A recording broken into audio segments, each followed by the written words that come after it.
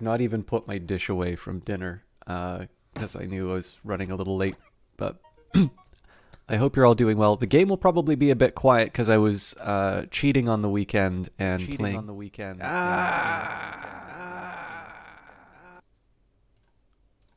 All right. Well, I know the stream's working. So, yeah, I was cheating on the weekend and I was playing a little bit of the game on my own. I actually really stupidly deleted a save file that might have been helpful for debugging something that I ran into. But I will I will do my penance and try to replicate I suppose if I can't replicate the problem, I am slightly nervous about possibly diagnosing something as a bug, which was just me not properly interpreting what the game was doing. And I have a tendency to do that here. Like, I think a lot of the worker behavior is, I will say, working as intended in the sense, like, they're doing what they've been programmed to do. That doesn't necessarily mean that they want them to behave in a way that might be frustrating. But in any case, I have a feeling that I've sometimes claimed that things are bugs when they're not. And I really try to resist the urge to do that. But as always, probably good to get the disclosures out of the way. And I have started to creep back into doing long monologues before the start of every stream. So I'm going to try and jump into the game fairly early. But I did want to cover a few things. So number one, as always, and I have gotten a little bit bad, if I don't do it at the start, I tend to forget to do it until quite a bit later on in the stream. So I was given a key to this game by Brace Yourself Games. I obviously like this game a lot, and they came in. I don't know if I should say the name or not, because I have a feeling that's a really good way to get that name sort of harassed for gifted sub. Suffice to say, someone involved in the creation of this game, to which I would love to give credit, and please let me know if you'd prefer that, gifted some subs.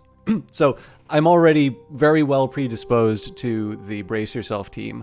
But of course, to me, I consider if there's any causal relationship, it's the other way around, that I like the game, and on top of that, I find out that there's a bunch of very cool people making it. One way or the other, if you live in the United States, I know it's a regulatory requirement that you disclose interests. In Canada, I'm not 100% sure if it's mandatory, but it sure seems like a really good thing to do. And so with that in mind, I was given a copy for promotional purposes. This was a while ago. I've certainly enjoyed seeing the game develop. But if you think some of my enthusiasm might be tempered by the, by the fact that I was given a key to promote the game, keep that in mind. And then, of course, as always, the follow-up. It's getting close. I think I probably only have about another week with the Epic storefront, and it's an amicable split. But that will be going away over some time. But for now, I believe I still have an affiliate link, which if you do wind up buying this game, it is currently an Epic exclusive. So if you do use my creator link, I do get a small portion of the revenues for that sale. So with that in mind, in addition to the fact that I was given a key, unlike most other games, I do actually have a financial incentive sort of for all of you to buy the game and use that link. However, I will also say nobody's getting rich off of that link. So again, it's good to keep these things in perspective. Roadmap time. We've already been playing the Industrial Revolution update. So for those of you who might be new to this particular playthrough, they've added in the factory gameplay with resource management. It's neat. I've not actually... It might just be that I haven't played enough of these games, but refining goods in this works a little bit different. So my analogy would be... Maybe not analogy, but like my background with sort of refining in games tends to be things like Stellaris, where they went from sort of minerals being the most dominant resource that you could get because you could basically make everything with it, to making it so that minerals could be refined into alloys, and alloys would be what you could build navies with. And in the end, Stellaris is at its heart a war game. It's a game about building big fleets and sending them to conquer people. So I'm sort of used to systems like that, and I do tend to find in a lot of games that seem to have refining systems, it's usually you take, raw goods and turn them into refined goods, and they just tend to have like different shapes. So you might have a pipe, but then you need to have like maybe a pump system, and a pump system requires you to build, you know, a special, you know, more complicated thing that you build from simpler machines. A little bit like history, right? You know, you bang stones together and all of a sudden we have computers. That's a cut kind of like 2001: A Space Odyssey. I might be skipping a few steps in there. But that was kind of the big headline feature. It's really neat. It definitely, I think I needed a second to sort of orient myself, and I definitely, one of the reasons I've been a little bit more inclined to do some of these secondary games for myself is that I'm not entirely sure there's a lot that gets learned from me resetting the save over and over again to try different approaches, but I am actually wanting to try around a few different other approaches to factories, and I've started to sort of zero in on a few ideas that I like. And one of the things that I'm hoping that will do to inform the stream is it will mean that some of the unproductive stuff that I do that results in me sort of spinning my wheels for a while, hopefully more of that sort of happens off camera. It's not a perfect solution because in the end I'm still never going to do something in a save that I haven't already done in a what am I trying to say? In like a stream thing. So like, because I haven't built a ship in the stream game yet, if I get to a point where I feel like I might build a ship, I'm just going to start a new save file and try some other things. So with that in mind, you're still sort of getting what I would consider to be about as close to first impressions as you can with a new update, because obviously I'm more familiar with the game now. There's no more really first impressions for the basics of the game. But the thing is, I really like playing these games on my own time, so I've tried to carve out some time for myself. It's also worth mentioning, Rebel camps have gotten a big change as well. So the Rebel sort of has its own AI. It will do its own growth. I actually think I saw a little bit of Rebel activity on one of my private saves. But I don't think we found them in this playthrough yet. Final note, it seems to be from the Discord, which again I haven't been keeping up to date with as much, that the next couple of updates are going to be a little bit more quiet. So we've been spoiled the last few updates in terms of just lots of cool things being added into the game. Updated job management, sort of new population systems, money. Money has a lot more meaning now. But I do get the impression that people are getting a bit frustrated with some of the quirks, particularly with how workers work. And it makes sense, right? Because if you can understand something's in early access, but if you ultimately don't feel like you can play the game, then you're not really going to be able to contribute. So I can I can understand the balance of the feedback, although I'm very much on the side of, well, if you just have to debug something once, that just means that there's more stuff for us to play with. But on the other hand, if you don't fix things that are stopping people from experiencing the game, then that feedback is lost. So it's, a balancing act, which I'm kind of happy I don't have to deal with. But it seems to be that for the next little while, there's going to be a bit more polish just in terms of, as you can see, performance optimization, quality of life. I think there's a couple of buttons which are intended to sort of reset behaviors or reset counters that are going awry.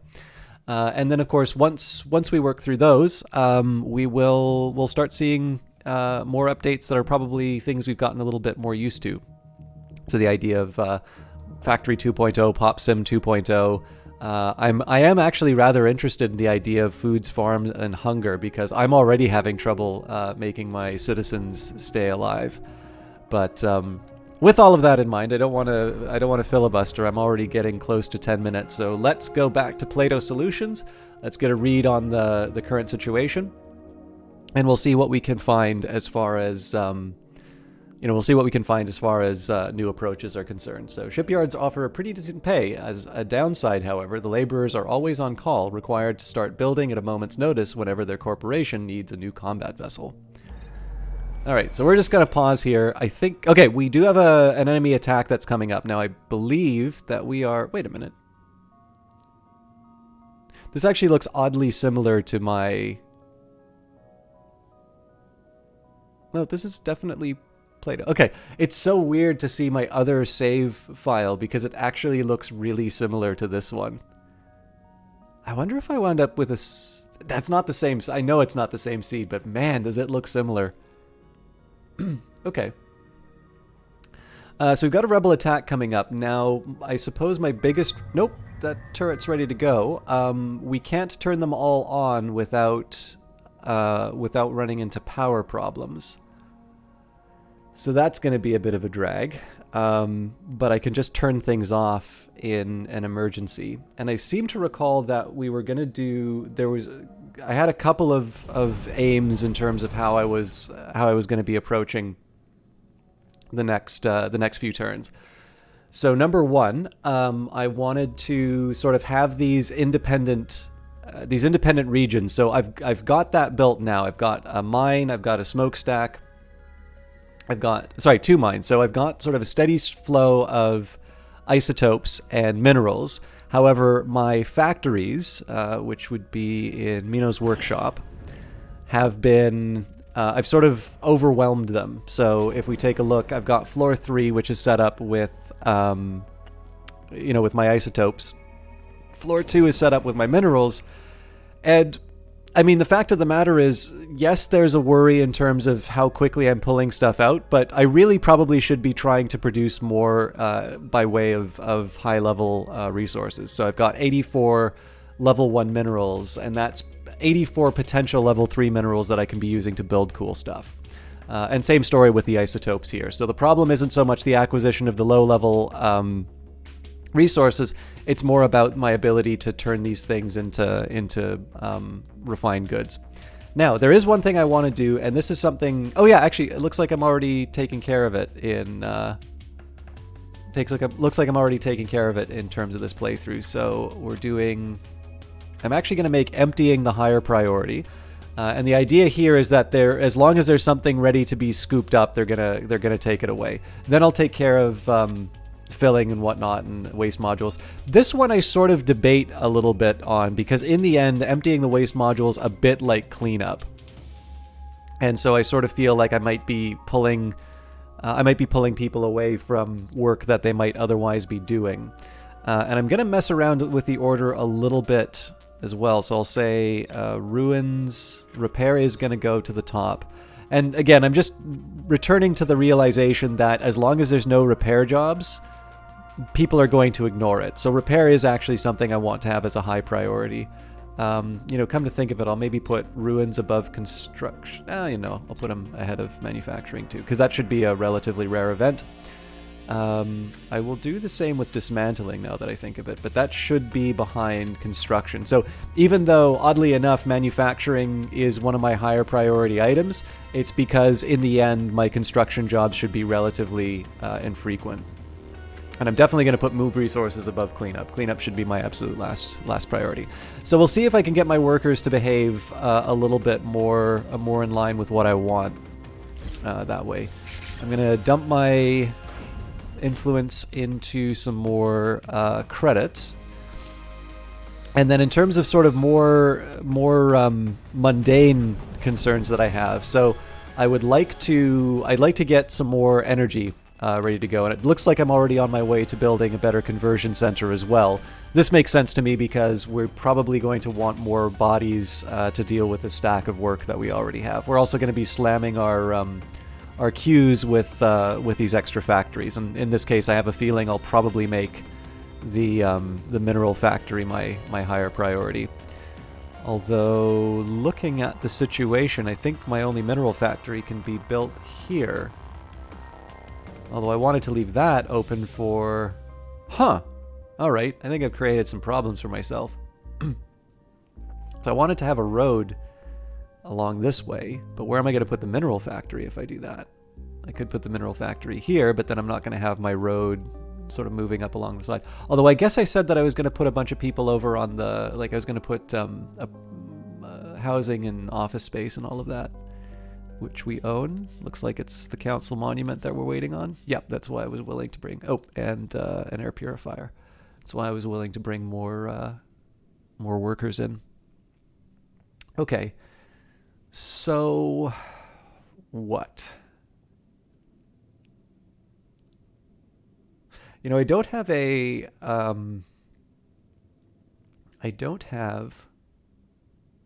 storage facility yet. So if I build a road up here, I can put sort of the factory along here. Now the storage facility is going to be stuck on a single a single space, but that's not terrible. Well, I could also put the, yeah. But yeah, so I move the road up and then I take the factory, and that works because I haven't upgraded my command center yet. Which of course invites the question, do I want to do the upgrade? I think I should probably leave upgrades to the command center for after the enemy attack. I will, however, upgrade the energy plant for sure. Okay. I think we are ready to unpause. I'm not going to go on a high-speed run quite yet. While we're waiting, let's take a quick look at the different layouts that we've got. All right, now I somewhat questioned the decision, sort of in retrospect, I somewhat questioned the decision to build 3 floors of generators, because what I didn't appreciate, of course, is that, and I got burned by this when it was first introduced to the game, where the zethane comes from kind of matters. But as it turns out, it looks like even though we've got some heavy extraction going on here, this sinkhole, and possibly this crevice, although I'm somewhat doubtful, is still supplying enough zethane despite my extraction. What is possible, so I'm just thinking that if I put a fuel turbine here and a fuel turbine over here, it's possible that this will become a zethane dead zone. If that happens, I may have to refactor La Plaza to deal with to deal with the drop in energy. However, if I've got this many fuel turbines running, it will also mean that I don't have to worry. I'll just have the energy needs that I wanted. At some point, I will deal with this smokestack. But again, this is one of the main reasons why. Oh, this is interesting. I've got idle workers, even though I haven't got any prioritized jobs. I want to see how long this lasts.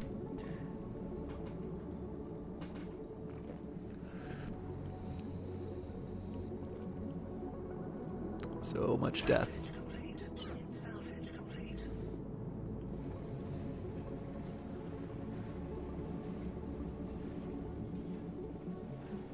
Yeah, I think I'm probably going to leave it to upgrading energy plants first. Actually, you know what? I am going to upgrade the fuel turbine, because if I do it while I need power, that's going to make it even harder. So I'm reluctant to do that, but I'm not. I don't think I'm in a position to be able to do differently. Now, there's a couple of things that I would normally have wanted to do different. So if I were to build this city all over again, there's a couple of things that I would do differently. So my old pattern had always been to sort of draw roads around sort of everything. I think I might have even got it from a trailer for the game, and that's basically just to give lots of access for trucks. Now, this is probably going to be patched later on, but you'll notice that roads generate appalling amounts of pollution, and this is why all of my people are dying so much. And then this invites a question. You can see why Minos Workshop is a reasonable candidate for trucks to be running by, because you need to get the materials to those storage centers. However, Ion's Exchange or Lackey's Hovel, these have sort of a majority of like workers. They're looking at the ads. They're sort of doing their day-to-day thing. So the drawback here is that I'm putting a bunch of pollution in areas where these workers really aren't going to, like, there's really no reason for them to be exposed to that. And so in future, what I'm probably going to wind up doing is building my cities in such a way that I specifically plan for all the pollution that I'm going to generate. Essentially, all factories, anything related to producing resources, are going to be put way over on the other side. So all of this would sort of be dedicated to resources, burning garbage, so on and so forth. And then sort of these areas up here would be dedicated towards sort of luxury condos, let's say. But I'm kind of committed to it now. The good news is that I'll probably eventually be able to do this transition anyway, once I get a little bit better of an economy in place as far as building the building the energy pylons, building the fuel turbines and such. I may have to change some of the stuff to priority depending on what's going on. Let's see. Yeah, so it looks like there's a lot of move resources and cleanup that's happening here and not enough construction. So, fuel turbines priority number 1, then the energy plant. These are the things that are related to defense, so I want to get those up and running right away. As far as the rest of the construction jobs, I sort of feel like we can wait on those. And this does, of course, raise a rather dismaying prospect at us waiting for a very long time to get new level 3 and level 4 minerals and isotopes. Sorry, level 3, level 4. Level 3 minerals, level 3 isotopes. I think I'm just probably going to sit and take that one on the chin. I'm tempted to upgrade the command center right now, but the problem is that if I jam up my workers a little too much, I suspect what's going to happen is we're not going to have the territory available. That means I can't turn on the turret. That means that I can't defend myself against the raiders. So we'll see what happens as far as these jobs are concerned. It does look like there are people who are being assigned to it. I'm not all that dismayed that it's taking me a while to get the conversion centers online, because all of that time is just going to be me making more money, which means I can get my last couple of buildings. I'll probably go for the council monument first, not so much because I want to just dump my energy somewhere, but because it does make the offices and homes a little bit more livable. And I don't know, we'll move on from there. I'm also waiting for new ships to become available so we can keep our workers in place. So one tempting thing to do right now would be to say, well, I've obviously got enough money. It's 8.6. Why don't I just buy the not the air purifier? Why don't I just buy the council monument right now? The reason I'm doing that is because we anticipate an enemy attack, and I would like the option to be able to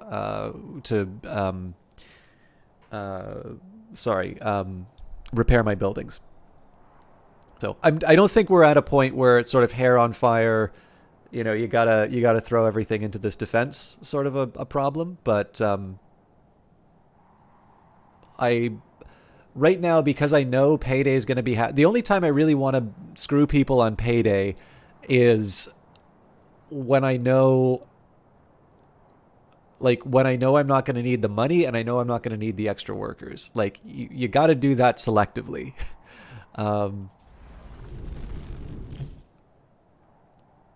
The other one, I think this actually came up during a developer stream, if I'm not mistaken. So if you guys haven't checked that out, sorry to tab out of the window.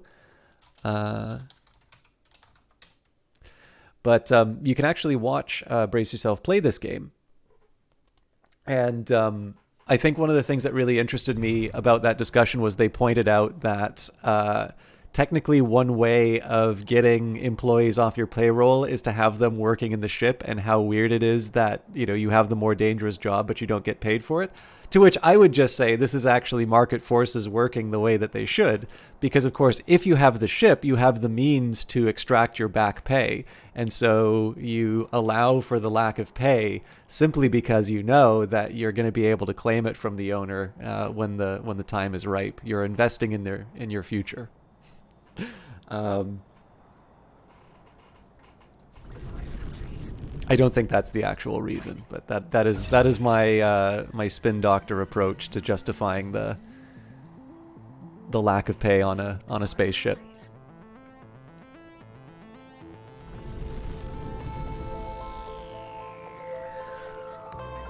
Then of course you say, well, why, what stops them from actually making good on what you just promised? And I say, well, what you do is you give them a new crewmate, somebody who has designed the defense turrets and explains exactly how effective they are, just when the rebellion's about to happen. And I suppose you either equip them with the plans for the Death Star or you discourage... Okay, I haven't thought this through. But that's why my last place blew up. Okay, so we don't have the isotopes to upgrade the turbine. It's very unlikely we'll get them soon. We do have it to upgrade the energy plant. So if I turn this thing on, I pull a worker out of the pool, which isn't great. But I do want to see. Well, sorry, I could just do the math. Where does it say when it's not enough fuel, huh? I don't believe you.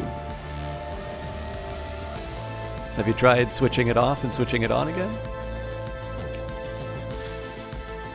Alright. Well, I suppose we can get the isotopes back if it comes down to that. That's interesting. I'm going to let that hang out and see if there's another possible solution. Here I'm just requesting credits because I know we're not going to empty out the bank account due to a lack of funds for payday. So it's not the fact that there's no Zethane in the area. It can't pull... Oh, there it is. I think it was probably just waiting on the worker. And while I am reluctant to do this right now, because this pulls people away from productive work,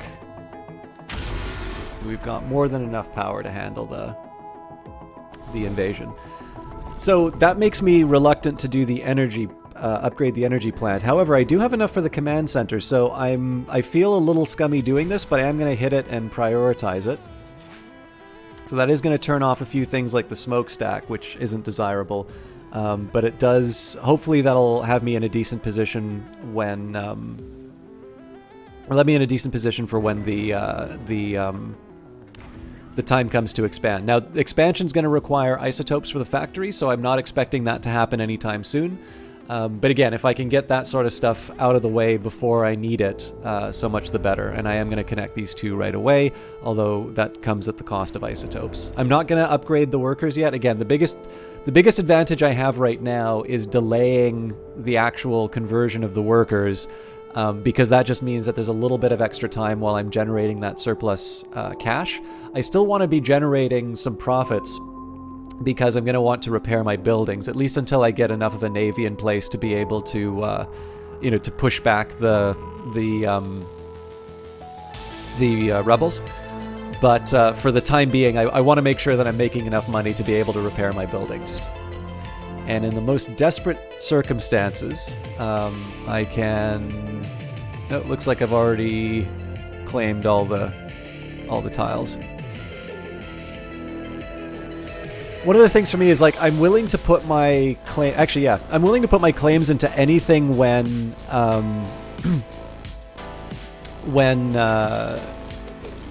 So something like this seems really silly. Like, why would you waste that money, those claims? It's just because if it's at the full value,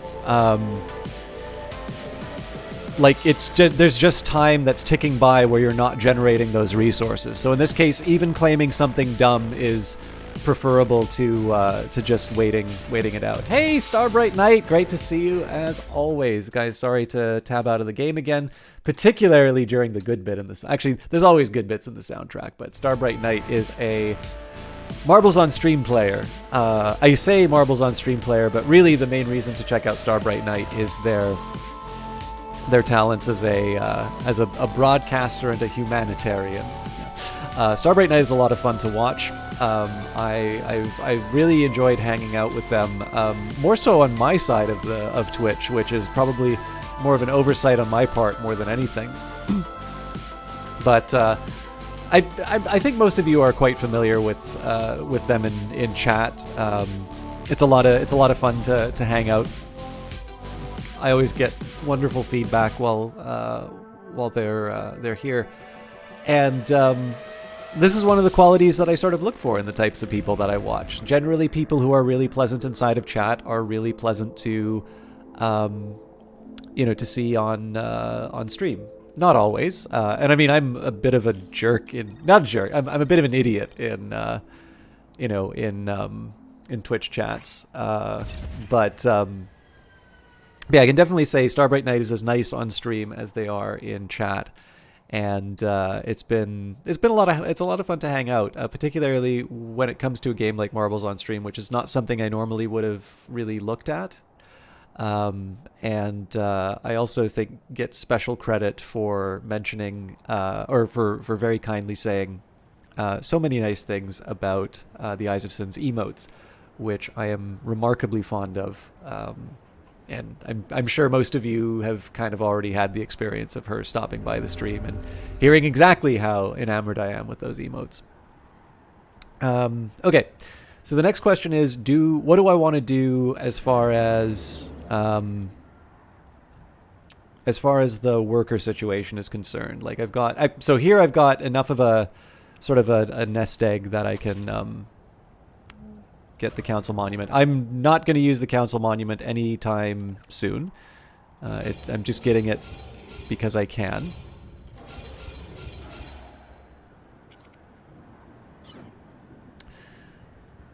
So with my remaining isotopes, I can definitely build that factory over here.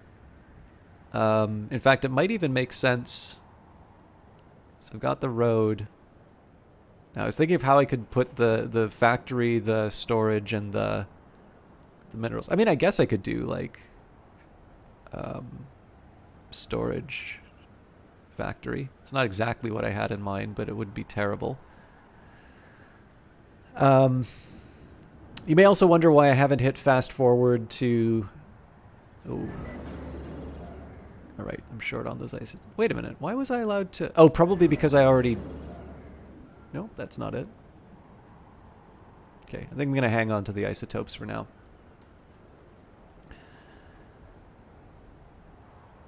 I do want to leave the space open for the road. I definitely want to build the fuel turbine. Probably here. Although I don't really need that right now. I am very tempted to upgrade the conversion center, though. Again, that's not going to be a priority one. Let's take a look at the shipyard. So I didn't do the fast. I didn't do the faster speed. Sorry, the other reason why I want to keep money is because I haven't bought all the ship designs yet either. The reason I haven't sped things up yet is because it gives me a chance to sort of sit down and think about how I'm going to build these ships and whatnot. And I'm curious if I have my notes. Because I revised... I've been playing a little Satisfactory, I said, from last stream. And I have a bunch of Satisfactory notes, and I have a feeling that in my zeal to erase some of my bad Satisfactory notes, I erased some of my good Industries of Titan notes. So while I'm working this stuff out, we'll at least get a better view of the city. We're also a few minutes away from the attack, so given that I've got 3 turrets and a workforce with questionable work ethic, I might want to consider sounding the alarm a little early. This is the other reason why I wanted to spend a lot of effort into getting the power plant up and running. It's because I can sort of, like, if I'm just scraping by as far as the power is concerned, I can sort of like, I have to minimize the amount of time that I have the alarm up. If I've got a big surplus, then I'm perfectly happy to just leave those things on. All that I lose are the 3 workers that I need to man the turrets. Oh, nuts. I got work notes here. Oh, shame on me. Okay, that's fine. I'll make a new page for... And again, I'm gonna talk aloud while I write out these notes because I'm waiting on the enemy attack and I don't really want to speed up to hasten my demise. But industries.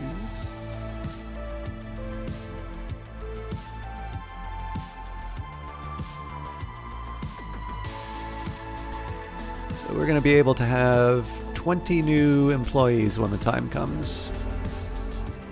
And we're doing all right on the minerals, so I may want to switch around my manufacturing task. Well, it looks like everybody's doing that work, so I wonder why...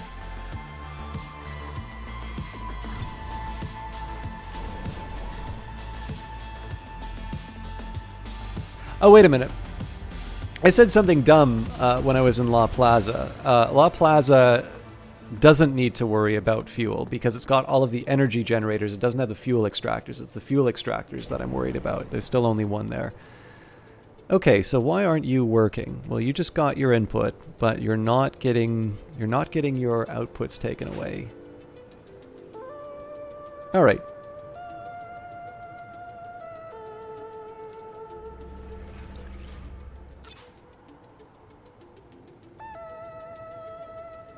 Well, that's interesting. So I left these spots open so that they could drop off things as quickly as possible, and it looks like they're just going the long way around. If that's true, I might just want to put some more waste receptacles in. I was noticing, by the way, when I take a look at the waste receptacles, I'm like, well, why would you build those over just like regular storage containers? And it's because you get 3 extra for the same cost on a waste receptacle.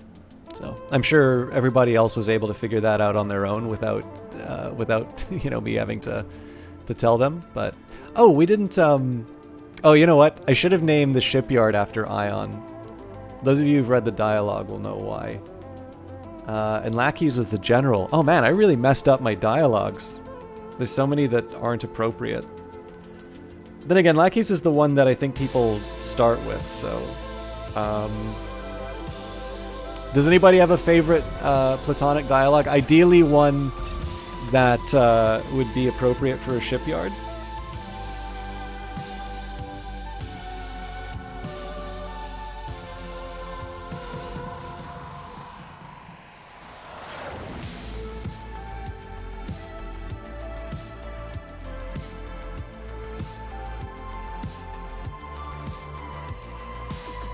Okay, we're ready to call the alarm. Sound the alarm. Oh! So upgrading the conversion center put me over the edge. That's good to know.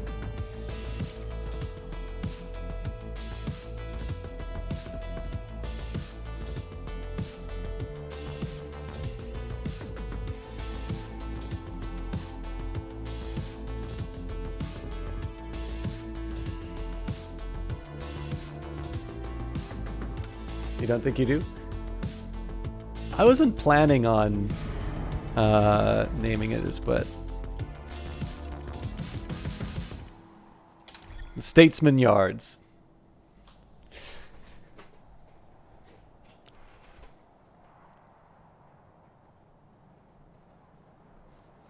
So there's a, for those of you that don't know, you get a little philosophy mixed with your free markets. I believe it was suspected that there might have been, it's not exactly a lost trilogy, but an incomplete trilogy where you have Sophist and Statesman, and I think there was hypothesized that there was a third dialogue for Philosopher, or whatever the job title would be, that for one reason or another was not either not written or not completed. The one that we know was not completed at the time of Plato's death was The Laws, but I also think is sort of considered to be in something of a pretty reasonable state of completion. I also don't know how we know that, by the way. I know that's at least a belief someone holds. I have no idea where the belief originated. But I mean, The Laws is also kind of unique. The Laws is also unique in the sense that it's the only one we know that Plato wrote that doesn't have Socrates as the as one of the characters in the dialogue. If the 7th letter was written by Plato, then of course we have other documents which don't have Socrates as one of the speakers. But The Laws is the only one that we sort of know as an authentic dialogue by Plato. And of course the 7th letter isn't a dialogue, so there's that whole other business. But the Laws would be the only one that that doesn't have Socrates as the character. I guess it's the Athenian stranger. Also, Aristotle wrote some, but I don't believe have any copies of them. But I've run out the clock. We can now watch my defenses do what they're supposed to do, and then we can get on to the business of building.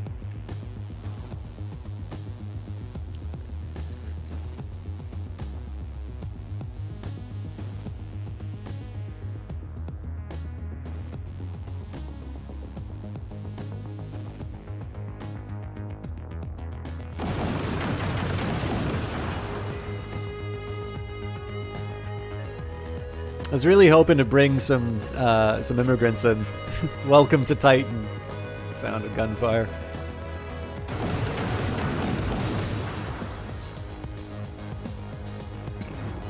I don't think I get to see inside the Solar Clipper until I have a ship of my own.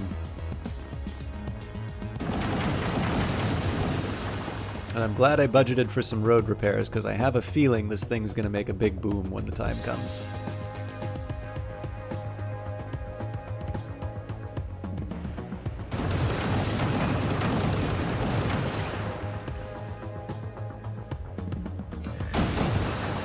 Yeah, well, I don't blame him for going for the shipyard.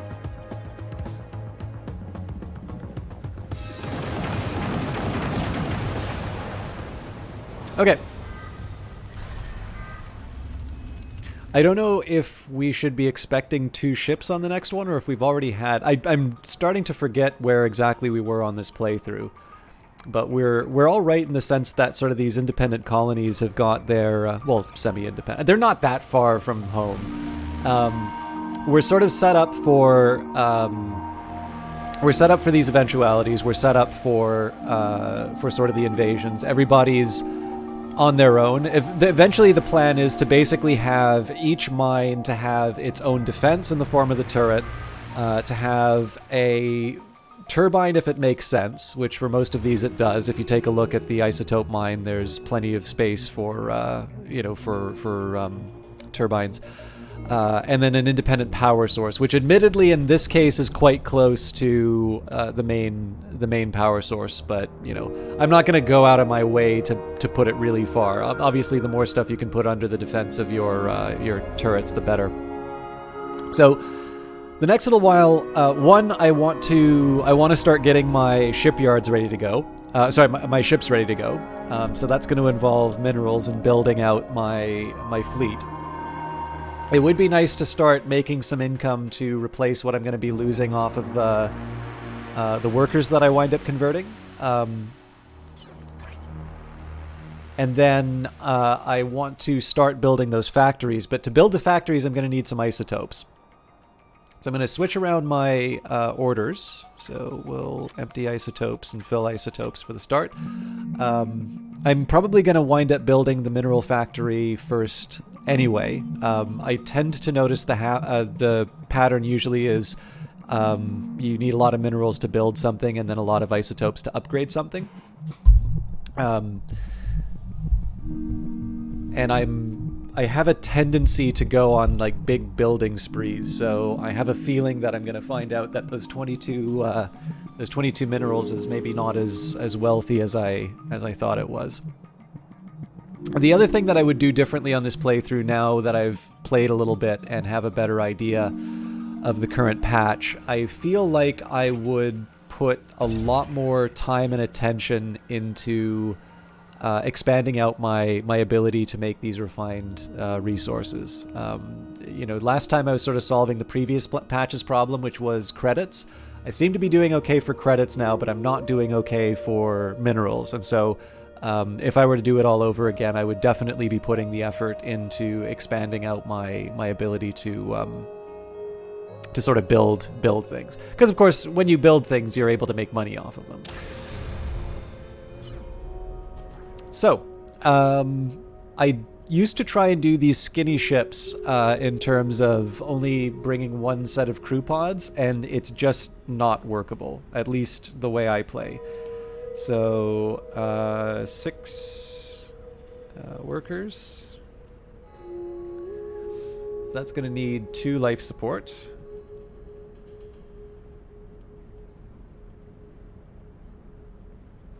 Life support requires 2 energy. It's going to require 6 crew pods. I'm going to be making a bit of an exception in terms of the way that I handle resources. So for those of you who are not familiar with the new patch, basically I'm going to hit my tab button. If you look at the resource bar up here, so this is 94 single minerals. So these are the things that you pull out of the ground, or well, out of the ruins or out of the ground from the mines. You can refine those in the factory, in the factories for to level 2 minerals. So it explains it if you mouse over. This, by the way, is something that is kind of true for a lot of games, but especially true for Titan, that if you're feeling lost, usually a mouse over will take you where you need to go. if you've got a level 2 mineral, it's worth 5 construction units, and if it's a level 3 mineral, it's worth 25 construction units. And so I've been thinking in terms of opportunity cost a lot more. Every time I build a tier 1 unit, or every time I build something out of tier 1 units, the cost of that thing in tier 1 units, I multiply by 25, and that's how much potential construction down the road that I lost. Now, again, there's limits to that kind of thinking because the timing in this thing sort of matters. If I'm not able to convert those into the tier 3 minerals within the next, 4 or 5 days, I may not have a business left to do those sorts of defenses. But I am going to be particularly careful in terms of the minerals that I'm using to build this ship, because unlike buildings, which I can deconstruct, I'm a lot less likely to take apart my ships. I can. There's the dismantle option here. But the fact of the matter is when I build ships, I tend to have them up in the sky and zipping around. So in this case here, if I build it with tier 3 minerals, I'm losing a tier 3 mineral. In the case here, I could be building this out of tier 2. It's still only going to require 1. Yes, I lose the potential tier 3 mineral, but it's a potential tier 3 mineral as opposed to a full one. So again, I don't want to use too many level 1 minerals. I do still want to use as few I want to use as few objects as possible, but I am going to be a little bit more conscious in terms of how many units I'm giving up in terms of just how refined the good is. So basically I'm saying I don't need to build my crew pods out of gold. That's a really long way of saying what I'm saying. And I'll work out those costs over time. Starbright Knight says, so in a sense, it's kind of like desert survival. If one has water, you can try to save it, but if you keep putting it off, it won't last long enough to use the water. It's not the worst comparison in the world, Starbright Knight. I'm just dealing with your parenthetical of saying terrible comparison. The danger, of course, like the thirst in my particular case is just ever-increasing strength to the rebel hordes. And so the challenge here is that if I fail to expand fast enough, I'm not going to be able to defend myself. And right now I've got a very static way of handling these groups. Whereas if I start building some ships and heading out, I can avoid the damage to my buildings and the repairs that I need to do as a result of that, as well as a few other considerations like, if I have enough minerals set aside to be able to build a bunch of residences and offices, well, I know that I'm going to be able to get even more workers in place and generate even more credits. So again, it's as you might expect in a game, which is sort of about this capitalistic Wild West on Titan. You want to just keep growing, and that means growing across everything. You want to increase your headcount. You want to increase the number of factories you have. You want to be able to get, more and more minerals, and now you want to get more and more high-quality minerals, so you wind up building these factories for it and such. Anyway, I got a little sidetracked, so we're gonna go back and think about what kind of ship I want to build. Now, I know there are differences in terms of the lasers, and the game does a good job explaining them. So, as it says here, fast charging laser that hits 2 adjacent tiles, normal charging laser that hits 4 tiles in a line, and then slow charging laser that hits 6 tiles in a line. So, I kind of know what I'm working with, and it will sort of say, you've got your recharge times and your. Actually, I suppose that's one thing I can sort of. I am a little curious about this for myself, so I'm gonna grab my. Just gonna grab a calculator here really quick. So there doesn't seem to be a damage value, so I'm just gonna say that a tile is 1 damage.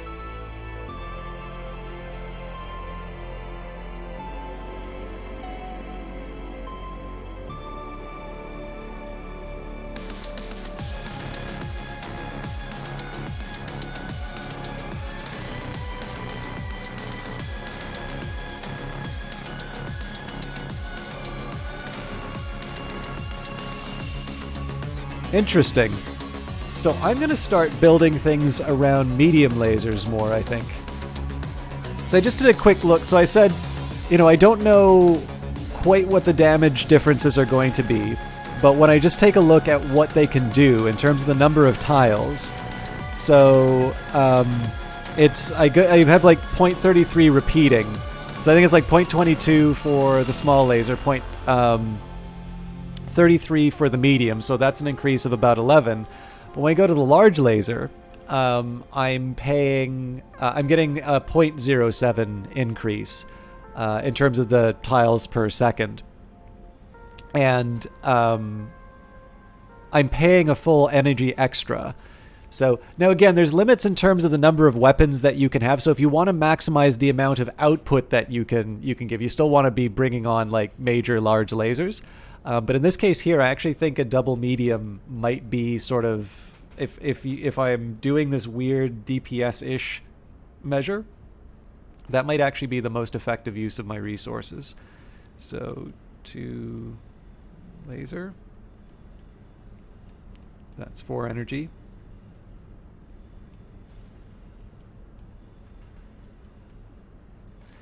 And then I usually want at least 1 life support, so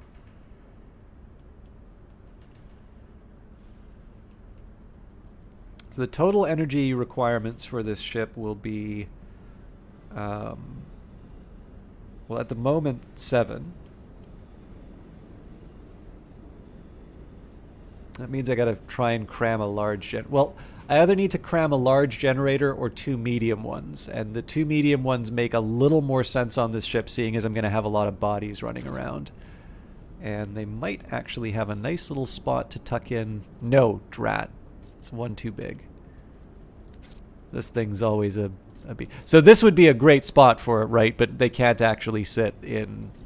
They can't sit in where I need them to.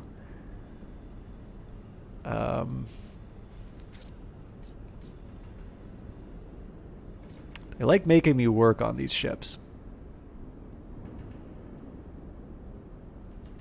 And I always make these just hideous ones too. Okay.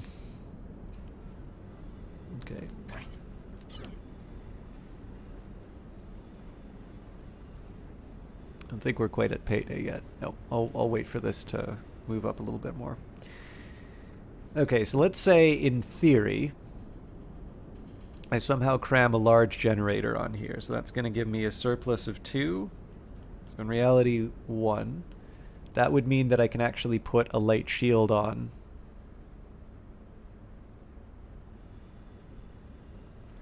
I do think it's worth trying to cram the... Well, that or... Oh, hang on. I need 7. So I could try a medium and a small, and then that would actually get me more.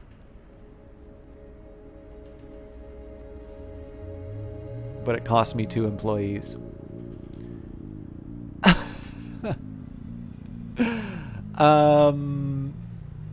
I don't know.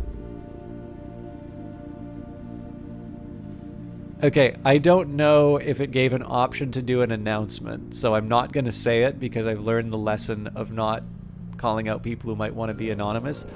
One of you continued a sub that someone gifted, and thank you for that. Because definitely last month there was a lot of very generous gift giving. Okay, sorry, I got to think about my ship.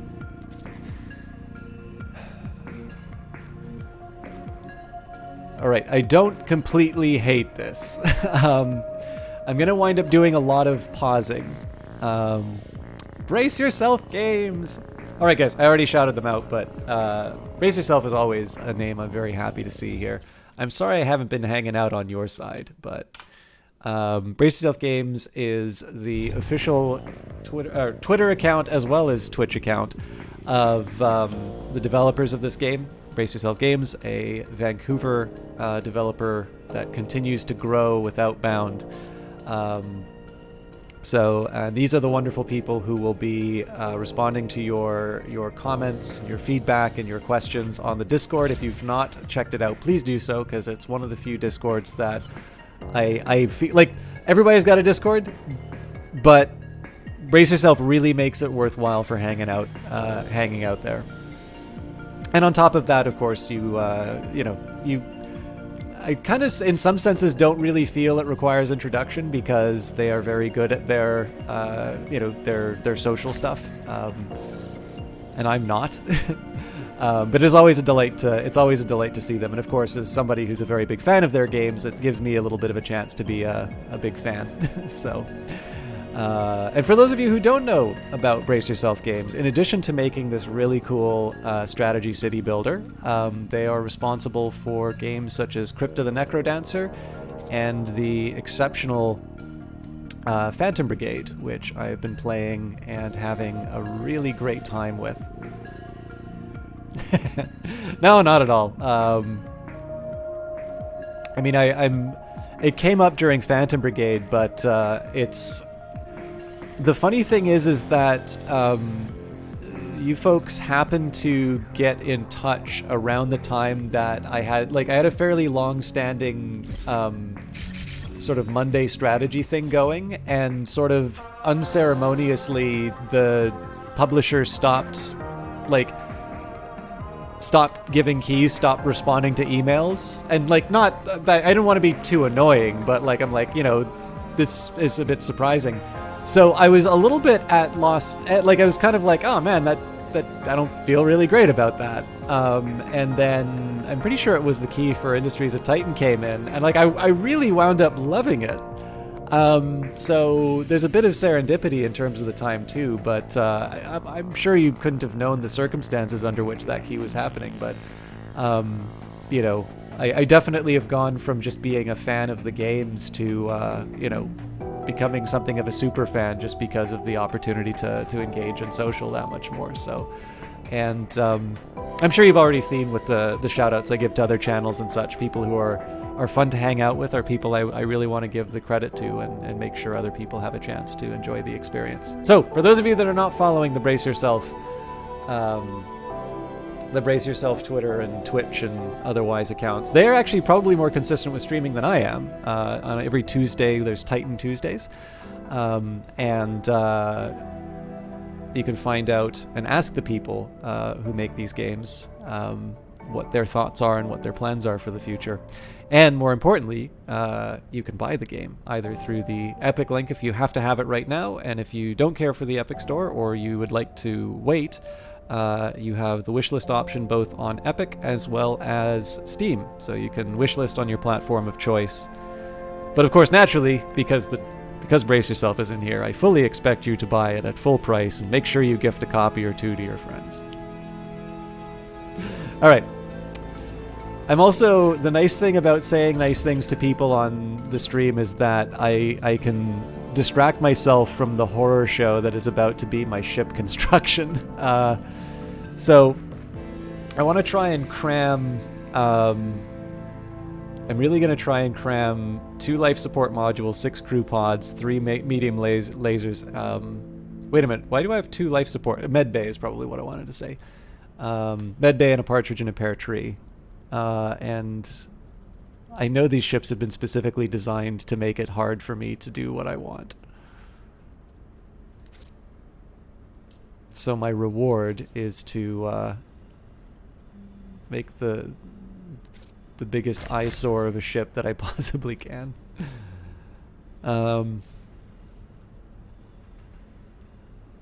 See, I really hate this idea of entombing things that can be damaged, though, so that doesn't work. Okay, so we'll cram the turret in here. I don't think I can get away with that on the other side of the... Also, is this... Nope, I'm giving up too many minerals for that.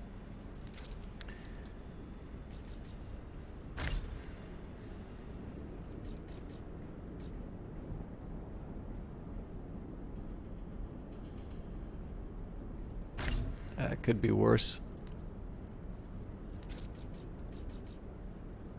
That is worse. So again, most of this is just drafting right now. We'll see how we can make it make it all work. So I'm going to need fuel at some point. The large generator requires 3 fuel. The large... Oh, nuts. It always tells me in the absorption factor, but it doesn't tell me how much it gives me. I got to work out how this absorption factor works now.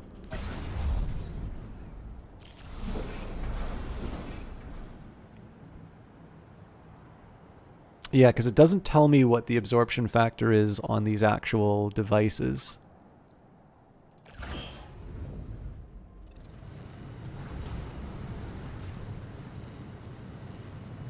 So I think this thing is generating 10.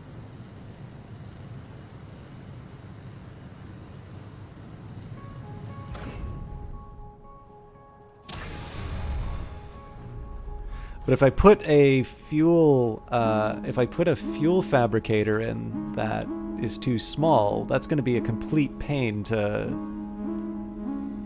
try and replace.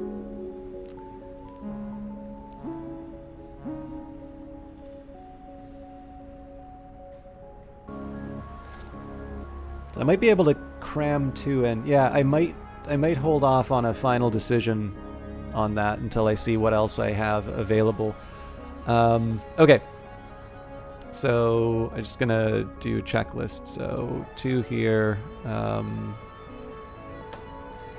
Medical pod.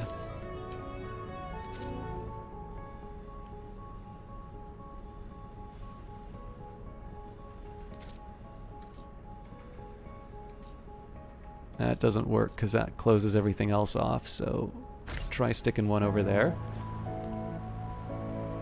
Again, all of this is getting a pause while I try and sort out my highly questionable design.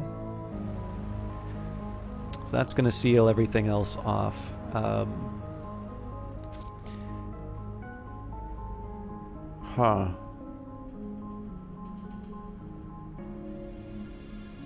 So I can't put the 2 in there. Again, I'm also trying to have as few. So this is an exception to the overall pattern. Actually, you know what? I don't think this is going to work, but let me just double check. Yeah, that still seals stuff off. That doesn't though. Okay, so maybe we're coming closer to something sane. I usually do like having a redundant engine. So I usually build 2 engines. So I could put 1 here.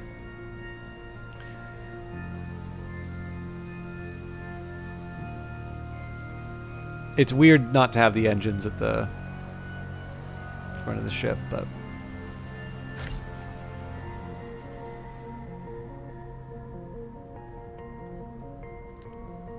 Or back at the ship. What am I saying? Okay.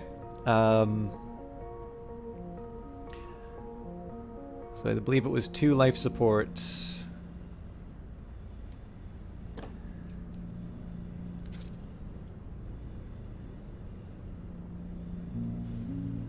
I guess I could do something. That's minerals 3. Want minerals 2. So I guess I could do something like that. And of course, I'm gonna have to get the relays in place to manage all of it. Now the light shield. Well, that's interesting. So it does seem to... It has an indicator in terms of what the shield covers, but it doesn't actually... Huh. I can't actually see it on the thing I'm constructing. I see it on the ground of the... Interesting. Okay. I realize coverage-wise putting it on the edge is not the smartest thing in the world, but I do like the idea of having it over here. Doesn't exactly give protection to my weapons, but it does give me protection for my generator and my engines. It doesn't protect life support, though, so... And I mean, the other appeal is the way that I built the ship is I don't have any other place to put it, so... I'll live with that for now. However, that's 2. That won't do. We'll gotta change the... I'll also admit, I have not really used shields in the past. The other thing I could try doing is just fully committing to one end or the other on this generator, but I'm gonna be stubborn.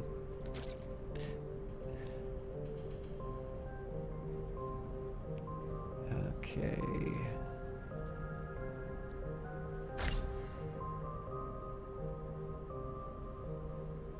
I'm gonna feel bad about all the redundancy, but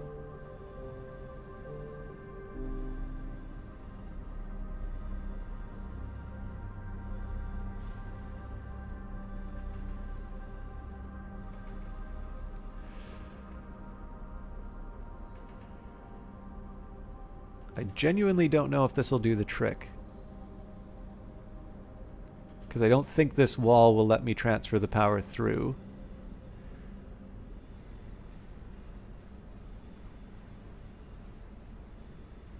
This is ideally where I would put it, but okay, we'll do one over here.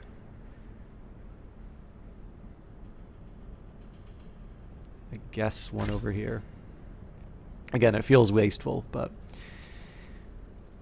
now we need 6 spot for 6 crew.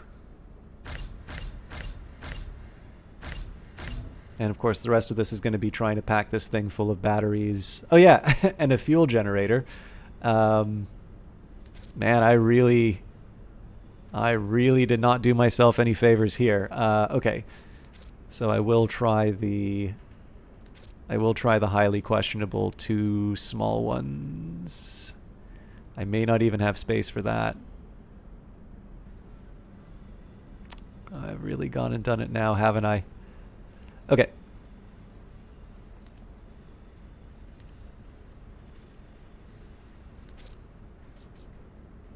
We'll just say this thing was designed by committee.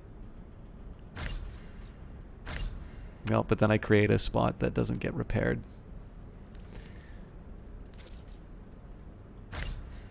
You can really tell that I've not spent a lot of time on ship stuff in this in this game. Wow. Well, if I'm complaining about not having enough space for things.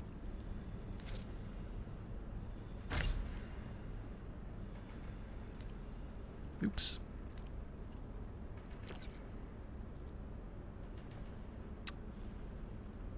So now I got to think about where I put my second engine. And my remaining crew pods. So I can stick one here because I still give myself access to repairs. So we've got 1, 2, 3, 4, 5. I just need to put the 6 somewhere. Do those things need power? Does not require energy. Good. Okay. Life support, medical pods, those things do. I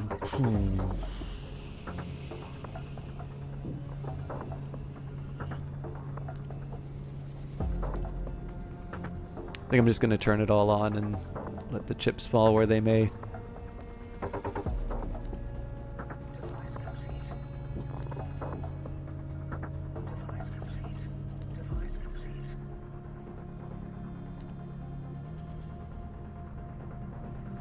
Okay, I'll work out the crew pod. Yeah, I got to work out the crew pod and the engine now that I think of it. Okay, coverage. I'm really just trying to find out where I can stick the batteries.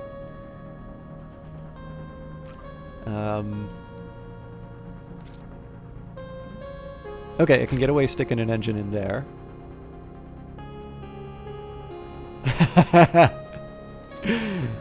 Punishment on this ship is sleeping in the crew pod beside the engine.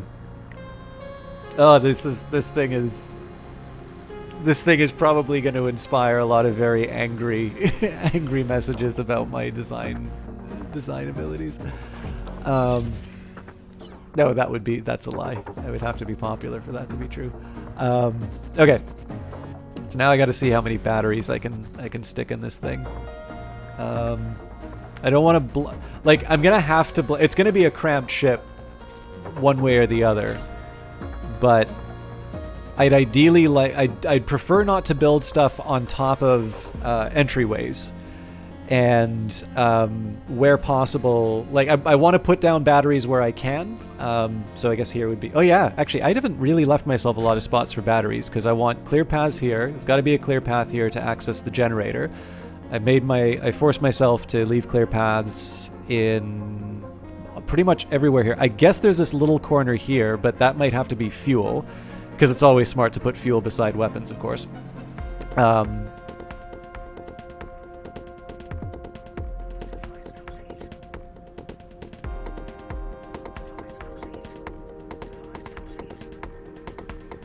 it's a prototype. Designed by committee prototype.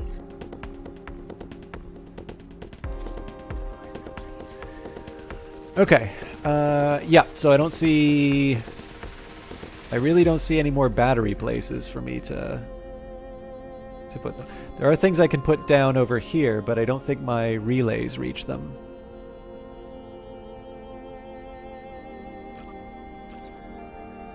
Yeah, like all the places I would... Nope, I'm sorry, there is one more little spot I can stick a battery. That should work. This would violate the rule of giving access to repair something, so we've got open pathways here. This is going to be where fuel goes. Actually, here's a question. Does it have... Yes. How much is this generating? This is generating 7 fuel. Alright, well that changes everything.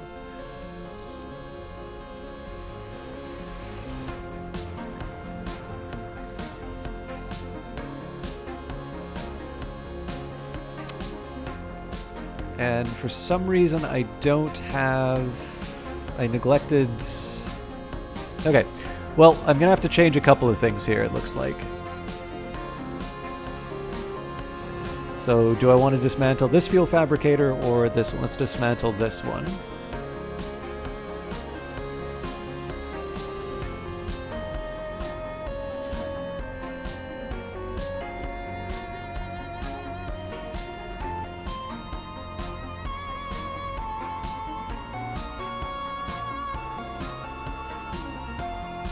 Tricky. And yet somehow this thing is connected to the... How in the world does this thing wind up connected to the same grid? Oh, it's probably because it's on the... I suspect it's because it's on the... I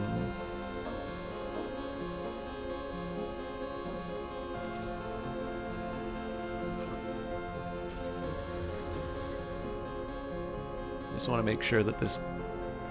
Yeah, so the border ends here. That's still not enough. I really need to be one up. Ugh, that's...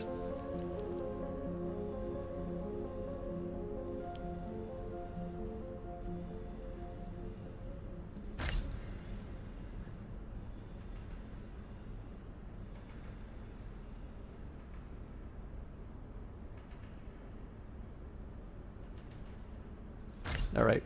There's probably some waste that's going on in there, but I do not want to launch this ship and suddenly find out that I can't put it places. And somehow I messed up the relay here as well. Okay.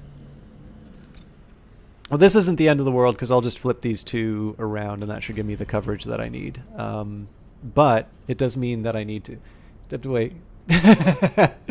Well, not quite. I found a few flaws. Even in this monstrosity, I'm I'm still making mistakes.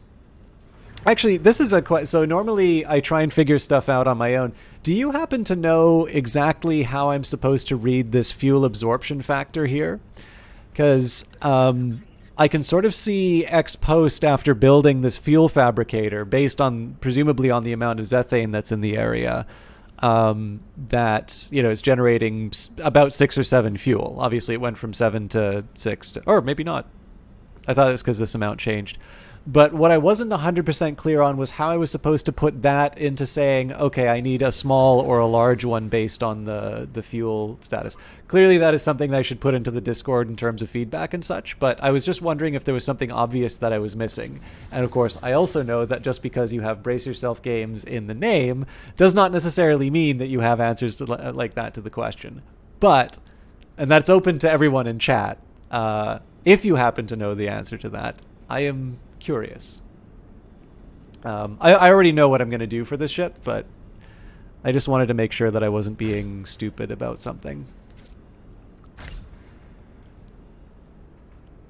Okay, so we'll see how much we've got left for the relay to cram it full of batteries, and then everything that isn't touched by battery battery spots, by the relays is going to be something that I.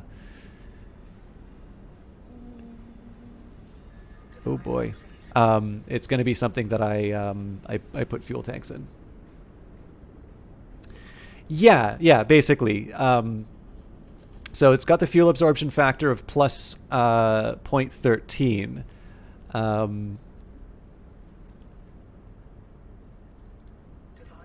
And I don't know, I think if I take it to, like, let's take Mino's workshop as an example. So, yeah, I've also got a fuel absorption factor of like plus 0.3, plus 13. And like in the end, in the places where I have my fabricators, it is able to give me a the points. And there's even that really endearing Anya Oak. She'll talk. Actually, you know what? This is probably how I should handle it. Hey, Founder! Thrilled to finally meet you. Because she does talk about the FAF, your but power systems engineer.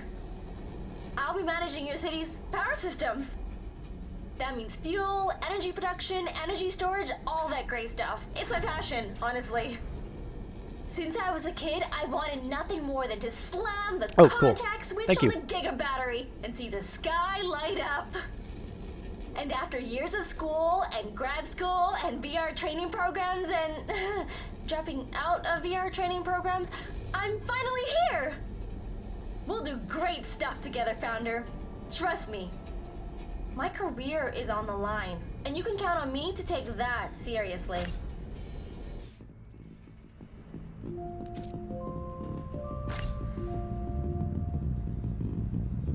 by the way, now that Brace Yourself is asking a question, this is why I say very nice things about Brace Yourself, because this is totally me abusing my position as a streamer to say, hey, do you happen to know how... This is... Also, wait a minute, what's that? And it says, it is the rate at which Zethane is absorbed in the air, so the higher the rate, the faster the Zethane is pulled from the air. Okay. Yeah, I think that comes in the... I think there's like 2 or 3 more tutorial parts where they explain it. So I'm trying... Basically, the challenge... And this I'll put this in the Discord when I get it. I think the biggest challenge that I have is that rates are cool, but... And it's actually it's something which is really helpful for me to know in other circumstances. But at the moment, I'm trying to translate that into a number that I put into my generator. And because the generator is reporting...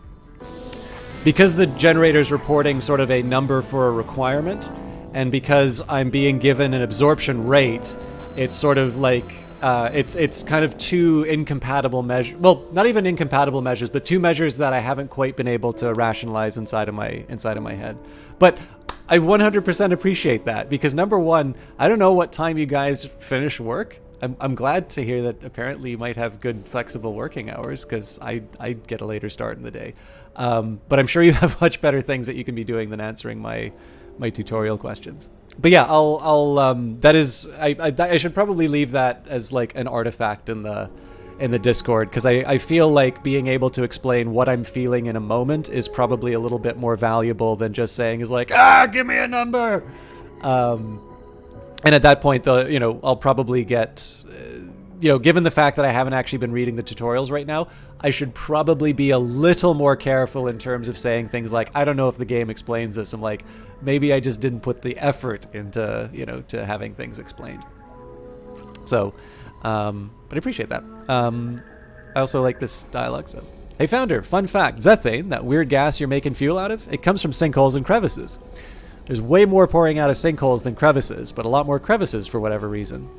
The Zethane eventually spreads out, but it's way slower than just putting your fabricators near a Zethane source. Which, again, I'm getting the idea here. So the big challenge is that I think the reason why you'd want to show the factor is that the ship is going to be moving through the environment, and as a result, it's going to have different amounts of Zethane. Okay, so... I think this is the... Here we go. Sorry, the TFEF. Oh, hey, Founder. Did I tell you about the transmutation and fabrication efficiency factor? We call it for TFEF for short. I think that might be a typo. Sorry. Let me get my notes here.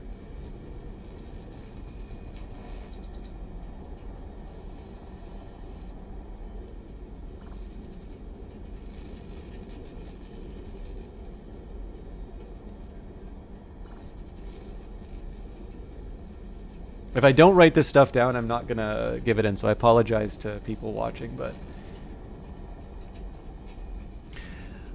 we call it TFAF for short. Catchy, right? Basically, fuel fabricators convert more fuel per minute in areas where Zethane is rich. The lower the level Zethane gets, the less fuel you generate.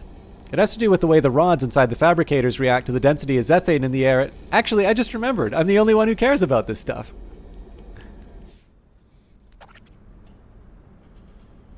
All right. Let's go back to... Right, it hasn't stored the energy because it's still... I'm still loading up one of the others? Maybe?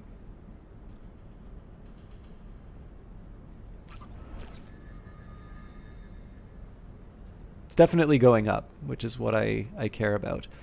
So the remaining question is, can I stick any more... I can stick more batteries in here. So let's take the...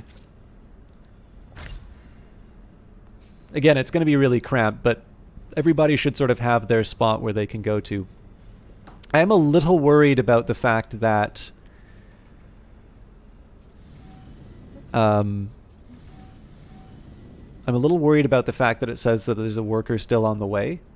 So I'll empty it out. Yeah, so nobody's really leaving.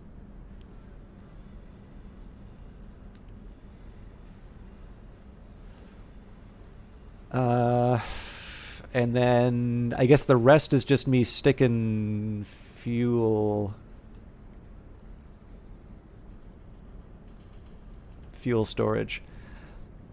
So one thing that does work with this new system, or maybe not new system, but the thing that's reporting the fuel balances, one thing that is helpful about that is I tended not to build a lot of fuel tanks on my old ship designs. And this is probably giving me a reason to put a little bit more fuel storage just so that I can get through those. Well, no, actually the logic still works. The logic still works against putting too many fuel storage, too much fuel storage in the place. Because if I took all of those spots and filled them with batteries instead, then I just have the power. So as long as I've generated enough energy to support the ship through the times where it's not able to generate the energy, yeah, I don't know. I'm still trying to rationalize higher amounts of fuel storage, but I've let my citizens die to pollution. We're also overweight on isotopes now, so we're going to switch around the order in my manufacturing tab. We'll let the good people carry on, and I'm going to start expanding. Okay, so we'll take the red artifact. Actually, let's go. Oh, I can rename the command centers too. Oh man. Okay. I gotta get my list of dialogues back. Again, if any of you have a favorite Platonic dialogue, because who doesn't, right? But the game did randomly assign Plato solution, so I'm naming all of our renamable buildings after Platonic dialogues. I do sometimes try to make it sort of topic appropriate. But I kind of screwed it up. So Lackey's was I'm pretty sure Lackey's was a general. So that would have been good for the shipyards. Ion. Okay, for those of you that don't know, Ion is a really charming dialogue in which you have this rhapsode. So like somebody he's kind of coming off of this recitation that he's giving of the Iliad and got a prize for it. And Socrates comes up and does his usual, I am a troll, but we don't yet have words for troll in the language yet, kind of a thing. And essentially he's kind of asking what Ion is an expert in. And, it turns out Ion's not really able to claim expertise in just about anything. And so eventually at one point, because he's reciting the Iliad, Ion seriously suggests that he is an expert in generalship because, it's kind of like saying that you'd be a really good soldier because you played a lot of Call of Duty. And it is intentionally a funny moment in the dialogue, although whether or not it translates across ancient Greek is something I will leave to interested readers. So if I had been thinking, I would have called the exchange something else. If you're wondering what the exchange is, it's just where I put all of my trading and finance activities. Oh, I've got a whole other floor that I can stick on here. That's good to know. But yeah, had I been thinking, I could have poked a little fun at Ion across the millennia and called it Ion's Shipyards, but no such luck. But yeah, if any of you have a name you would like to give to our command centers, I have some ideas, but I figured that might be a chance for me to give people a chance to name them. I'm trying to avoid apology because I don't feel like a mega corporation on Saturn's moon should have anything even referencing apologies in it.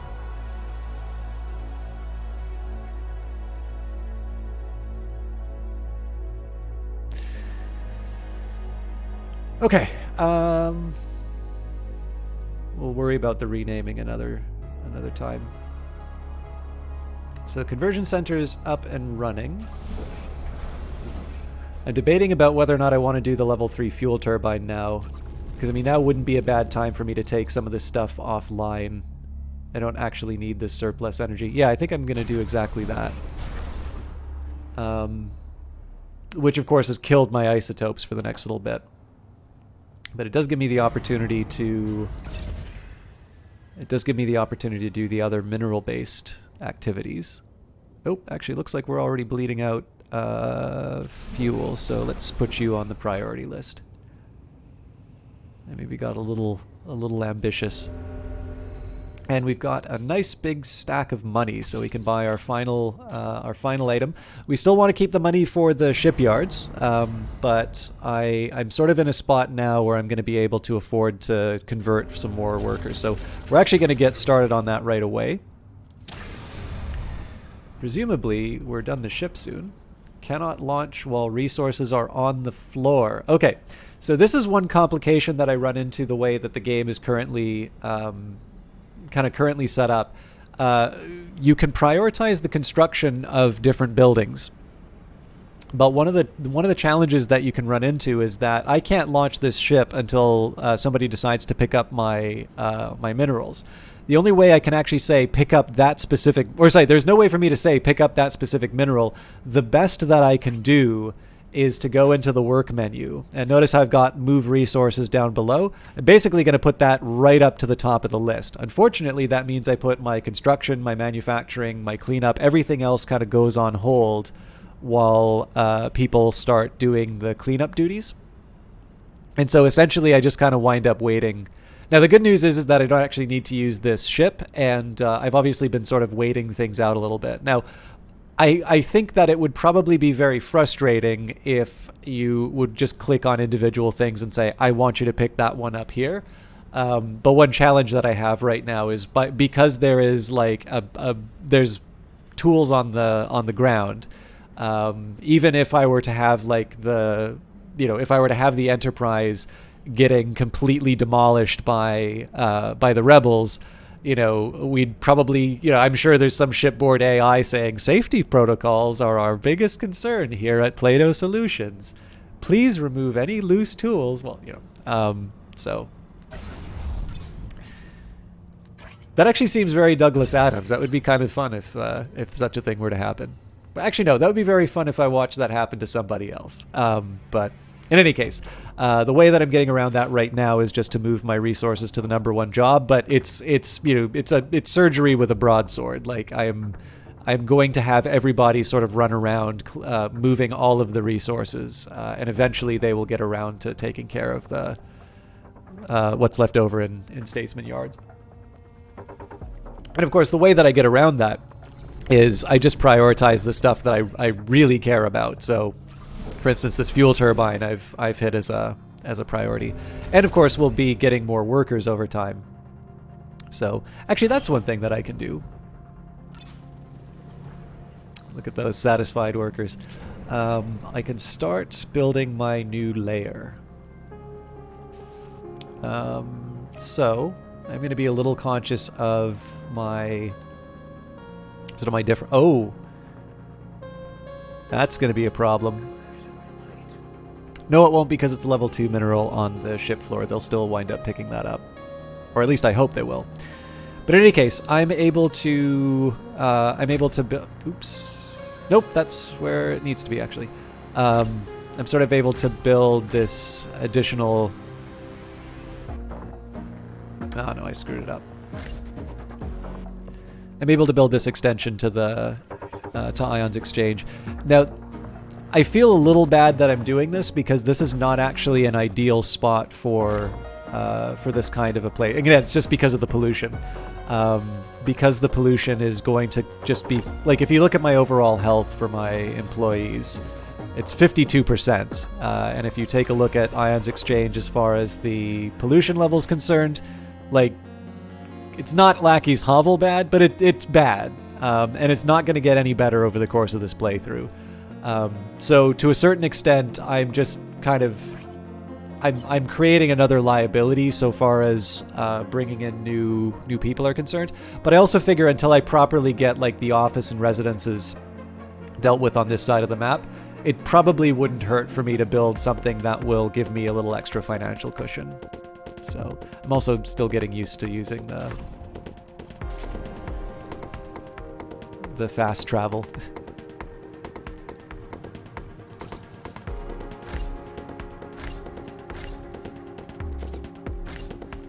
So as far as I've been able to work out, this is kind of my favorite pattern for building, I don't know, offices, trading floors, cubicle farms, whatever you want to call them. I tend to find that I'm able to get sort of a decent number of workers crammed into this. Decent relay coverage. I can also get some fuel tanks sitting around, because who doesn't want to sit beside fuel?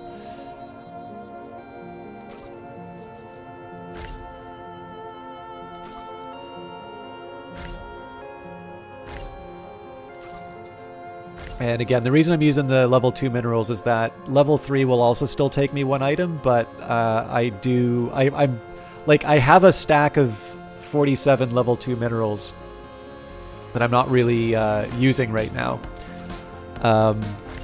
It does mean that some of them aren't able to grow up and become level 3 ones, but I'm also not particularly worried about it because I'm only giving up one resource. I'm giving up the potential 3 as opposed to the actual 3. And in this case, because the actual 3s are a bit scarce, I'm willing to dip into my intermediate stash. I'm not going to put the habitat pod here yet because I need to put down this relay first.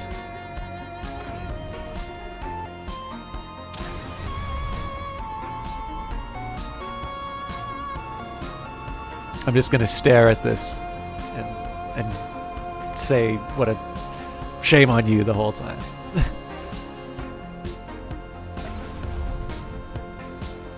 Actually, oddly enough,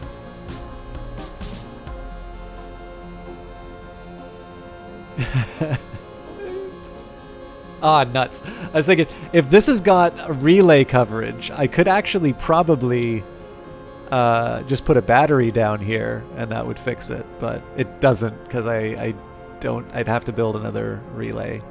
I suppose I could like take this one down, put a battery here instead, and then just put a battery here, but something about dismantling 3 objects to deal with one pickup job, I don't know. It offends my moral sensibilities. And again, we're getting a bunch of conversions in. Hopefully, we'll be able to replenish our numbers. We're still at a surplus, so I'm going to be able to buy new ship designs. I'm going to be able to just keep building stuff. But I do want to keep conscious about how much income I'm generating. All right. Now again, I've only partially implemented my overall plans. So part of the deal here was to start creating these little independent regions. So I want to be building factories that are refining minerals. I want to be building factories that are refining isotopes. And I think the time has come for me to actually finally deliver on a few of those things. So here we're going to extract the artifact. And, well, I've already got my mine. So I think at this point it's going to be artifacts all the way down. Now, I don't think... Yeah, so my original plan of putting a factory and then a storage center doesn't quite work out here because I don't really have the reach. So I think I'm going to wind up putting my storage center either here or here. I will, however, build the extra bit of logistics. I want to build a road that goes to the factory at least. I don't feel great about it because, of course, that moves the pollution a little bit closer to potential housing areas, but the pollution's already a problem. Like, I'm not going to be able to unring that bell. Also, I did not adjust back to tier 3, so let's change that right now.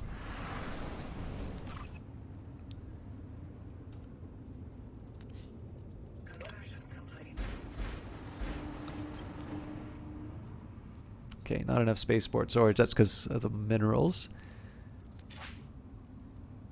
All right, we're down to 49 jobs there, so hopefully we'll have takeoff before too long. Of course, this is another reason why I'm getting rid of why I'm going for the artifacts, is that there's going to be less stuff for people to pick up in this region. All right. Sorry, brace yourself. I missed your last couple of messages. I hope you have a wonderful evening as well. I am in Ontario, so the sun has been gone for a while. But yes, please do. And I hear the weather in Vancouver is wonderful. Thank you so much for stopping by. And again, I know you are sort of the ambassador, but please do relay my tremendous enthusiasm and my appreciation of all of your team's hard work. Well, the team's hard work. And it's always a delight to have you in the channel. So please enjoy your evening. And I already know I'm going to be enjoying the rest of mine with this game. And one more reminder for everybody, if you're not following the Brace Yourself Discord or Twitch channel, please do so, because the wonderful presence that you've been enjoying inside of chat this last little while is very much indicative of the overall sort of spirit on that team. There's a lot of very cool people who will be streaming their games on their channel. It's where you get to find out the official news, and overall they are a developer I feel very strongly about supporting. So if you've not already done so, please do take the opportunity to click that link and hit follow. Have a good one, brace yourself. Okay, daily earnings down to 73, but that's because of all of our conversions and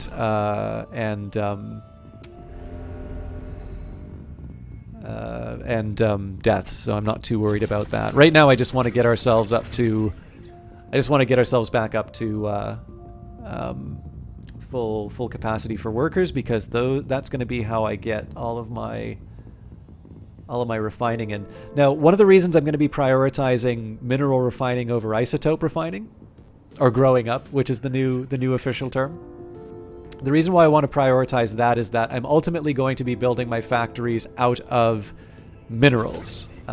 So if I go to, let's go to Menno's workshop as an example.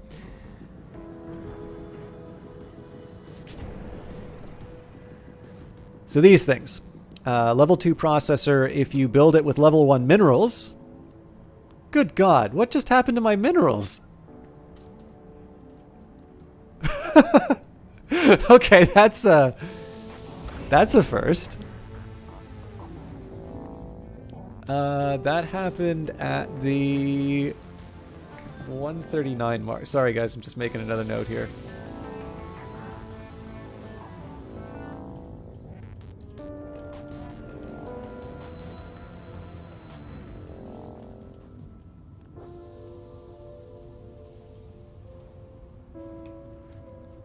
I think I'm going to write an essay.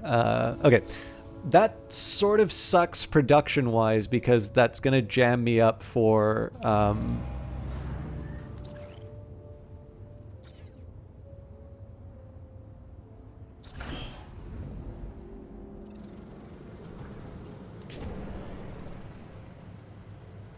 Yeah, they just completely vanished.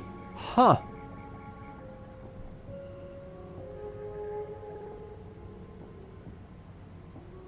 Fascinating. Yeah, this is going to jam me up for production because there's not going to be any level 2 stuff that I can stick into the...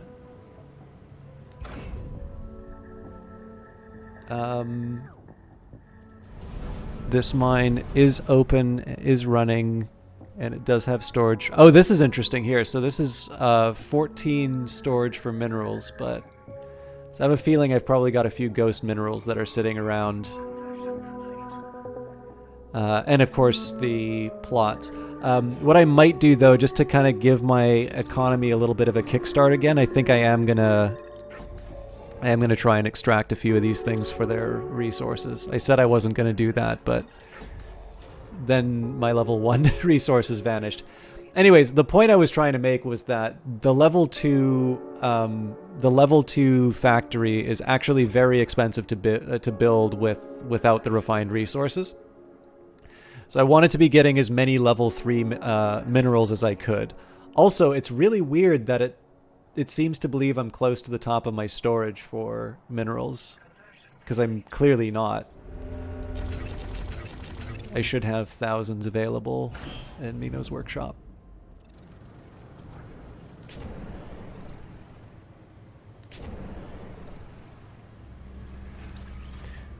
I make this available for level 1. Okay, that still doesn't do anything.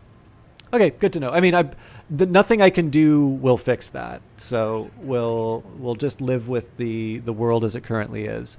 Oh, and it looks like okay, so the globals. Huh. So different numbers here, but the representation for the global storage seems different. All right, I'll work that out. I'll work that out at the moment, or sorry, at the moment that I need it. Let's think about what my next few steps are. So I have garbage problems still. It'll cost me 10 isotopes to upgrade. But then the question is, what else do I want to use those isotopes for? I still have enough to be able to build the factory. Not that I'm going to, because the ruins haven't been taken down. So let's upgrade the smokestack. And that is going to be oh, it's actually already on its way to happening. We'll get more conversions in, and then ideally I'll get another 24 employees. Oh, that's interesting. They're doing extractions instead of moving stuff.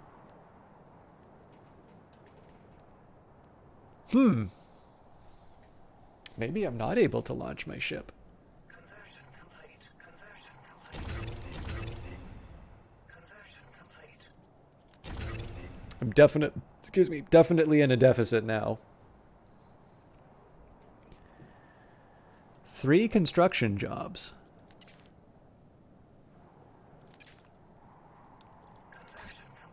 I don't actually believe that.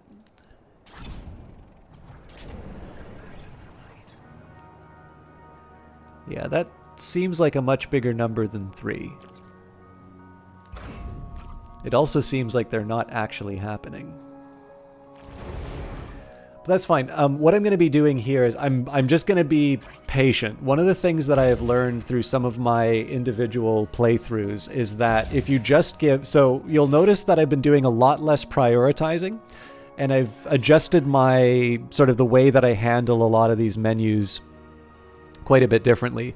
So what I've been trying to do as I play the game a little bit more is just to say, look for an indicator of something that 100% needs to be true for this to, be a bug, or for this to be, not working as intended.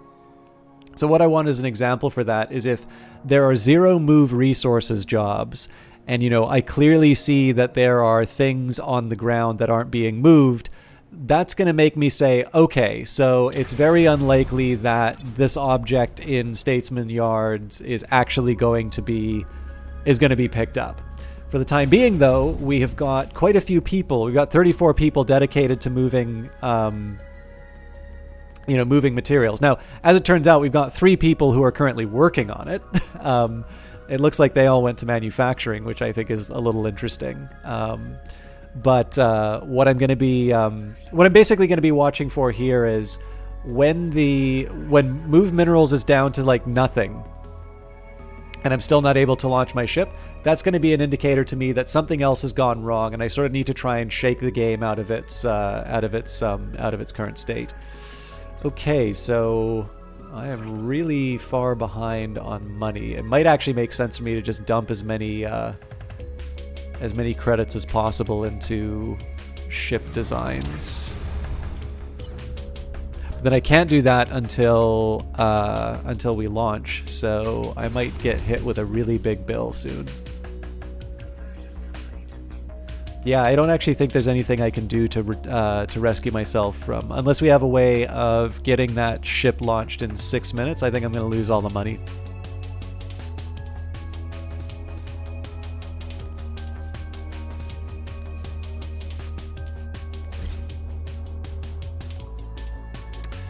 Could donate the credits for the influence.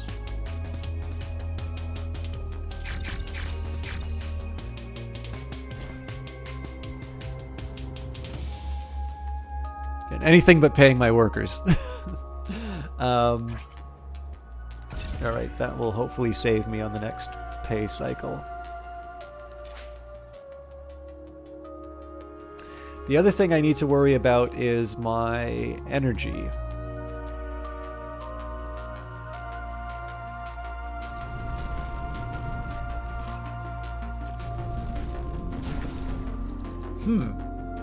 Okay, so it says this job's underway. Let's fast forward and see if that's true. My sort of secondary consideration can definitely be we turn off the conversion center. Alright. So apparently we still are not making enough money to justify the workforce. That's going to hurt when it comes time to repair stuff. Alright, I've really gone and done it. So I'm just gonna let the business sort of run on its own for a little while here, particularly with a mind to seeing what happens with the minerals getting moved. If I'm lucky, we'll be able to get the ship online for the next attack.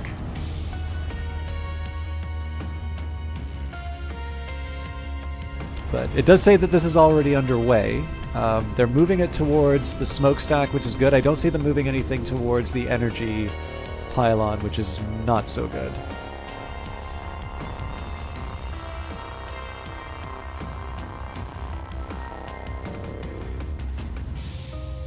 What's it going to cost me to do another storage facility? 2 and 1? I think we can afford that.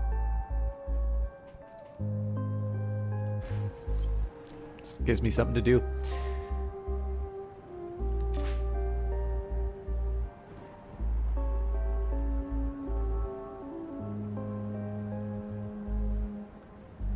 I'm actually going to do something really reckless here, and I'm going to dedicate 17 people to the mineral jobs.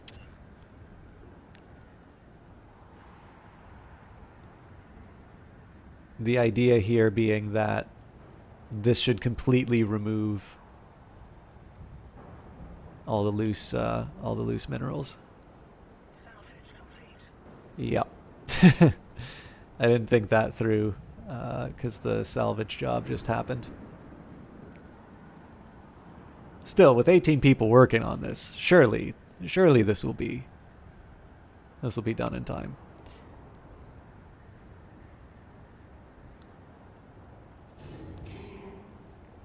It's actually really interesting to see how many of these things aren't prioritized. I'm assuming it's because I have so many workers that they really are being committed to these jobs.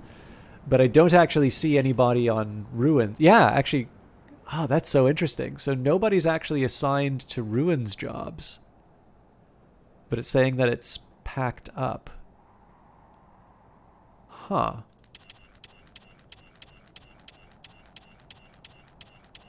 So maybe that is the fate that happened to that mineral job. Okay, well.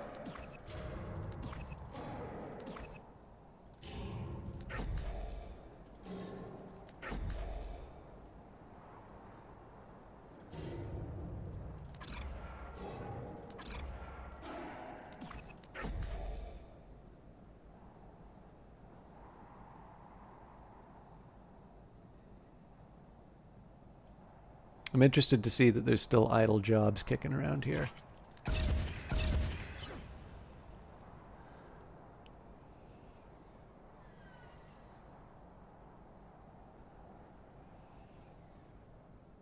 Extraction complete.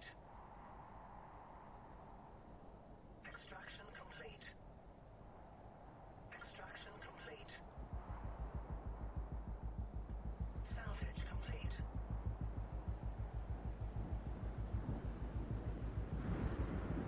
Salvage complete.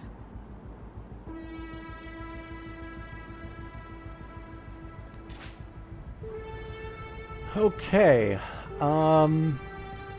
Here's how I'm going to handle this then.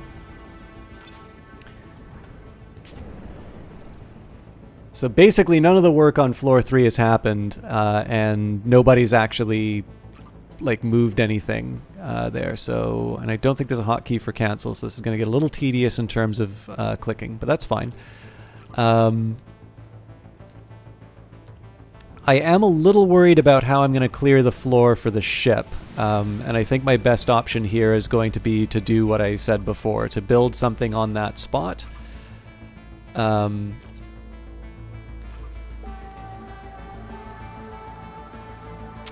know what?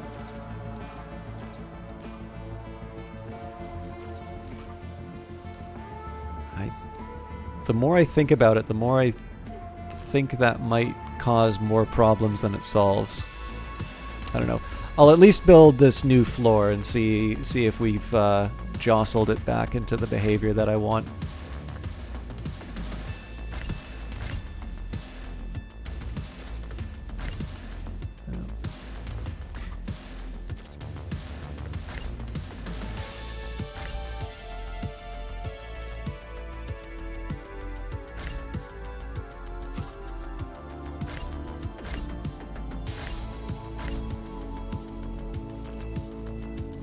Alright, well, maybe I was... It definitely seems like people are rushing to do those jobs, so maybe I was just being impatient. The thing about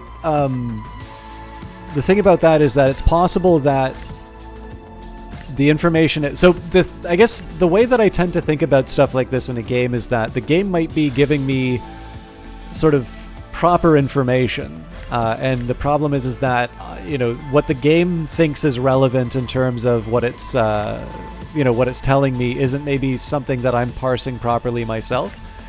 So when I take a look at something like this, it's like, okay, well, I can't prioritize it because the job's already underway. And I'm like, well, you know, there seems to be a few idle workers coming around. I don't really see anybody on their way to this job.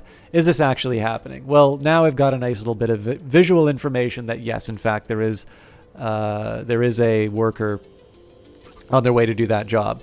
If I take a look at the list, so it says there's 9 things under construction. I'm sure that number's going to work out. It feels like there's probably more jobs to be done here than 9. But it could be that it no longer considers to be, like, it could be that this counts as like outbound, number of available tasks of this type in your corporation. Well, maybe if somebody's already picked up that job, it doesn't count in the, you know, in the list anymore. And all of that is going to be related to, you know, the game is, again, telling me what it thinks is right. But of course, the problem is that if I'm interpreting that as something else, and, you know, again, I like to think that I'm a rational human being, that, you know, I like to think I have good reasons for thinking what I do.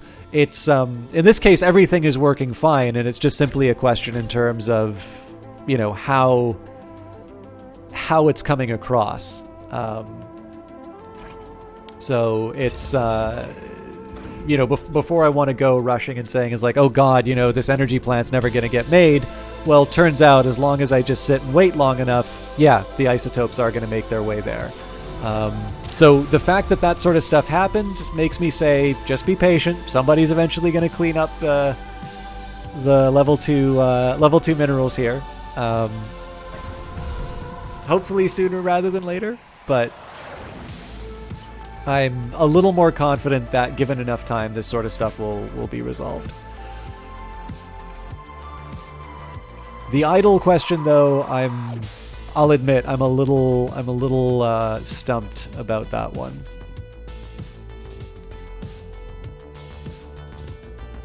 And of course, we're about to be buried under a pile of garbage.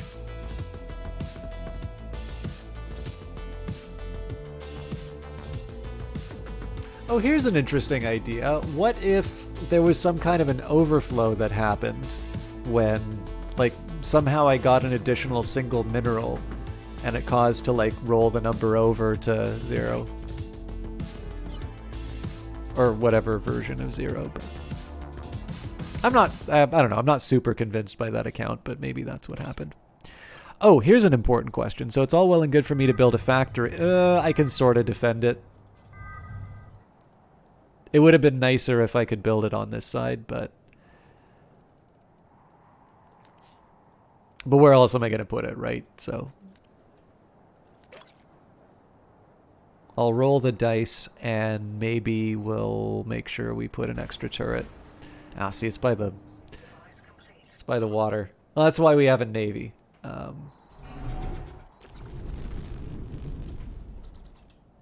Okay, I think for this one I'm going to have to turn the turrets on at the last minute.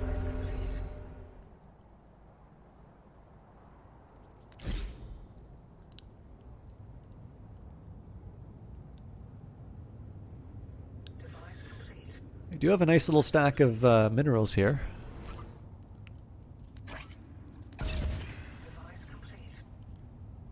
That should bring me up to the full 80. Unless someone died. Nope, we're good. That still is well below what I need resource-wise. So again, the ultimate aim is going to be to start building some office residential combos.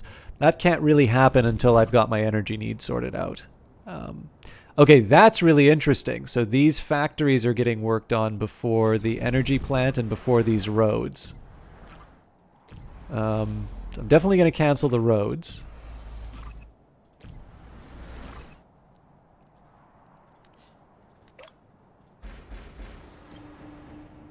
Citizen Ion died. Well, we named the exchange after him. He was that good of a contributor.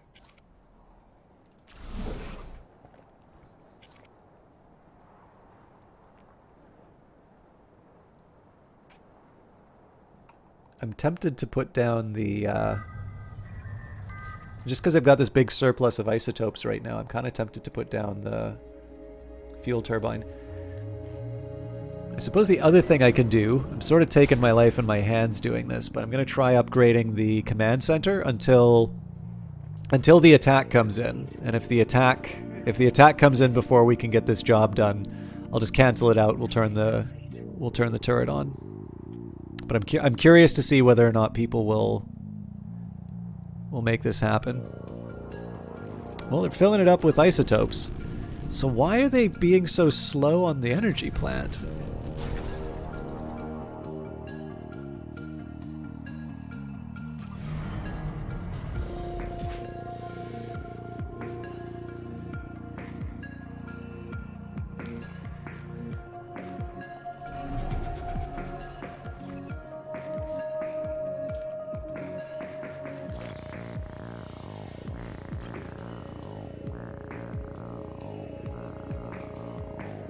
You know, that probably wasn't the smartest thing for me to do because that's just going to take up more energy. Okay, so looks like the upgrade is happening now. I think with that in mind, I'll prep for needing to do something to the storage as well.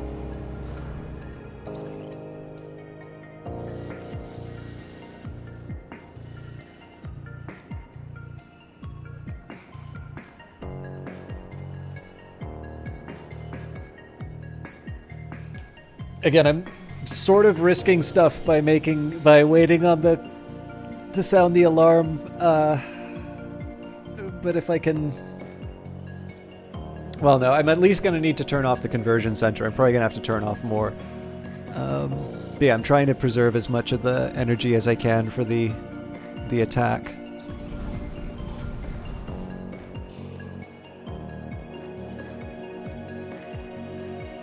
Zero minerals. They're in the mine here. Interesting. Okay, so we're at 174 if I sound the alarm. Okay, we're ready to go. Okay, I'm going to take a minute here and look at Mino's workshop and see if I have an answer for why things are behaving the way that they are. Alright, so you've got 12 minerals. That makes sense. You've got 12 minerals, and you've got 12 minerals. And it says I have 0. Well, isn't that something?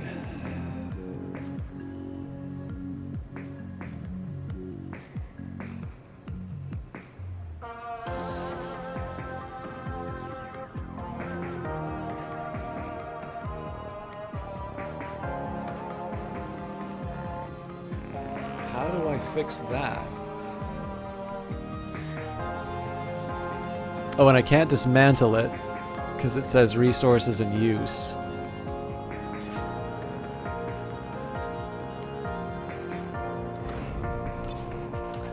Well, that's an interesting one. I'm kind of curious if that's going to be something that sort of savages the run for us.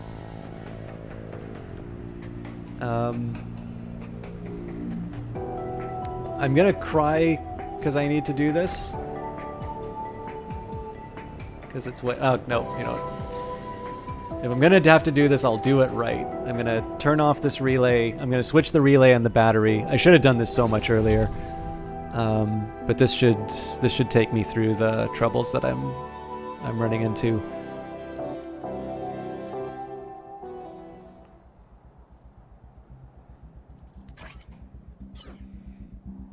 So we don't get to try out our new ship, but we'll see. And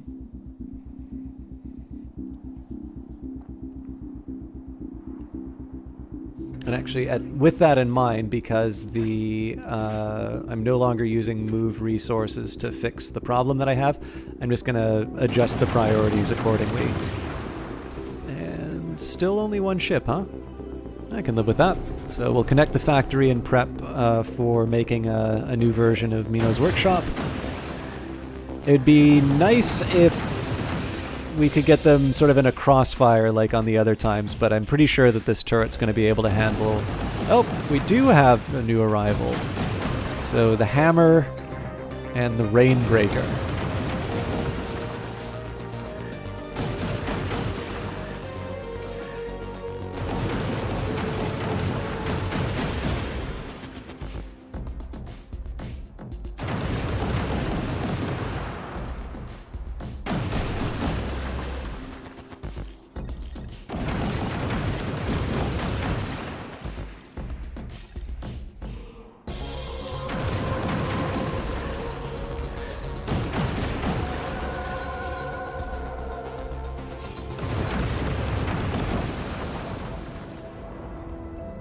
I should have said stop hammer time.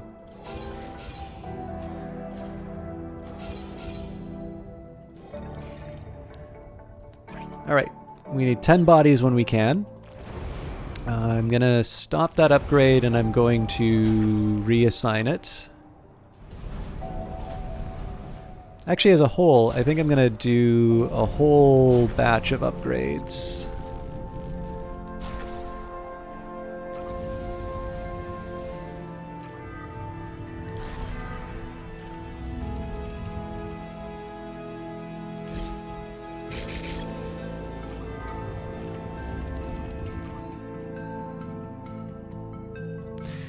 So I may regret what I just did here, but it seems like a really good use for my isotopes.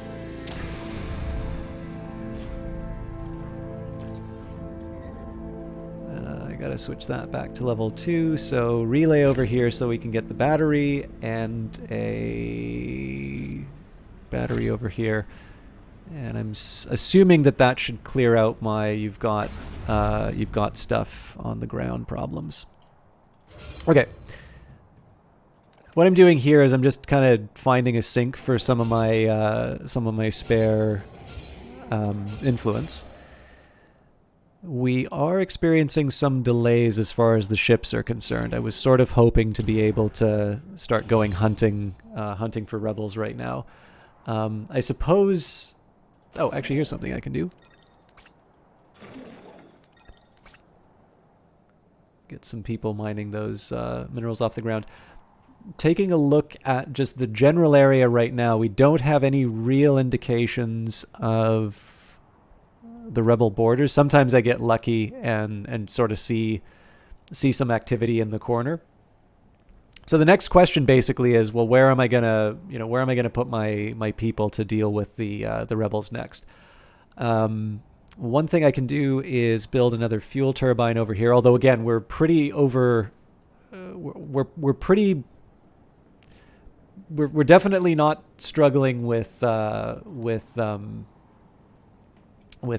fuel. The other thing I probably should be careful about is I don't necessarily know if I'm going to be able to overcome this 0 minerals problem. And so it's possible that I'm going to have to assume that I only have 80 minerals for the foreseeable future, which is a little frightening. I guess it would be 80 plus 33. Again, the hope here is that my various activities sort of along these lines are gonna help out in that regard.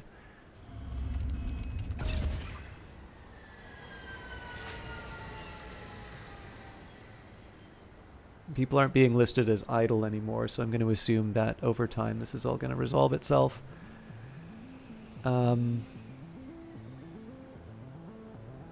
Okay, so this one I get to build a little closer to what the original vision was.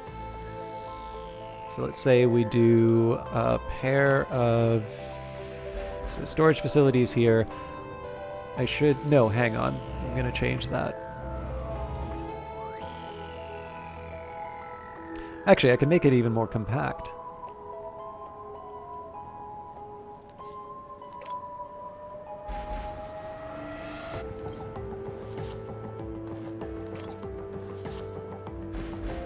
So it gives me room for a road. Well, yeah, the road's kind of not going to work one way or the other. I'm going to have to turn it at one point. But yeah, so this'll sort of be the little extra base for. This is kind of the equivalent for isotopes that's going to happen over here. The only difference is that this storage facility is going to be dedicated to minerals. Oh, that reminds me. This is what I was going to do with this plot. This is going to be a waste facility. So I guess I can make this a general purpose one.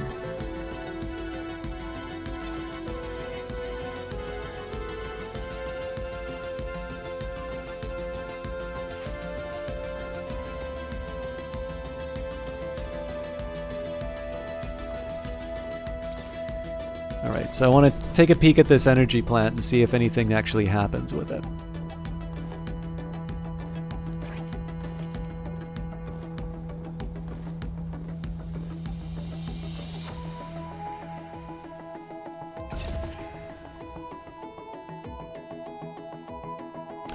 You know, thinking back, one thing I could have done as well is I could have built a second shipyard. And that would have given me some flexibility in terms of buying new models. I do have some surplus as far as all of my possessions are concerned. I'm back to having a lot of idle workers. And that's odd given how many construction jobs are currently available, so we're gonna change things around a little bit. Priority number 1 is going to be to get this energy plant up and running properly.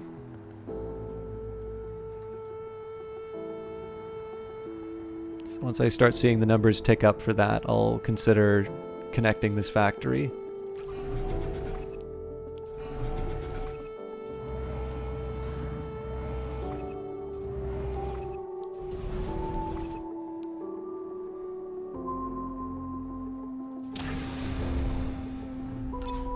There's also a bunch of idle repair jobs that are happening here, so it looks like the number's trending down.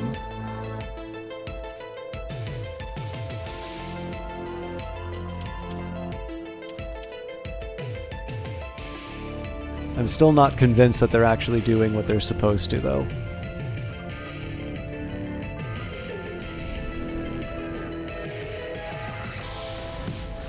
So I'm definitely feeling like something sort of jostled my workers or my minerals or whatever it is into something that just logically doesn't make sense.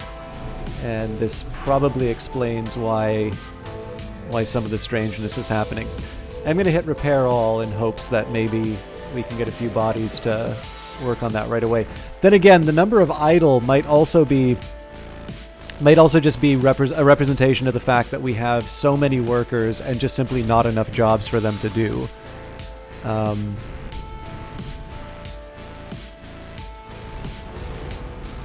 once I start seeing this job happening, I will bring in the smokestack. Now here, I'm actually going to bring in the individual minerals just because I'm a little worried about our ability to get more of those.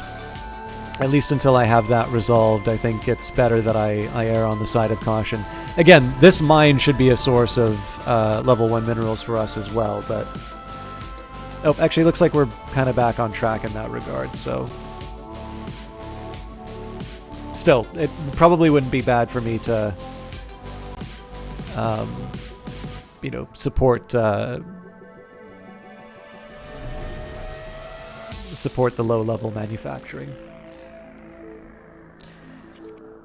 All right, I'm intrigued by the fact that they seem quite stubborn in not doing this job. They also seem quite stubborn in not touching Statesman Yards, now that I think of it. So let's cancel and cancel. Oh man, I was so they actually moved the materials here. Oh, not level 1. Good lord, not level 1.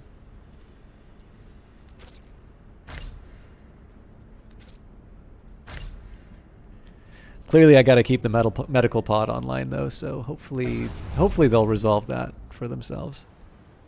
I'm fascinated why they moved the materials for the thing that was about to be constructed, but not the thing that was just sort of sitting unused.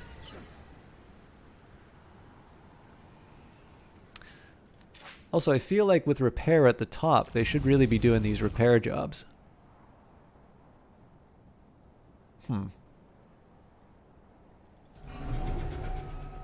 So again, I'm not going to let myself get impatient like last time.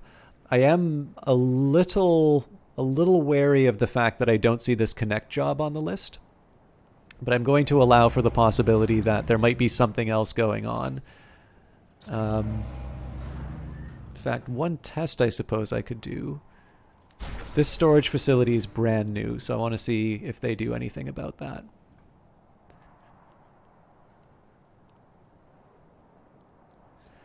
Once I'm a little more comfortable in terms of the overall shape of the base, I'm actually going to start building some new command centers to, branch out and start finding the rebels.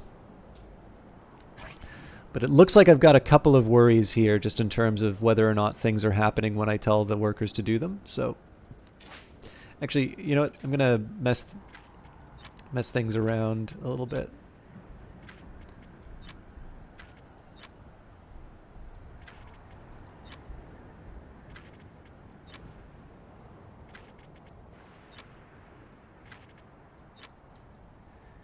I wonder if that successfully reset everybody's priorities. I suppose if I was going to do that, I should have canceled all the other jobs. Alright, well that upgrade's happening.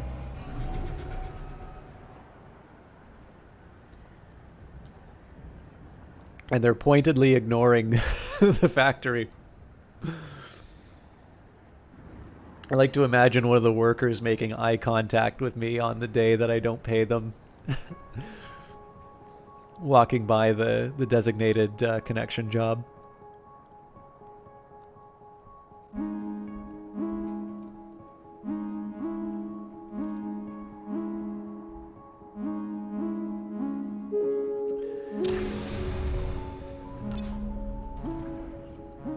Alright, so now my question is, if it says in the queue that there's one construction job, what job is it?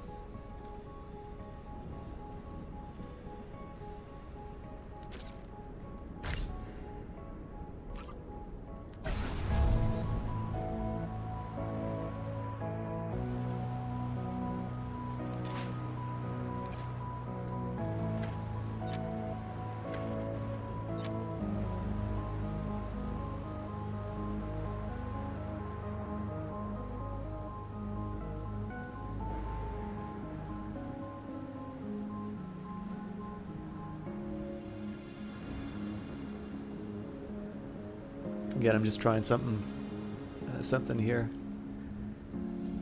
And I think what I'm going to do is I'm going to cancel these repair jobs. Again, it's going to seem weird that I'm doing this, but I'm going to try and make it so that we're in a work shift and I hit repair all when repair is at the top of the list.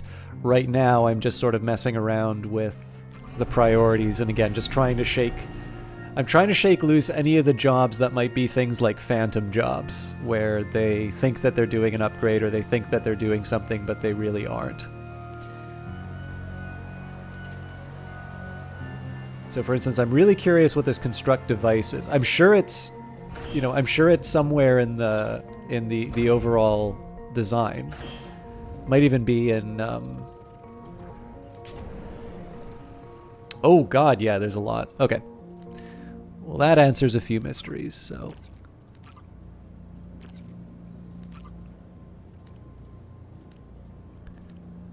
It definitely feels like there's a class of jobs that just ultimately didn't happen because they were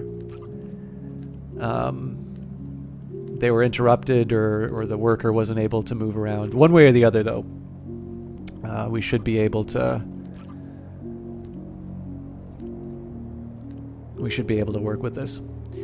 So first things first, we'll put down some relays. This is 1, 2, 3, 4, right.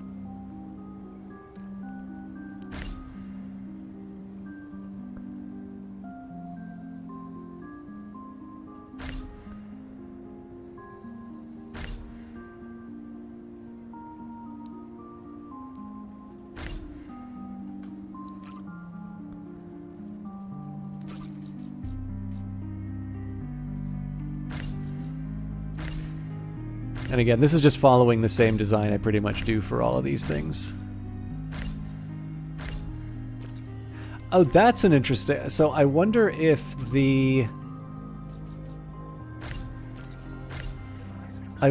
all those missing minerals went away when the jobs...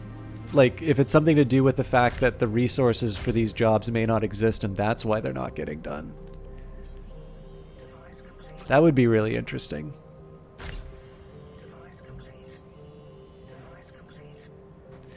SE Knight, if you recall, Titan is a moon off Jupiter, it wasn't Neptune. You know, SE Knight, I feel like I've screwed this up a couple of times on stream, and I haven't been called out on it.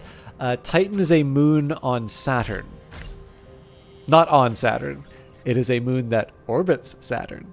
But yes, this is the set. It is one of the moons, and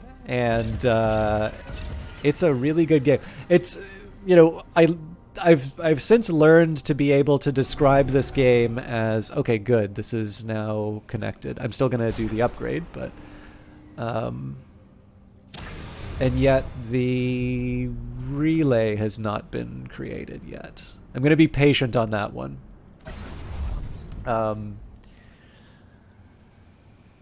But yeah, so this is it is to a certain extent like games like Factorio or sort of Oxygen Not Included or Satisfactory, you know, this sort of style of game where you wind up building these factories. It obviously has the city builder connection. In fact, the comparison I like to make would be Surviving Mars, which is a city builder I really enjoy. But this game definitely has a heavier strategic element than I think any of those other games have.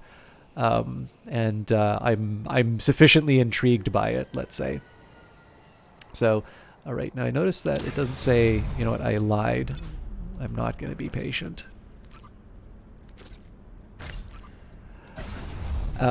So it's one that in some senses actually does not lend itself to easy classification. But it is a jolly good time.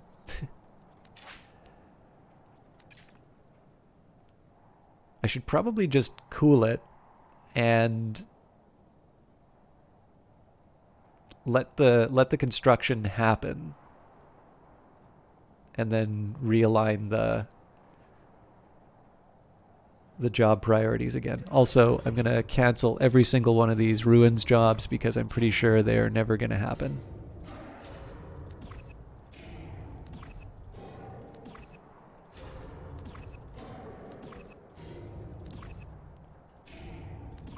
I'm dealing with some strange behavior in the current game SE Knight, so it's kind of interesting to me because I've learned a little bit about how the game thinks by trying to sort of parse through either not necessarily bugs, but cases where I feel that the game is behaving differently than what my expectations were.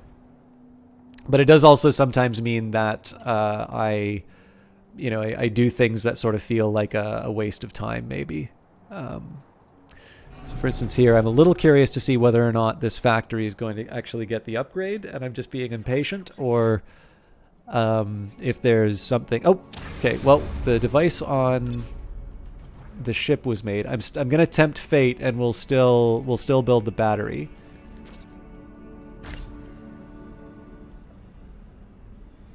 Device complete.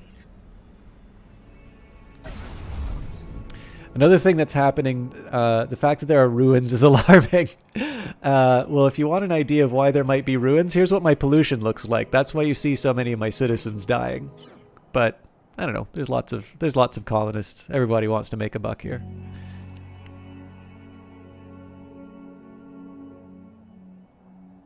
In fact, if anything, we're not generating enough pollution. Pollution is an indication of economic activity.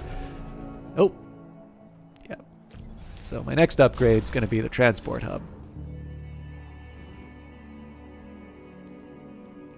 In fact, I might go bananas and give a special transport hub to each extractor.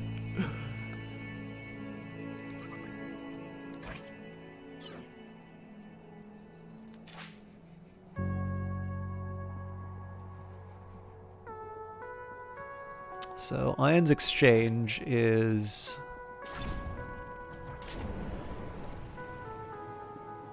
short 2 monetization stations. So I wonder if I want to try... I think I'll try waiting it out to see if there's anything else that needs to get built, but... the bugs from Factorio would be rating on... Well, I do have defensive turrets set up. I've got sort of top-tier defensive turrets in each of these little regions here. But I have to confess, I have Factorio. I'm actually very intrigued by Factorio, but I've not played it. So... it may be that I don't have enough to handle the creepy crawlies. Right, I said I was going to put a storage facility here. So this is going to be a dedicated waste facility.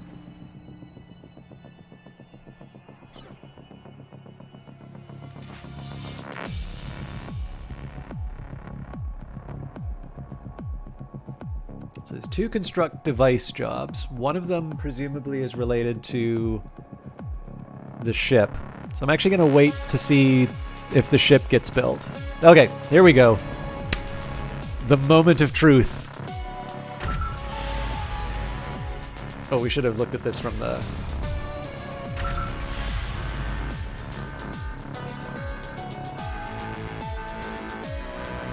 Workers still aboard.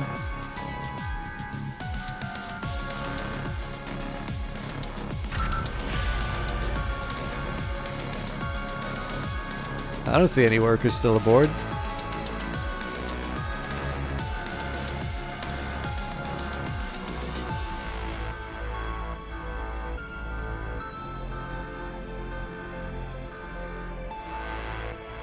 Oh yeah, they're sitting around. Okay, let's get them something to do.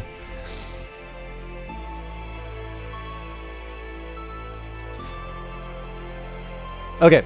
So I'm gonna actually put the priorities where I want them to be. So repair should be number 1 because generally we don't need to do it. Next up I want ruins. Construction should outdo ruins though. Yeah, manufacturing, resources, cleanup. They all need to happen. I'm just not invested in particularly what order.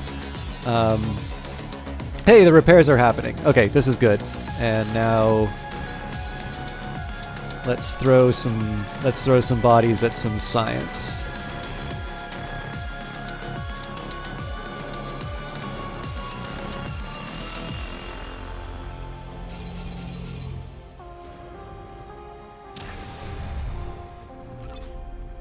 All right, looks like we motivated them to move. So, finally.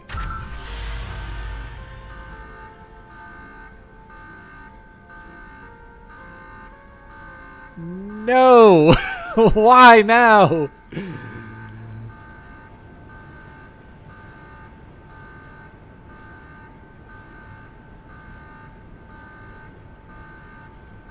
Okay, I count 5. 1, 2, 3, 4, 5, 6. Hello, clam. Hello.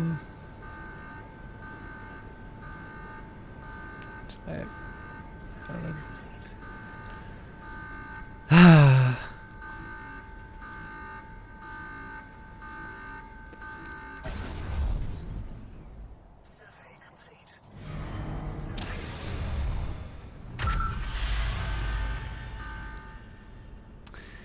Okay.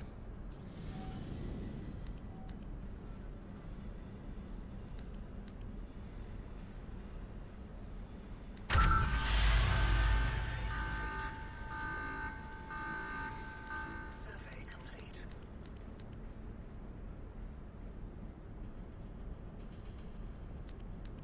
Survey complete. Survey complete.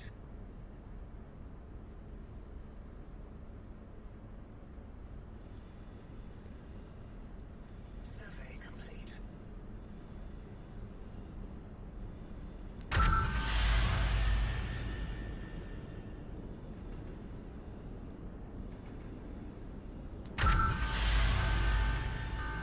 All right, I'm just gonna let this thing sit and figure its own life out. All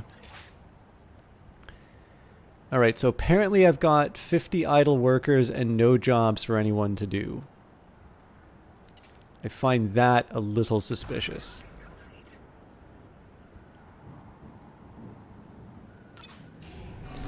So let's upgrade the factory. We'll make this one a waste only.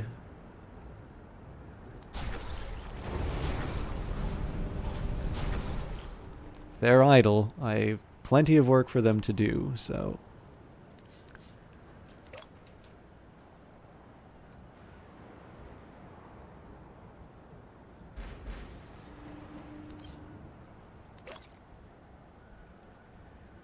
I screwed up.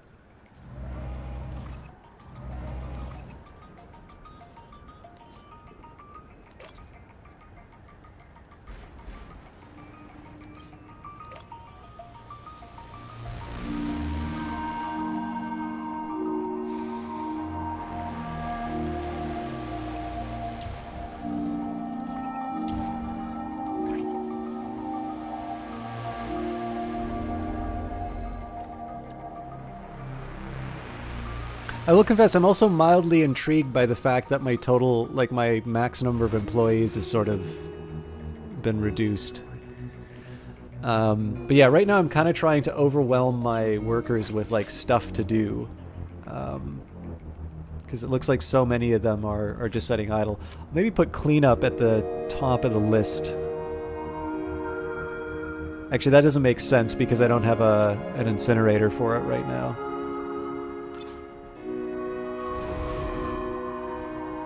So let's see whether or not they actually wind up doing these jobs that I want them to.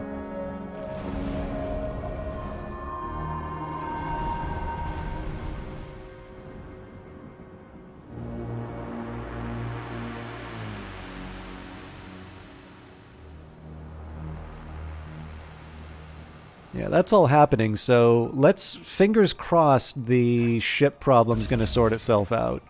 Because if we can't launch ships, there's no way that we're going to be able to take out the rebels. But at the very least, I can do all of my fancy construction and find where the rebels are.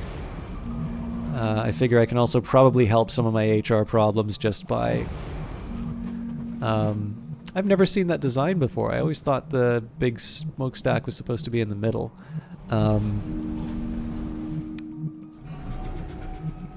But yeah, one of the things I can do to help with the idle workers is just give them stuff to do.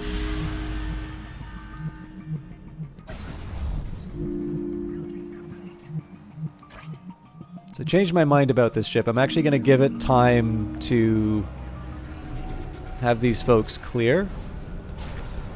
And I'll see if that changes anything. Now, the time has come for me to do some serious work as far as factory construction is concerned. So the idea here is this is going to be entirely dedicated towards... this is going to be something that's dedicated entirely to high quality mineral production. And again, we're not quite in the same dire straits as far as construction was concerned last time, but I do want to try and be a little efficient in terms of my my mineral usage. So employee modules only take 1. That means that I'll build the employee module with level 2 minerals. So mineral input, level 1 processor requires 2, so we'll put this here. And basically the reason why I'm building it the way that I am is this gives me a chance to put sort of the waste module in place. It gives me an output module. The only real problem I have with this overall design is that it leaves me a little lost in terms of what I want to do with this upper area. I've usually just used that for storage, and I feel like there's an efficiency that I can find. I probably won't do that now, but it's something that I want to keep in mind for future. In fact, while I'm at it, I've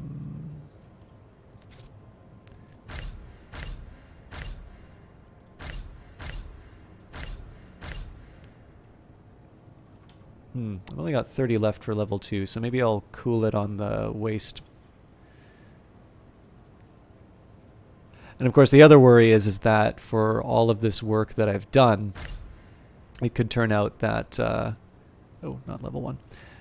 It could turn out that I need to cancel all of this and reset it if I run into those same problems that I had earlier. Alright. So these things you pretty much have to build with level 3 minerals. Anything else in your... Well, at least level 2 or level 3. If you're doing it with level 1s there, it's not really worth it.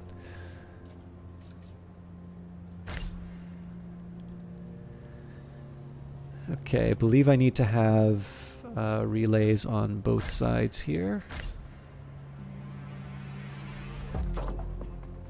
Mildly concerned that I don't see workers coming in to work on this already.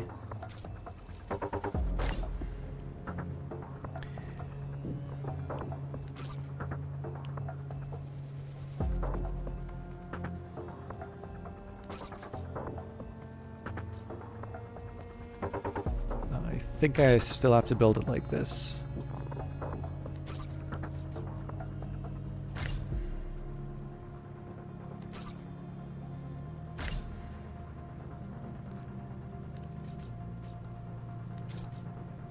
Kind of doing this from memory, but I think this still works out. Yes. So if memory serves, the relay here touches these modules, so I'm happy with that. Stick a relay here. That gives me extra storage space for my level 1s. And then at some point I'll put a bunch of waste receptacles, but let's see if my people actually build this.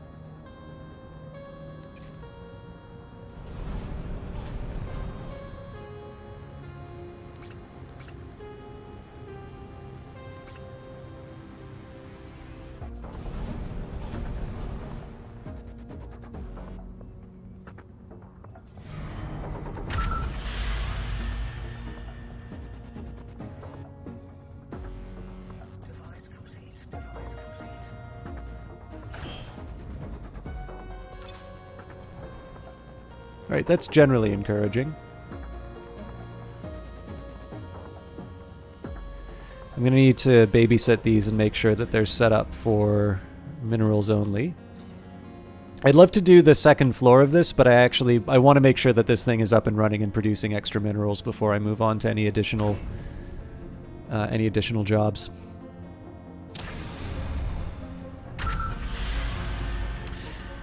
Yeah, I am flummoxed as to how I'm supposed to. Okay, you know what? Here's how I'm gonna handle this. Oh god, I have to dismantle everything? That's gonna be a pain. Alright.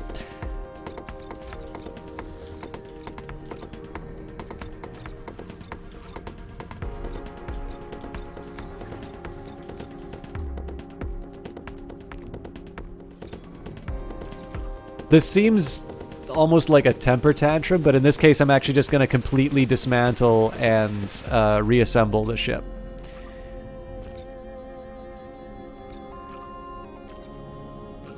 And again, the whole idea here is just to try and shake the game out of whatever sort of trap it worked itself into. Actually, as it turns out, with this medium battery here, I still wouldn't have liked the design. So whether or not I recreate this entire ship again, open question. But for now, I'll settle with a new design. Okay, let's, again, get upgrades in when I can. I'm a little worried that these things aren't having any action. But for the most part, people kind of seem to be doing what I want to.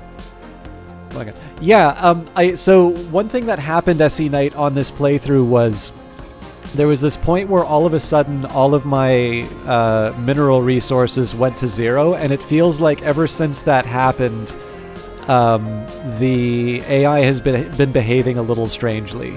And again, I always need to acknowledge that for some of these cases I might just be getting impatient with my workers. But in some of these cases it may be that I'm experiencing game crashed. So sorry, I'd rather not have you see my whole desktop, so I am going to dutifully. Actually, I always like seeing the notes because sometimes you get to learn a little bit about the game. Oh no, these are pretty straightforward notes. So yes, send and restart. Game will be up in a minute.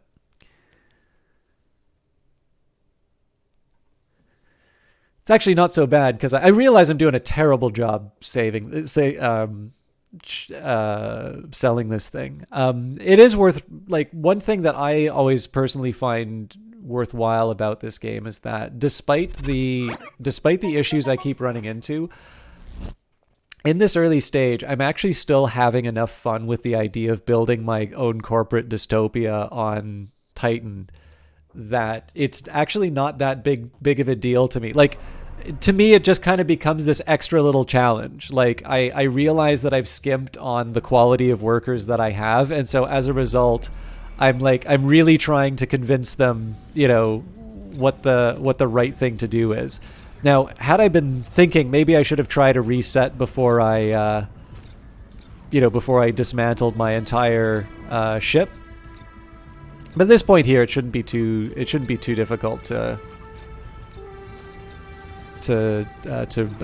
remake. So I think that covers everything. As before, we'll just make sure everything's where it needs to be. I like those. I'm a little worried about the fact that there aren't official dismantle jobs, but we'll make do.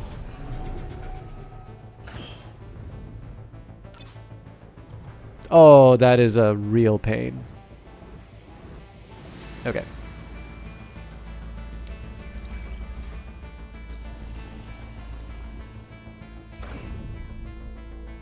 I think I even lost the minerals off of that sneaky game.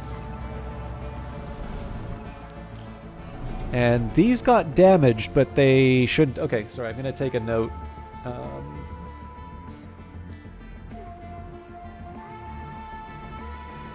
I figure I can probably just point the people in the debug forums to where some of this stuff happens.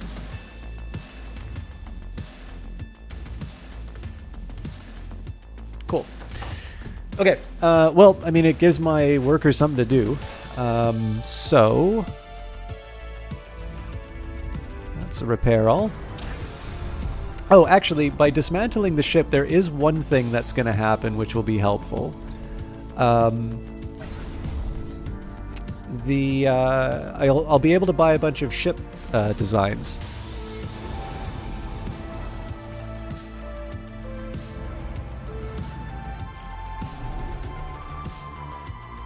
Hey, totally not Valken. I feel like it's been a while. It's great to see you again. Also, I've been able to hang out. I was watching the VOD and saw you trolling. Oh, the you mean Octavians? Yeah, I was gonna say I was watching Octavian the other day. I was I don't know. I feel like it was all in a good spirit. It's really great to see you though. I'm okay. I like seeing Octavian's emote in the channel because it's obviously one of the ones that the Eyes of Sin has done. So I clearly really like my emotes that she's done, but particularly because she knows Oct, because they get along. I'm delighted to see that. So that's really for you. Yeah, perfect. That is the official story, and I will stick to it.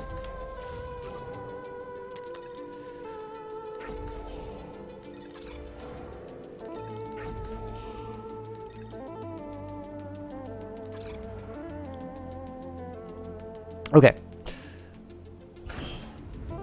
I will take my time to make my top tier factory. Let's see if I can do it without sort of referencing the other bits. So, as always, mineral input module. What? Oh no! Oh no! I know exactly what this. It's because it's blocked. I know exactly what happened here. This actually might be. Okay, this potentially. Sorry, I shouldn't say this out loud because if it's not helpful, I'm going to sound so full of myself. This actually might be helpful because I saw something that might be related to this on.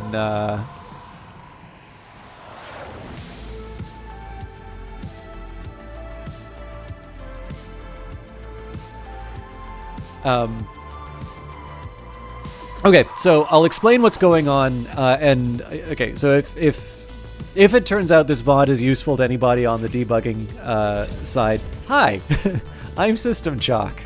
You may know me from the last time I submitted something here. So when the game crashed last, we had built sort of a factory layout that's a bit like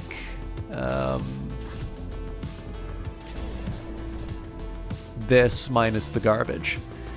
And what seems to have happened with Factory 7 is while the game crashed, all of the devices that were sort of in progress have now gone.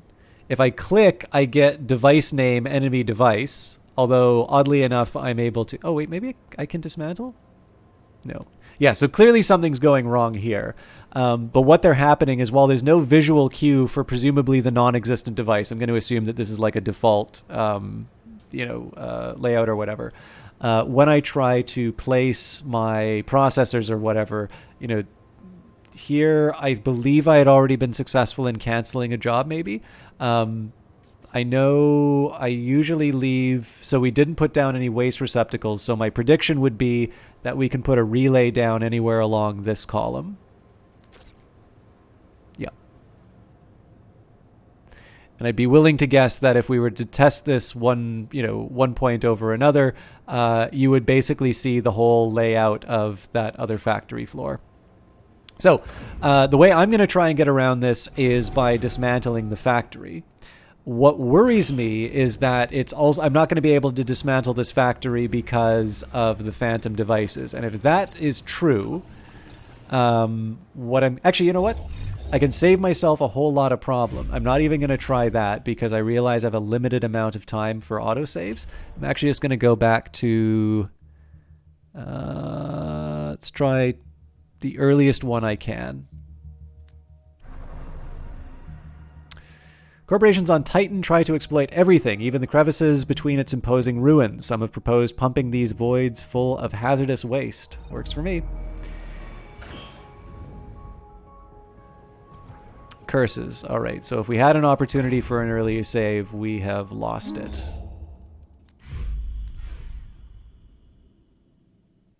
Also, Night Valiant, I'm sorry. I'm doing alright. I might have hit a bug that kills this playthrough. Which, if it does, I was planning on wrapping up, but I feel like we were on the verge of progress. So here's what I'm going to do. I'm going to take all of these, I'm going to dismantle them.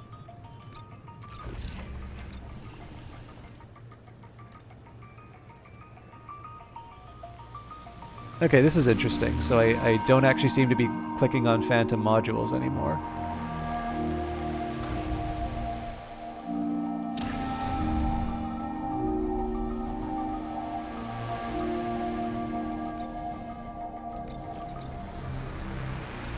Actually, if that's true, if I'm not clicking on phantom modules anymore...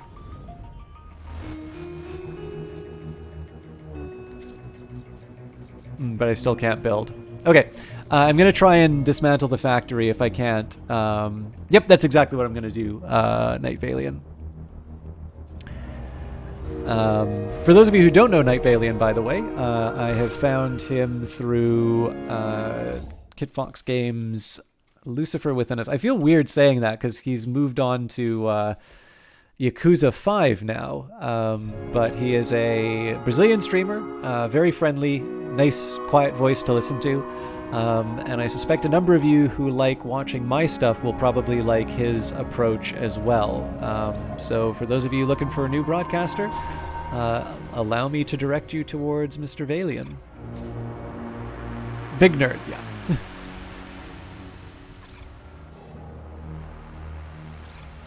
I don't know, I really like pushing the Lucifer Within Us angle because I feel like that game was done. So, okay, this is just me spouting off on somebody else's game, and the fact of the matter is that Kit Fox Games, you know, they have their blog, they do a lot of talks, they know their stuff, but there was this opinion going around for a while that basically, if you're an indie game developer, you really should be releasing a demo for your game. Like demos were the new hotness, and I'm sure you probably noticed on Steam that there's a lot of, there's a lot of games that are releasing demos and doing, just that's kind of in the air.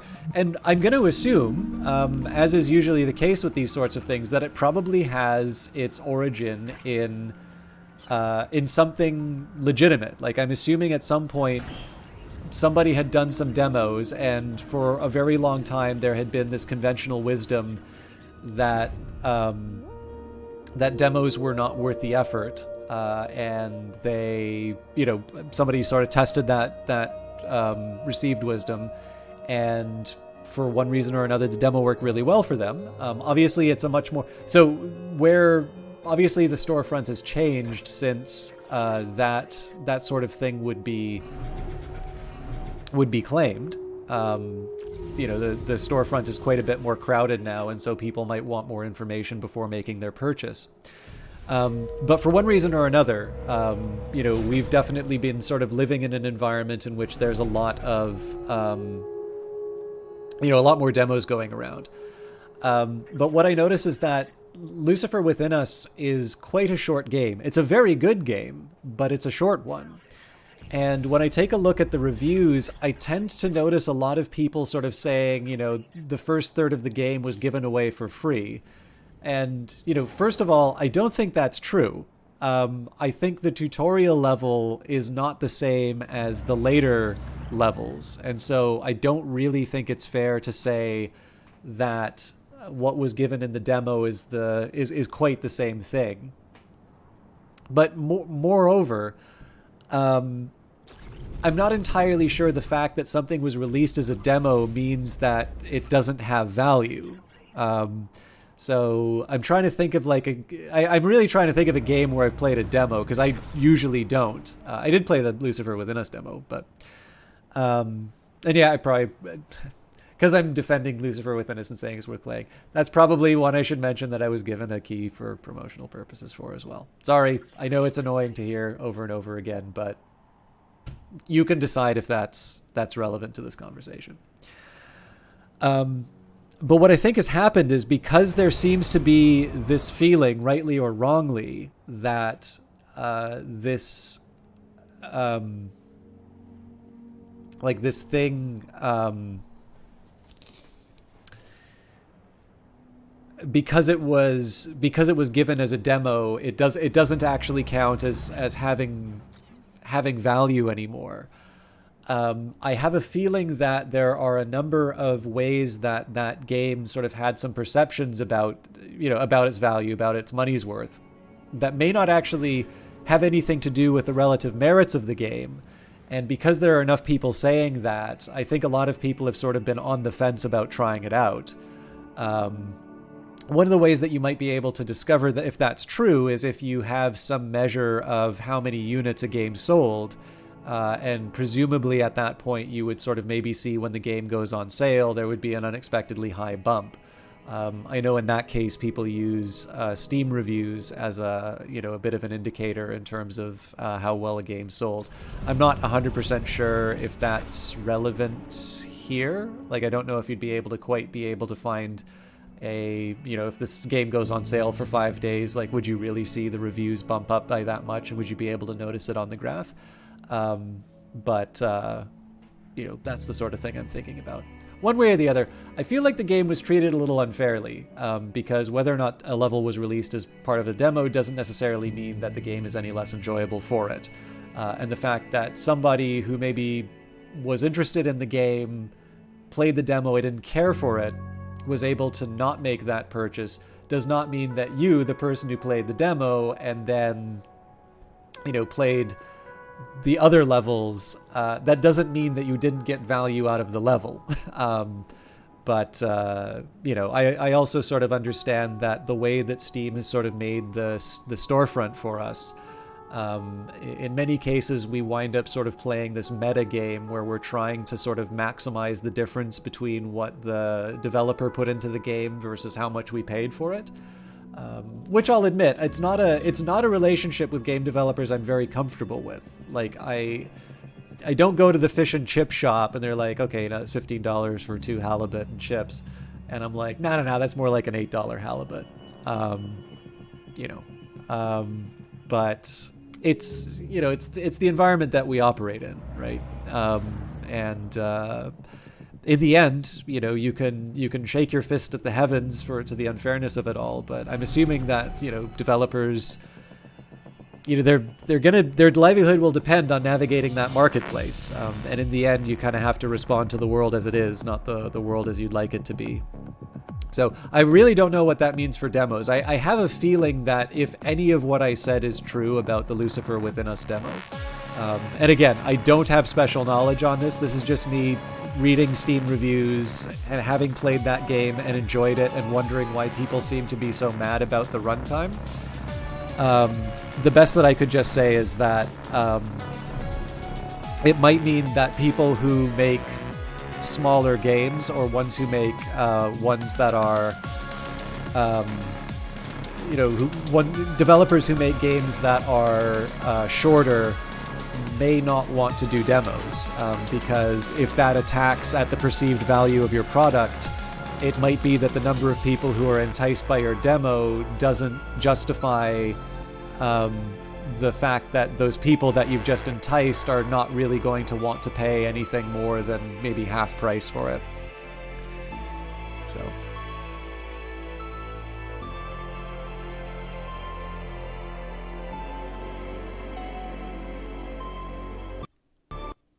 it's another crash.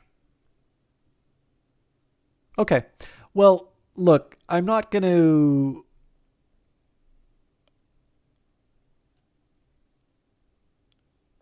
I will confess I'm not particularly surprised that I'm running into crashes here, because we were saying that there was some really weird stuff that was going on with the there's really weird stuff that was going on with the playthrough. So I think something has happened in the background, and that basically we've just got a number of failures that are stacking on top of each other to take me to this blow. So like, I think the thing that we ran into a lot earlier that seemed weird, I think we're fine. The chickens are coming home to roost on that. So it's a little disappointing playthrough wise. That is the end of Plato Solutions, I think it was called. Yeah. I'm going to keep this save because I have a feeling that this is something that they're going to want to take to Area 51 and dissect. And I am at the 3-hour mark, so this is where I would normally be wrapping up for tonight. But I really don't like the idea of saying, you know, you guys, sorry, you get to see me meander around the and sorry, Nate Valiant, I know you had stuff you wanted to say, but I'm contending with the game as it is. So I'm gonna let's try and get some early steps done. That way we can hopefully build ourselves up to something bigger and better for the next round. And I'm gonna do one of two things. I think what I will do is I'm going to build. So I'm gonna repurpose my personal saves. So I'm gonna play the game on stream, and you'll be able to follow the whole lifespan of the colony.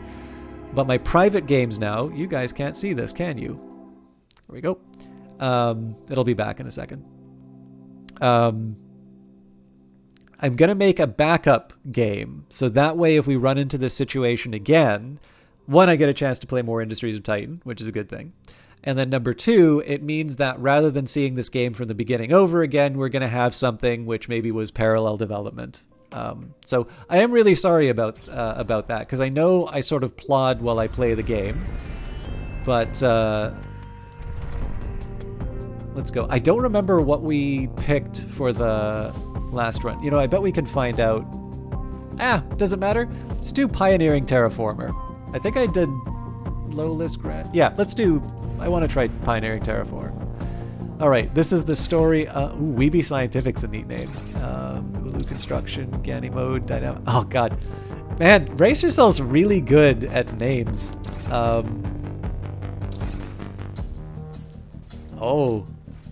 Scanwa Roby work. I like because it's a complicated name. Yeah, I gotta do that. This is the Roby. I'm going to turn off tutorials on this one just because I think we already did it through that. I'm going to try and be a little bit speedier through it. Now, incidentally, if you are on the fence about this game or you want to know what it's about, don't let the fact that I'm going to try and be a little bit quicker through the early game stuff, like, don't let me bully you away from asking questions on that sort of stuff. Like, I don't mind taking the time to explain why I'm doing certain things. I am, however, going to assume, without other information, that you folks have already seen me do these earlier steps, and so I might be a little less verbose on certain decisions that I'm making. But again, if you want to know what's going on and why I'm making certain actions, do not hesitate to just kind of poke me in chat and say, you know, what in the world are you doing? So, on other planets, becoming a pilot can take years of study. On Titan, it's anyone's game.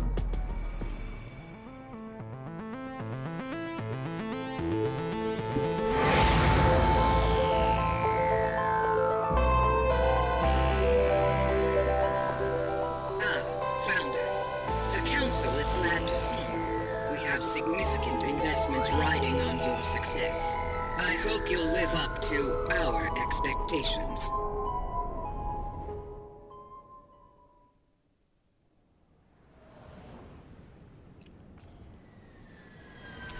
Okay, so we'll start by scanning the immediate resources we can exploit. And can't build a large fuel fabricator or a large storage container, so I'm gonna wait. So once these are done, I'll start scanning the other Actually, while I'm at it. No, hang on. Okay, I'll take that for the artifact because that doesn't have many resources. Oh, that's a tempting one. The minerals are worth it though. Ooh. I don't have a lot of isotopes though.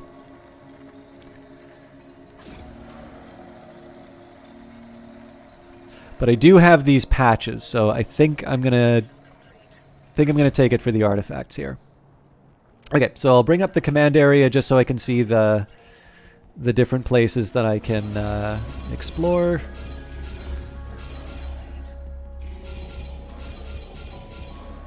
This might be setting me up for a little disappointment because I do want these guys to move all of that into my headquarters. And the biggest lesson that I'm going to be taking away from last playthrough is that I should be prioritizing refined resources over credits, all things being equal. So, okay, headquarters is somewhat full, so we're going to start with a large storage container. Well, no, let's not lose our heads. You know what? Second thought. Large storage container is a safe bet.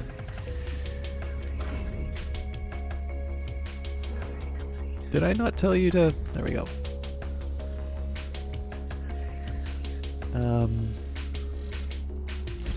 Resources wise, I don't think I'm ready for the council hall yet, but I can definitely unlock the spaceport. And I guess the question is, what do I want to use my first influence on? I normally...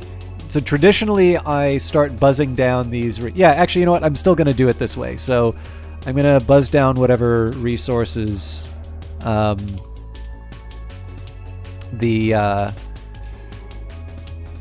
ruins give me, and I'm gonna. So my tendency has usually been to start mining out these patches. I'm actually going to try and resist doing that for as long as I can. I'm also going to resist building a waste receptacle. I'm going to try and have as much of the waste just sort of lie around on the ground until I actually really need it. So, expecting a GDI or Nod Harvester with those crystals. You know, I got to admit, I don't think I ever played Command & Conquer until the... Oh, that's not true. I think I played one of the Red Alert games, but the remaster one through my beloved EA Play account. That was sort of my early exposure to that series. I think I leapfrogged the main entries in that series, or like you know what I mean, the entries that the ones that gave it the title. I think I only played the ones that had communists in them.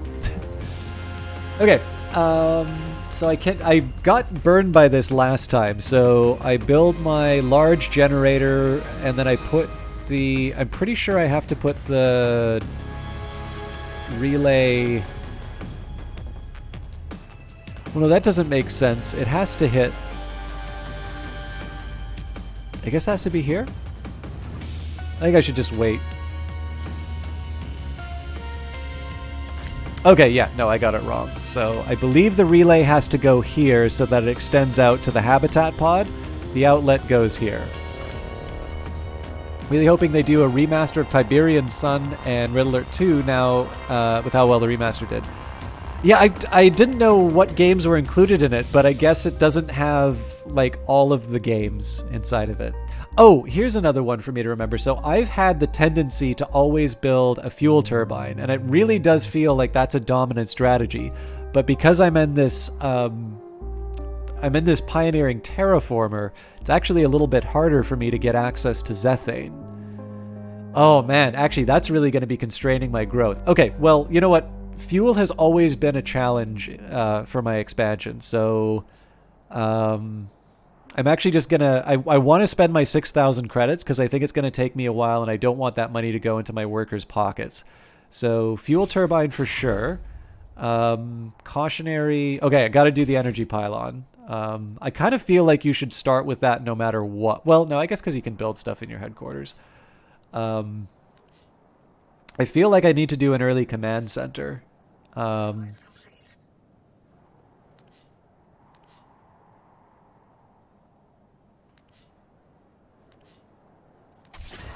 So that's so that I can actually get access to this extra stuff. And I guess the question is, how confident am I? Do I feel like I can get enough employees in place to set up a defense turret before? Yes, I'm going to buy an energy plant. So the reason I'm doing the energy plant over the defense turret is I don't think I'm going to be able to generate enough energy to run the defense turret.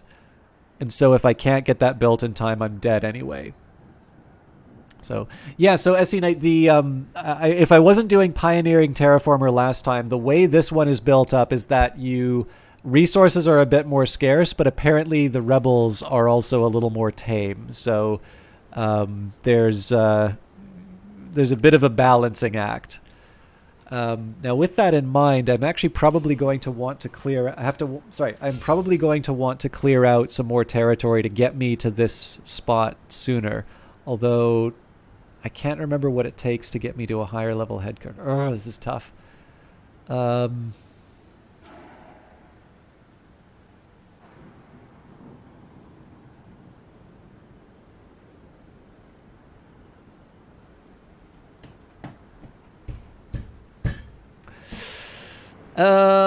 Decisions. And I need to find a place to put this waste if I want to get an energy pylon down.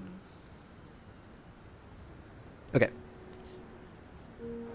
Let's finish the headquarters first. So, an outlet for my frustrations, a relay, habitat pod, monetization station. There's no possible way that this habitat pod's going to be earning me enough money to justify my workforce, but we work with what we've been given. Let's start. So I always like doubling up my factories. I'll put the energy pylon down. This will still cover me for what I need right now. I'm going to have to build a waste module to clean up the trash, though. I was really trying to avoid building that for as long as possible, but nope, that doesn't make sense. I'm entombing everything. But yeah, I do need to have at least one waste receptacle for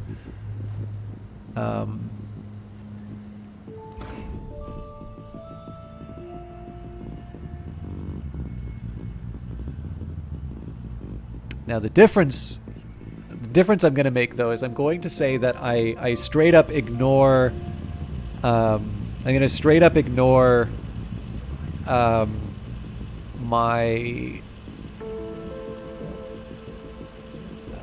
going to ignore my credits needs. In fact, if there's a way that I can try and get rid of that 1,000, I should take it.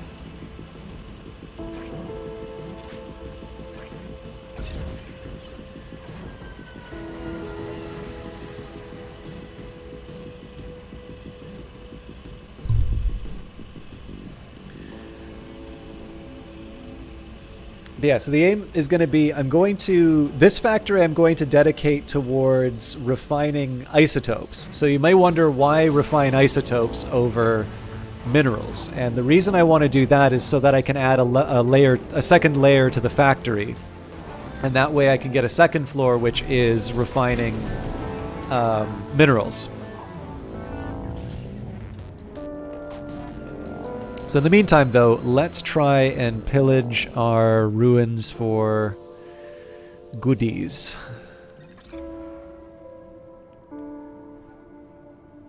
And I think I can afford to go a little bit faster here. So for instance, right now it's going to cost me 9 isotopes to upgrade the pylon. But if I... Oops. So isotopes 3, it's only going to cost me 1. Isotopes 2, it's going to cost me 3. And if you want to know the values of things, so isotopes, level 2 is worth 3 times as much, level 3 is worth 9 times as much, and of course isotopes in general are a bit more costly. It costs 40 to get one of these patches, whereas it costs 20 to get one of the regular mineral patches. So some priorities that I'm going to have. One, I want to get a reliable source of fuel, because if I'm not able to generate enough energy, I'm not going to be able to, run all of my production. So in order to get the fuel, I want to be able to expand out to it. Now, let's just say charitably that if I expand, it's going to be one tile that expands out each time I upgrade my headquarters. That'll get me 1, 2. So theoretically, we should actually be able to hit the crevice here with our fuel turbine. Now the drawback is that I'm also going to need to defend that. I'm not going to be able to set up my turret. That's just going to be another problem that I have to deal with sometime down the road. But the other advantage will be that as I upgrade my headquarters, that's going to give me access to some more glimpses on the map. Hopefully we'll be able to find out where the different mines will be, and that'll start giving me some ideas in terms of where I can put housing, where I can put roads, and just generally where I can minimize the damage that I'm going to be taking from pollution. Okay, so we've combined our factory, but we are going to need 24 level 1 isotopes, or alternatively 8 level 2. It's pretty unlikely I'll be able to get level 3 here for reasons that I'll explain shortly, but for now, let's focus on the task at hand, and that's to build our brilliant factory, and I'll try and make sure that the numbers all line up this time. Aesthetics are important, except on ships. Never on ships.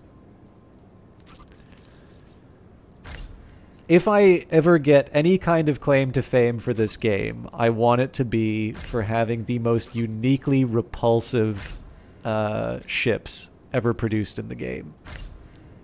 I want to be the Vogons of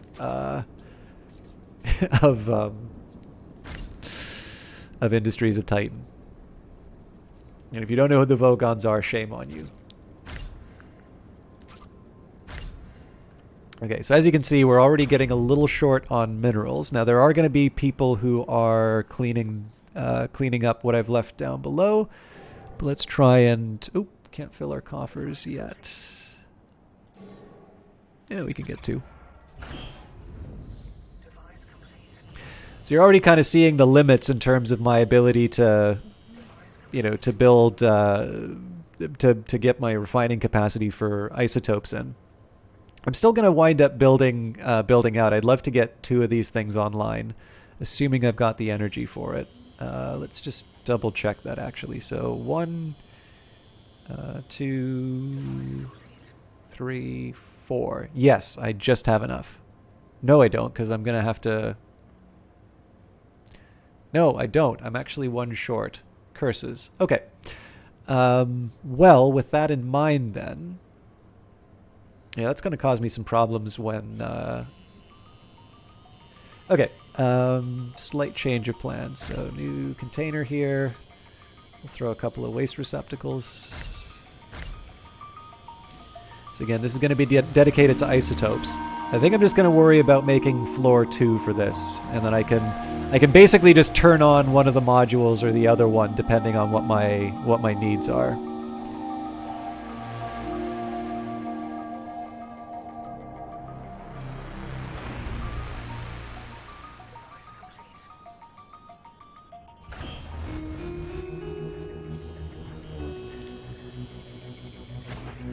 Okay, so you will only ever accept level 1 isotopes. This will only accept level 2 and 3 isotopes when the time comes.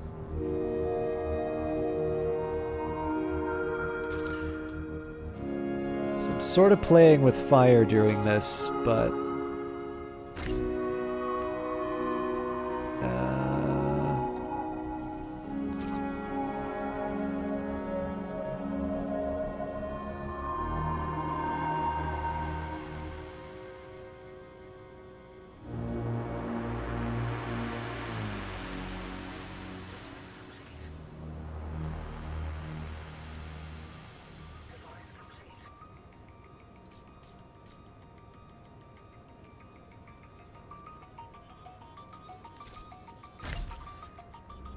I'm trying to remember how I do this layout. I think I'm probably just making trouble for myself later, but so we do 2 employee modules.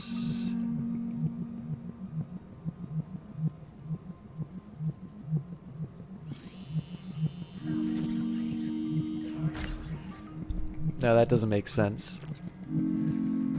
They wouldn't combine at that point.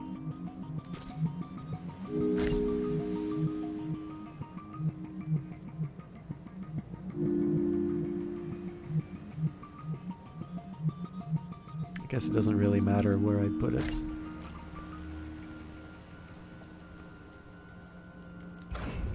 Okay, let's try and get some more minerals. I'm still waiting on the 20, actually. So the first... Yeah, sorry, I guess the first upgrade I want would be the factory, not the headquarters. So we are waiting for 8. Yeah, that's right. Upgrading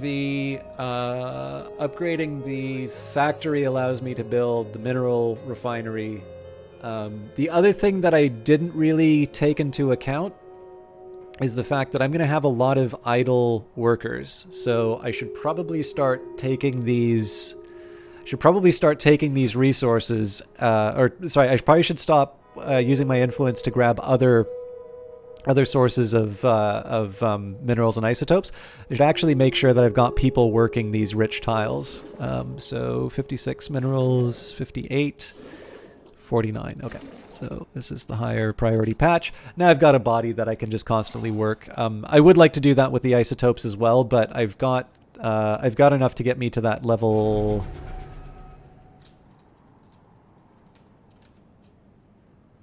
I've got enough to get me to 8. So in this case, we're just going to advance time. And we'll get the upgrade as early as we can. Again, I'm not going to have enough energy to be able to handle it. One thing no, hang on. I would be able to build... Yeah, funnily enough, if I turn off the monetization station or the habitat pod, I'd be able to get the work done. So I think I'll do that. Hey, Mushroom Sis, how you doing? All right, so this disables my my isotope manufacturing, but again, we've got what we need out of that. And the next priority is going to be to do the equivalent for mineral manufacturing. And of course, the good news about that one is once we start doing that for minerals, we're going to be able to build factories a little bit more efficiently. And as a result, we'll generally just start seeing our resources go further. I'll probably save my influence up for a new isotopes patch. But basically, we're going to do the same thing that we did on floor number 1. I see these are all government workers. And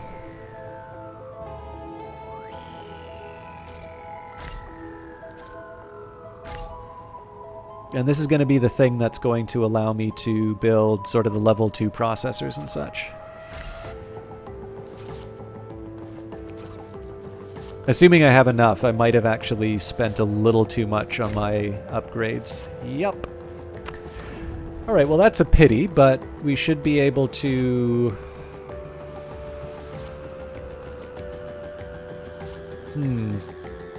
I guess the question is, do I... So this is one of the... Actually, this is worth mentioning. I will get to your message in just a second, Mushroom Sis, but here's something that I think is worth mentioning in terms of how I think about this game. So, I've got 2 options right now in terms of getting access to the resources that I need. One is to say we get one worker who's mining that minerals patch and we just wait it out. We've got another one which says, you know I want to save up my influence to be able to claim these tiles, but right now I need access to minerals, and the fastest way for me to access minerals is to take these, one of these, one of these ruins.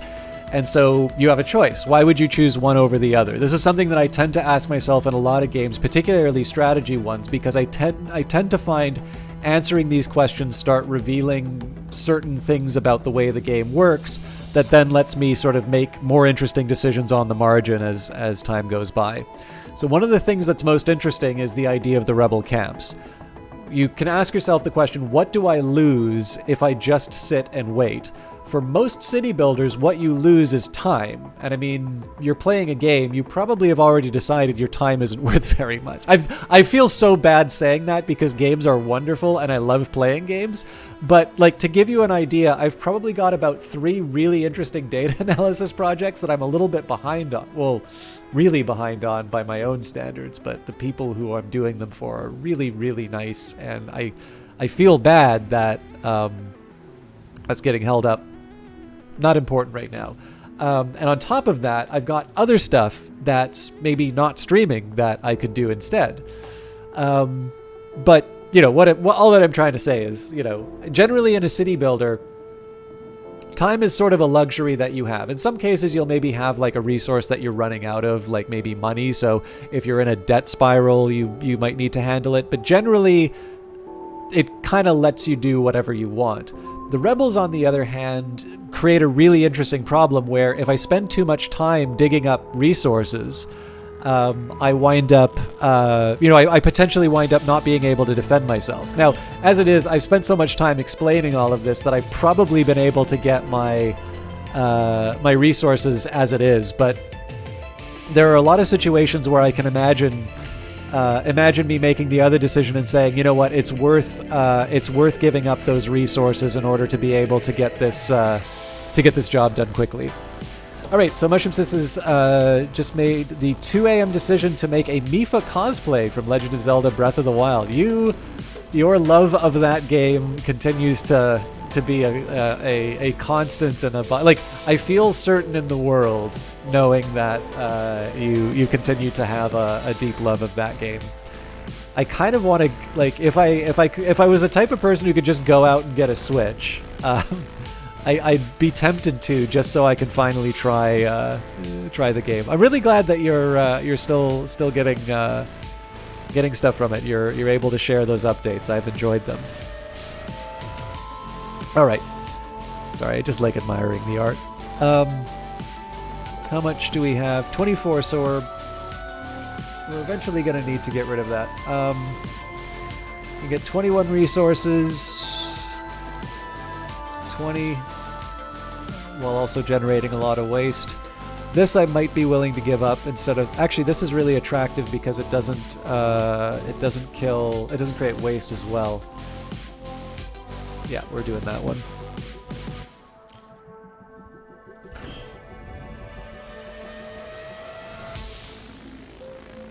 Eventually we're going to have a big problem with all this waste that I'm generating, but I'm picking my battles.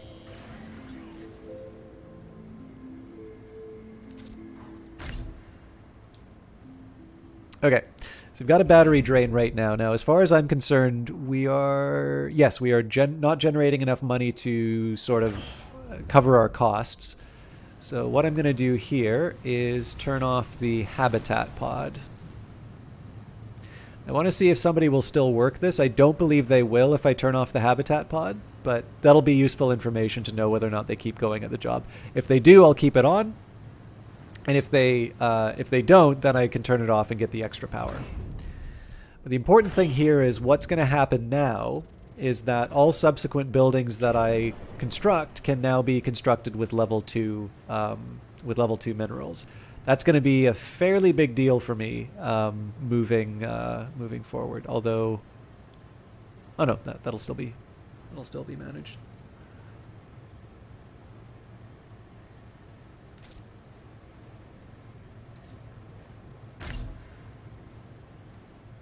So we'll speed things along. Just okay, this is only for level 1 minerals. I do eventually want to build a large storage container, I suppose. Or, yeah, we've already got the modules, so.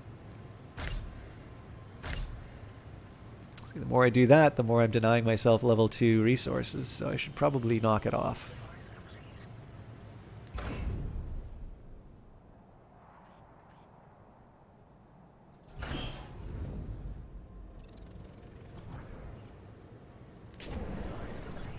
Am I already out of level... Yep, I'm already out of level 1 isotopes. I find that a little hard to believe, actually, because don't I have a... Yeah, I have a bunch over here. And we can upgrade the headquarters. So this is going to cause us a little grief. Oh no, it looks like it doesn't cause us grief as far as our power is concerned. I wonder why that is.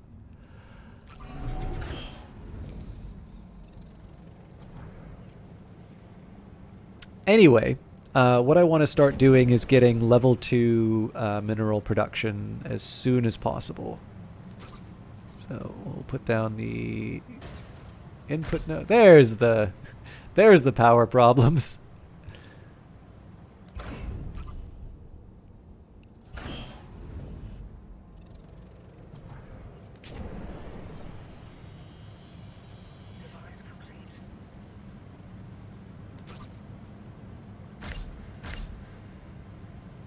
Don't quite have enough level 2 minerals for a level 2 processor, but that's fine. We're just sort of getting everything into position.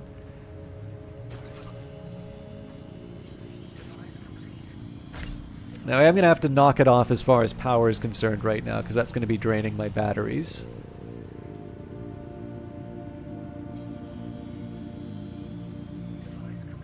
And this is a case where even though I'm giving up what seems to be a particularly scarce resource... Oh, did I screw this up? So I've got 2 there.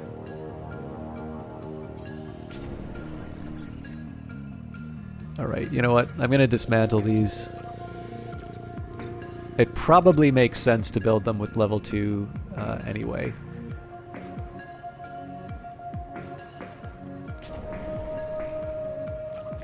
Power that off.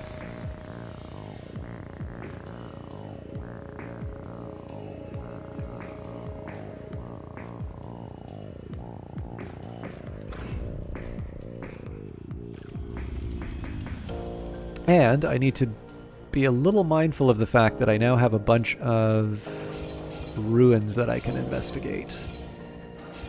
This is a particularly tasty one because there's nothing for me to get other than those resources.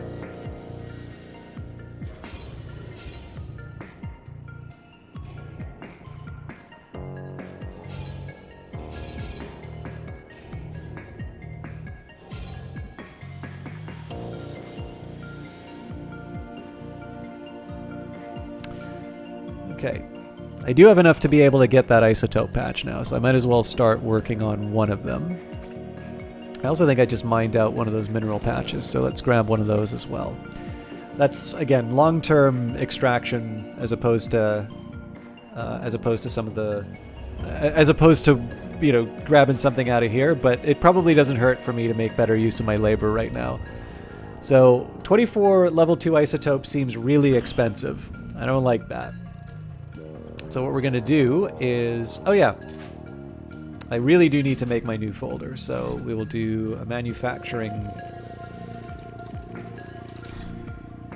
Do a manufacturing tab, we'll put that above... Okay, so the idea here is I'm putting repair at the top because that's almost always going to be blank, so we'll just move into the next one. I do want construct to be a fairly high priority task. Basically, if I hit build on something, I want it to get built. Ruins, similar idea, although there'll probably be more ruins. Like, ruins are going to be the thing that sort of happens in big spurts. Same with dismantle, again, that should be a once in a while objective. Out of the sort of emergent issues, I'd say dismantling is one of the things that I would say is overall a lower priority. And then I've made this manufacturing tab, and that's basically just... Now, I'm on the fence about whether or not I actually want this to be a thing that I do, but basically what I do is I take care of all of the manufacturing-related issues, so things like grabbing the isotopes and the minerals and filling them up again. I put all of that in this tab here, so that I've got basically moving... I kind of take moving minerals as a lower priority than taking care of the refined stuff, is kind of how I handle that. And then one weird side effect of this is I add empty waste modules on it, so it actually means that I have a whole bunch of cleaning tasks that wind up being a higher priority than moving resources. And again, I'm not 100% sure that this is the best way to lay it out in terms of how the workers should be handling stuff, but it's how I've been playing for the last little while. Okay, so one thing I want to do is make sure that level 2 minerals are a little bit more accessible. Well, see, I don't really need the large container right now, so maybe I just want to wait out for the level 2 processor. They're all off, which is good. So yeah, ideally... No, you know what? I am going to build this large container. The reason for that is it means that they have to travel a shorter distance to get rid of the goodies.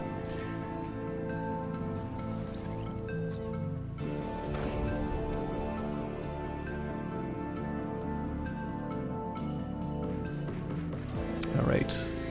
Speaking of goodies, in a couple turns I'll get another 20 minerals to play around with. Although we're doing okay for level 1 minerals, it's really more just the refined ones that we're worried about.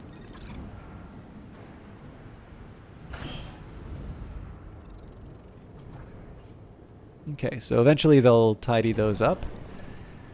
I'm really just waiting for the magic moment when we get a level 2 processor. So here I really do need to wait. I'm a little worried about the overall waste situation because we are getting rid of the waste that's been generated through the process of taking down those ruins. At some point I do need to build a smokestack, or I do need to get better at building something to store the waste. For the time being, though. Oh, actually, there is something else that I can do. Nah, let's wait on them. I actually want to have a fully functioning factory before I start messing around with that. I'm remembering that there is something that I can do with that 2 extra fuel that I haven't touched yet. But let's wait for me to get the level 2 processor, because then I can throw that thing online and we can start producing higher tier minerals, which will generally make life easier for us in terms of constructing the remaining buildings. So again, you can sort of see, especially if you've been following the stream between playthroughs, and particularly since this new update when they added all of these factory mechanics, this is a very different way from how I was playing before. You know, in this case, I've more or less ignored money. And in its place, what I've done is I've put this emphasis on the ability to get high quality,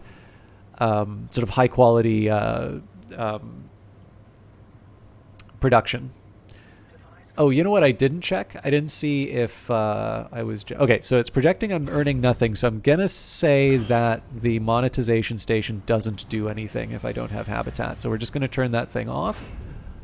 I'm going to head back to the factory. Now, as much as I would like to have refined isotope, well, you know what? I actually only have 1 more isotope to go, so let's just get that thing... Let's just get that thing processed. Okay, so there's no more isotopes. We'll turn that off. It's currently working through the processor, so we'll wait. That thing I think I can afford to turn... Yeah, we'll wait for the reconstruction. Alright, so turn that thing off. I'll wait till they pick up the remaining isotope. But the idea here now is that, in fact, let's just... So I'm going to need to find 2 more energy somewhere. Well, let's see...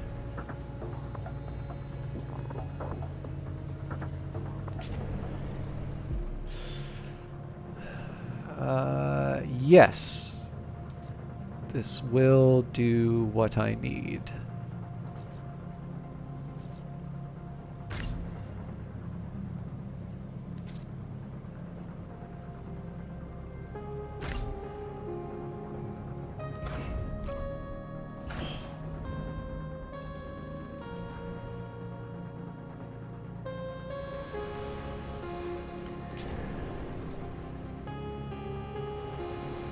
Okay, so I'm turning this on now so I can have at least have 1 person working on this. Although I guess it doesn't really matter because I don't have any level 2 minerals to be working with. Eventually I'm going to turn on the second one, but what I need to have happen first... So I've currently got 2 fuel of a surplus that's being generated by this generator. So what I'm doing here is I'm building another generator. I'm going to need to still build an industrial outlet to be able to like make the most of it. But I'll be able to build that when my minerals get processed. In the meantime, we're sitting on 36 influence again. Now, I don't have the money to open up the council hall, so there's no way of me sort of converting resources. So really, at this point, I just want to find the most cost-effective way for me to generate more resources. And actually, come to think of it, just because I have so many idle workers, I think I'm going to start mining out all of these patches.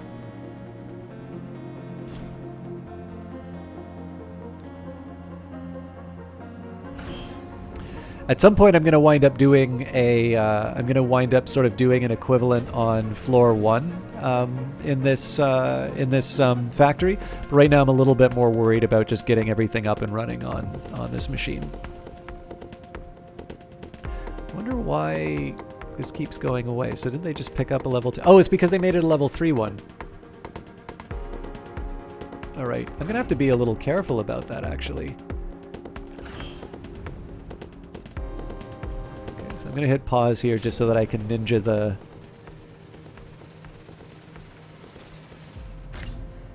resources for the outlet.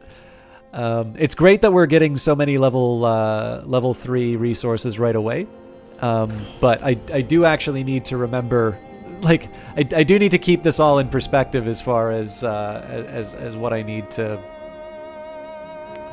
come online.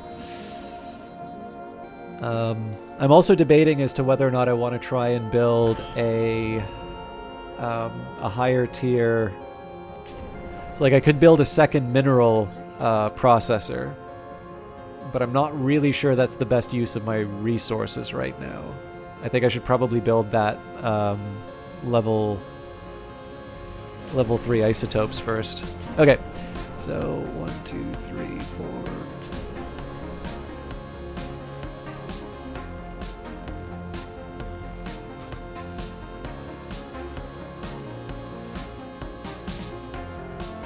I hope this is right, and I'm actually going to pause just to make sure.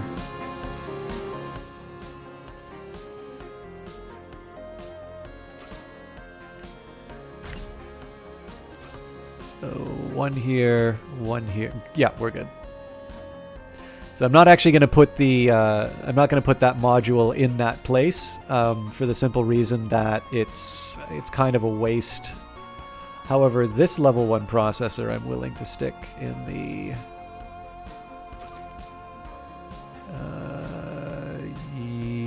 yes. Why do I feel like I screwed that up, though? So output goes here. Employee goes here. Input. Nope, that's fine. Okay, so that should be all the level 3 minerals that I need right now. So what I want to do, I mean, for the time being, I'm fine. Actually, I've got a surplus of 6, so we can start getting the isotopes online again.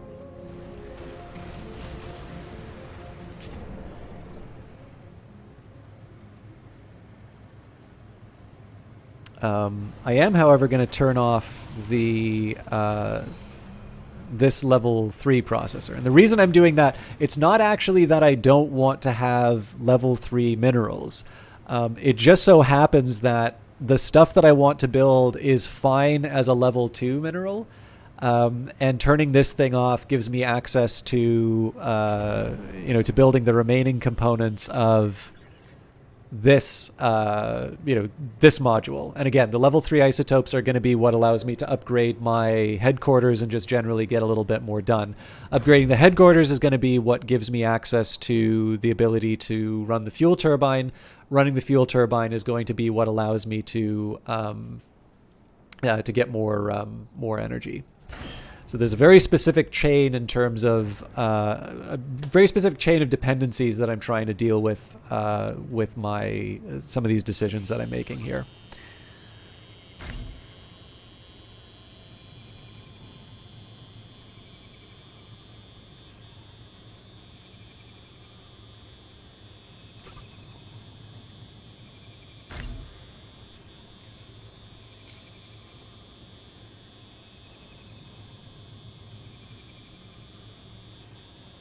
I am also going to need power for this stuff, but Details, details.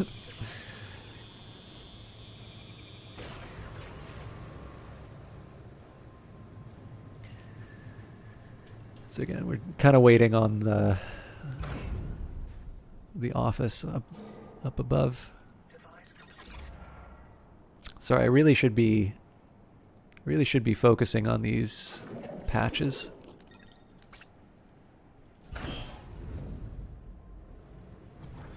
Okay, let's get the relay down just so we can get this thing up and running. When I can, we'll put down... I'm actually going to put down the output before I put down the employee module. Again, it's just a question of getting the thing running as soon as possible so that we can get the higher level isotopes. And then, I mean, eventually at the end we'll put down storage containers and whatnot, but...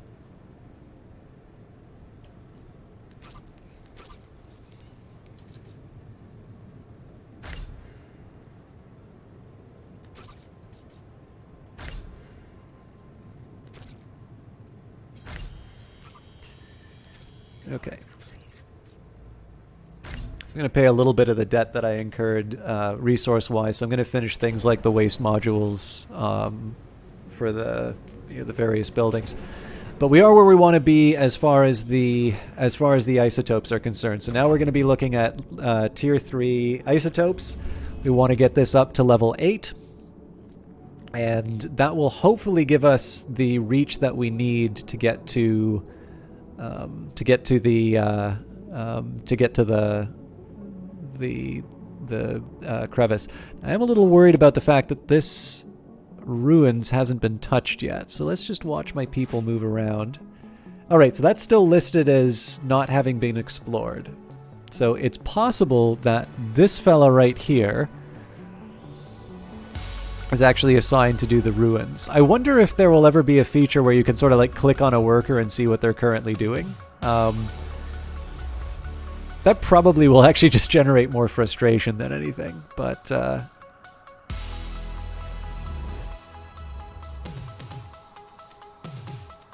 okay, here's what I'm going to do. I'm going to cancel that job. Yep, that's exactly what happened there. Okay, cool.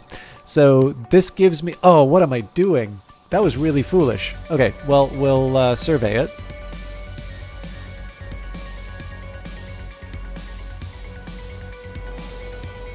I could use that. Could have used that 20 to start mining that isotope patch.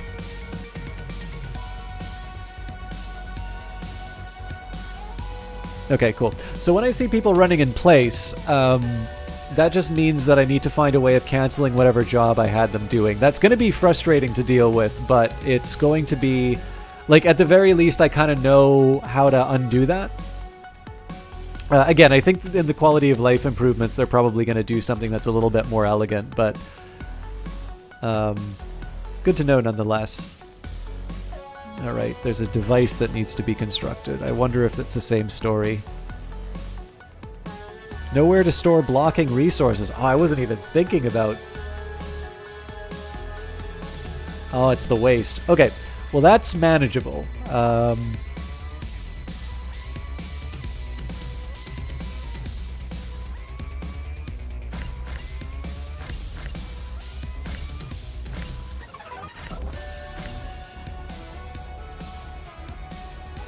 And apparently we are out of tier 1 isotopes. So what I'm going to do here is I'm going to turn this one off. It's just going to be a little bit of a balancing act here, where I'm just going to redirect the power to whatever devices I think are the most important.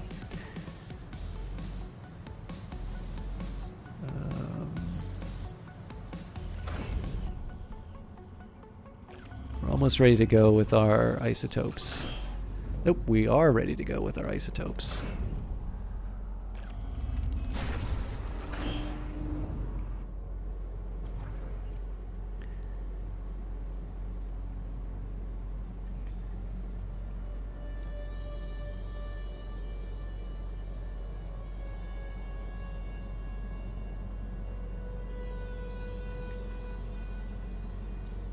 So I think these, I believe this cleanup is happening because, oh, Oh, right, because the upgrade's happening. I believe this cleanup's happening here because specifically this job needs to happen, and they're trying to, like, to stop the thing that's preventing the job from happening.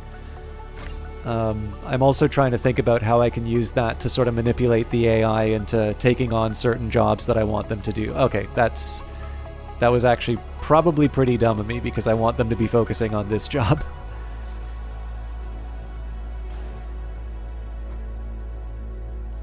But we've hit the far more important step of our final upgrade to the headquarters, and it looks like I'm just one short on my turbine. Now, that's not the end of the world, because clearly I can still, like, I can, if it really came down to it, I could still,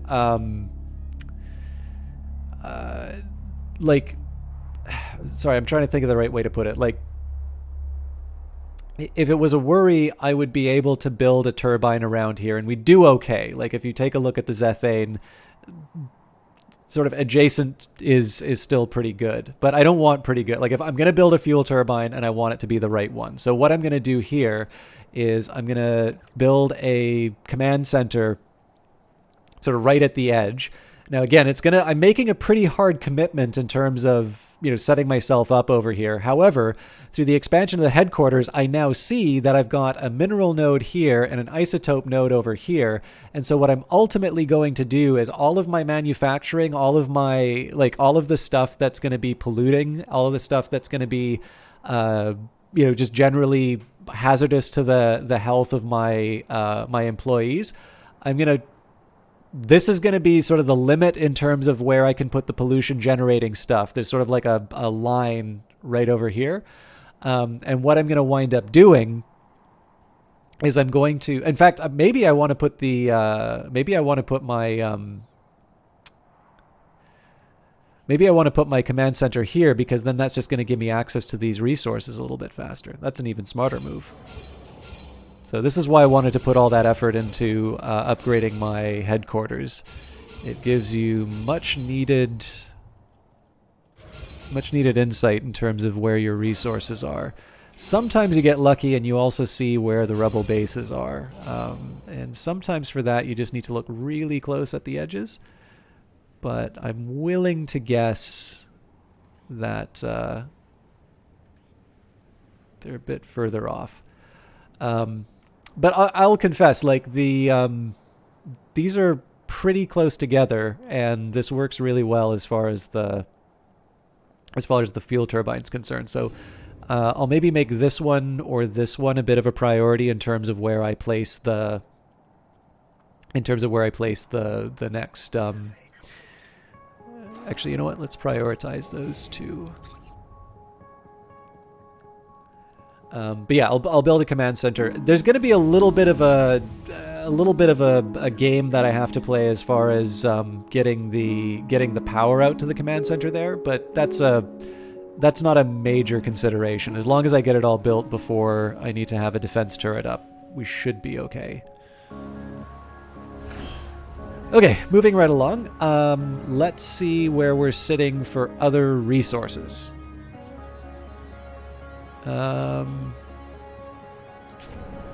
In fact, because I'm going to be building a command center, I think it would not be a terrible idea for me to at least build out the level 3 minerals I need for that. So I need 8.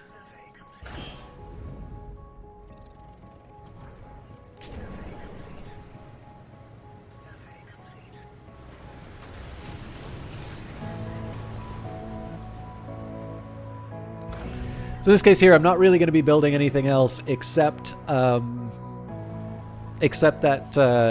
command module. Now the problem that I have, or the command center, problem I have with this is that it's going to cost 8 energy. So I basically, in that situation, kind of need to kill my manufacturing. Actually, with that in mind, let's also see what it's going to cost me for a fuel turbine. So that's going to, so I actually need 16 minerals and 2 isotope 3s. Okay, this is really a minerals game here. In fact, I would be willing to say it would make more sense for me to build the second half of that mineral production now. So this is going to eat up some of my mineral twos, but I think it's worth it.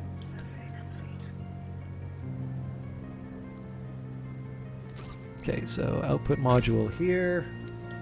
Employee module. Oh, I think I already messed this up. Nope, that still works. Now, level 3 is helpful here just to minimize the cost for the...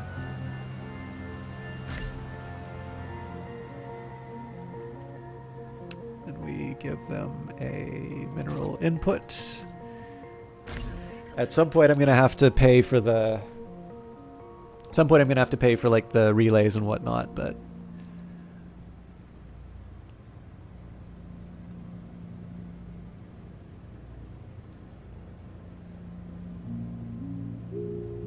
But the idea here is that I want... I'm out of employees, huh? I'm sure they'll find their way.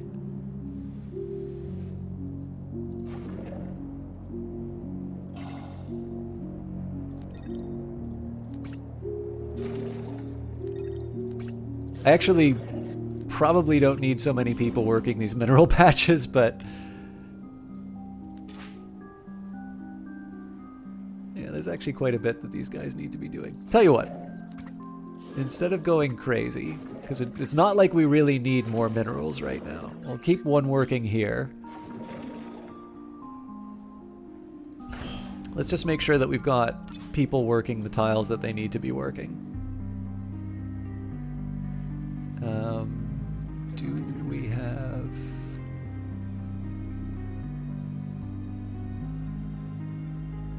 Okay, well we're okay for level 3 modules right now, so...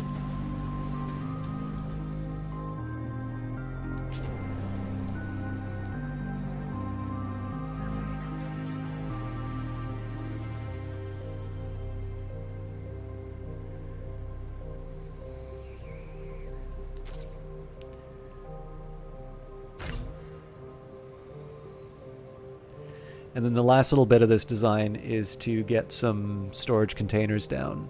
First one will be for the level 1 minerals, and then we'll put down some for the level 2s. We already have something to store level 2 up here, so... Oh, I already messed up.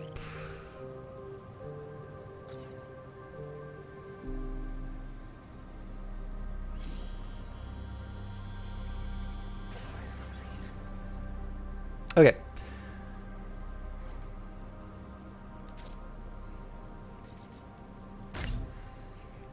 So it's going to be a little bit of a grind as I just wait for level 2 modules to, or sorry, level 2 minerals to be able to put down the remaining components.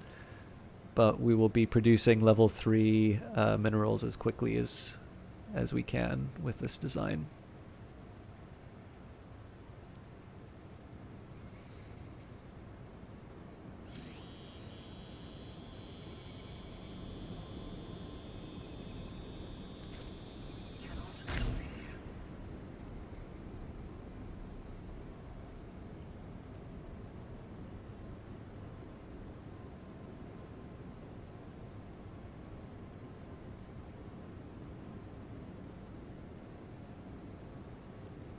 So the ideal is going to be that once all of this is done, we're going to be having a situation in which, if you remember how our previous Enterprise went, we were always playing catch-up in terms of the raw minerals that we had extracted. And the ideal here is that once this factory is up and running properly, we're actually basically going to be refining resources as they come in. So as I start buzzing down some of these ruins, you should start seeing basically people taking them to the refining capacity right away, and we shouldn't be waiting too long to be able to get these upgraded resources. That's an ideal, obviously. I don't think it's really going to happen exactly like that, but it would be my, if I could express like a preference in terms of how this all turns out, that would sort of be the way that I see it going.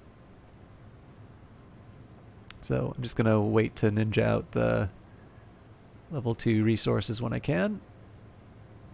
They're doing a pretty good job of filling up the level 3 one, though. Okay. So storage container number 1.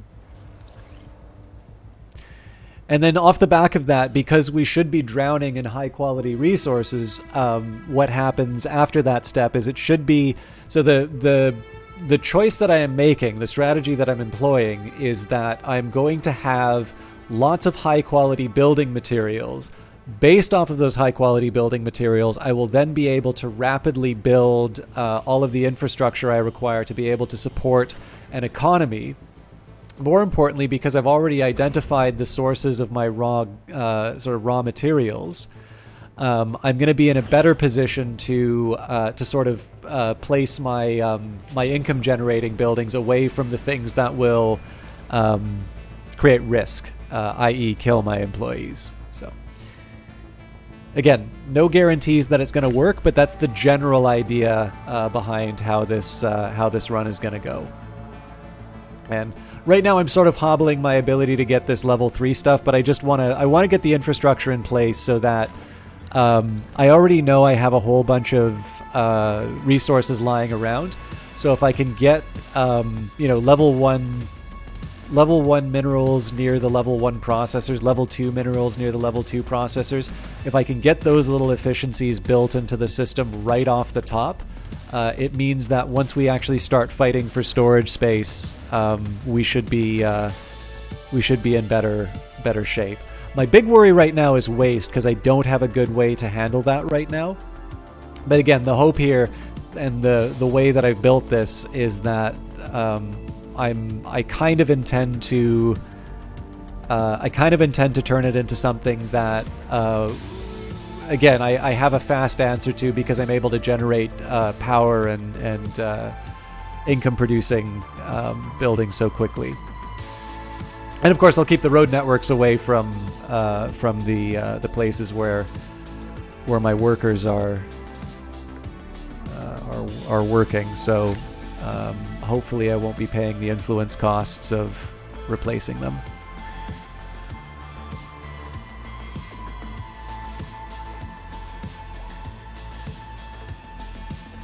All right.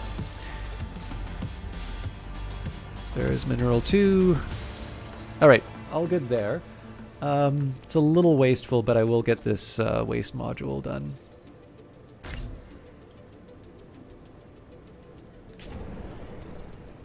We are getting close to our storage capacity for waste. This will buy me a little more. Let's get the proper shape.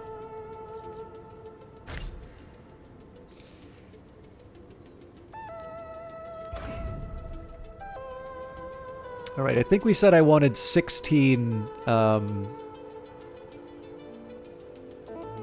think I wanted 16 minerals before I pulled the trigger. I think I'm gonna go straight down the middle. I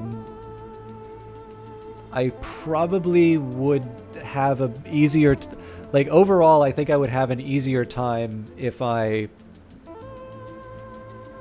had one sort of command center for each side, but I don't really think I'm in a position to be able to.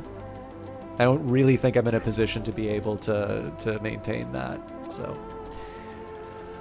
the other thing I need to remember is I'm probably going to have to build a couple of extra pylons. So let's build some. Oh, this is only an isotope item. Okay. So once I get my 16 minerals, I'm actually going to switch my production back to isotopes, because it's really clear that I'm going to need to get those. Well, we can wait a little bit. I'm going to do this upgrade. This is going to hurt me in terms of the factory, but I'm doing this so that I can get an idea in terms of what it costs to get a fully upgraded energy pylon. That'll hopefully give me an idea in terms of how many of those things I'm going to need to build.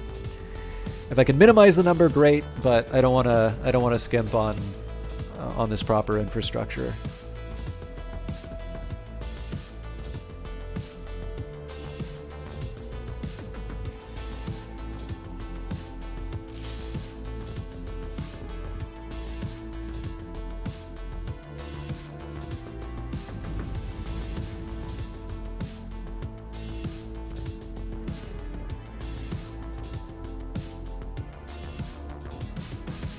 The other thing I need to remember is I also need to have the minerals in place to be able to build the generators that will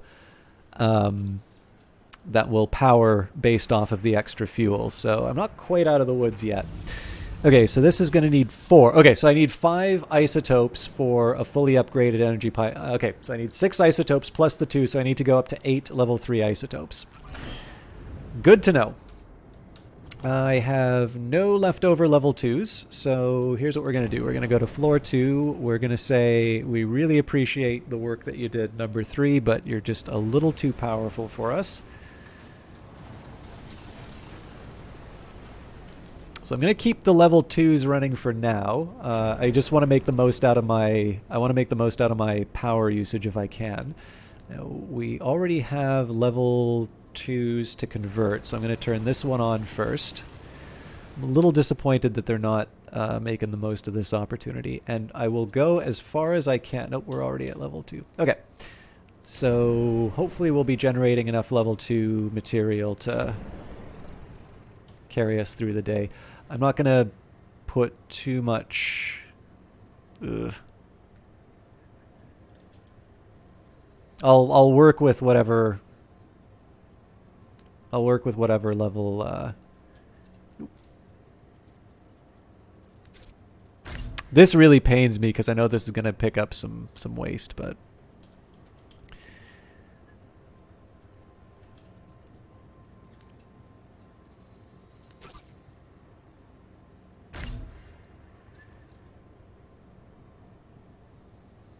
I think I said I was waiting for 8 on the isotopes, right? Okay, so this thing is supposed to be taking level 2 isotopes only. Oh, we had a little bit of a windfall on level 2s, it looks... Oh, that's right, because we're not converting them into level 3s. Okay, isotope input for 1 to 2. Output module for finished product. And then we'll need to wait for the... Oh, not that long. Oh, that's right. This thing's going to be pulling power. I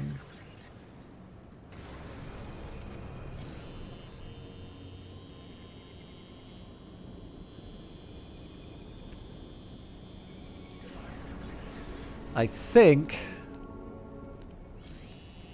I might just have to... I think I might just need to have to process the level 2 isotopes that I already have. I'm not quite sure I have enough gas in the tank to be able to...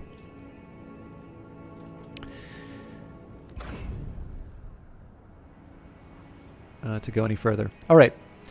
So as a starter, let's get the command center down. Because again, I'm going to have to dance around the power problems for a little bit. Good news is hopefully I'm not going to have to upgrade it to be able to get the fuel turbine down. If I can get, good solid turbine right here, I'll be happy.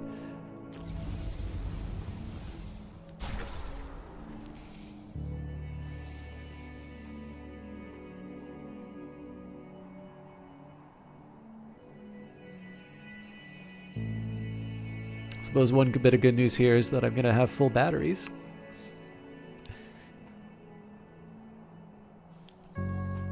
While we're waiting for that to happen, let's see if I can get a few more parts in on the... Again, if I can build this in such a way that it looks the way I would want it to look if I had sort of unlimited resources at the very start, that just makes me happier as far as... That just makes me happier when we're finally processing everything at the rate we would normally want. Let's swing for the fences on waste receptacles. I'm only going to be able to build 3 right now, but let's see if we can get enough to handle our waste until we can build the smokestack.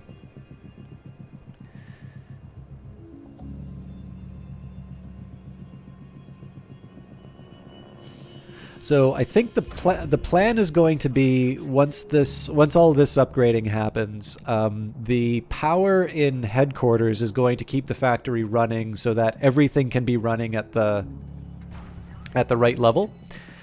And then what will happen following that? Okay. I gotta think of how I'm gonna plan this out. Okay, so fuel turbine goes here. This would actually not be a bad spot for a road, so we'll leave that open, which means this one's gotta become... Aha, that's the... I keep forgetting. I always have to leave the energy plant. Okay, I'll make this work still.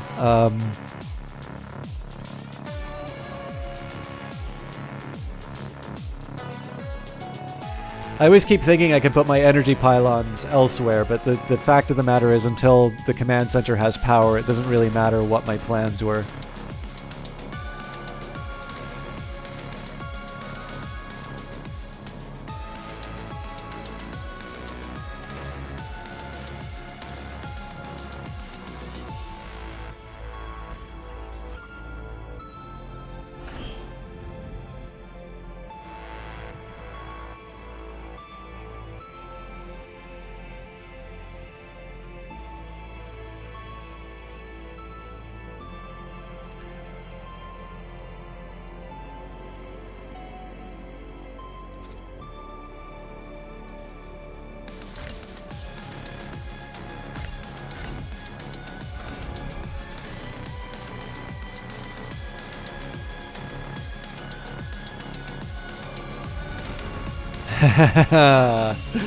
All right.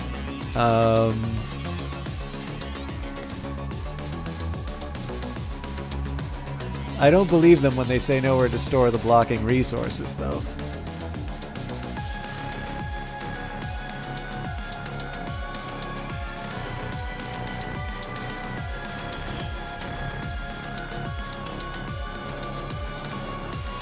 So hopefully the answer for clearing out space will be to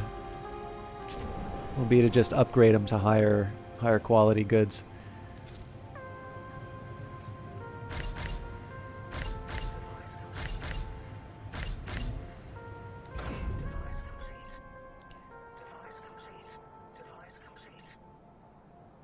Oh my god, did I just do level 3? Oh no, no, no, no, no, no, no. Oh, that's so bad. Wait, Minerals 1? Really?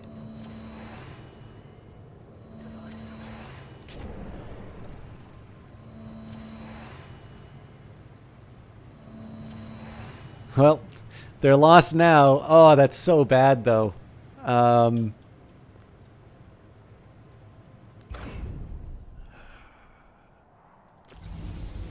mean, I'm making the pylon.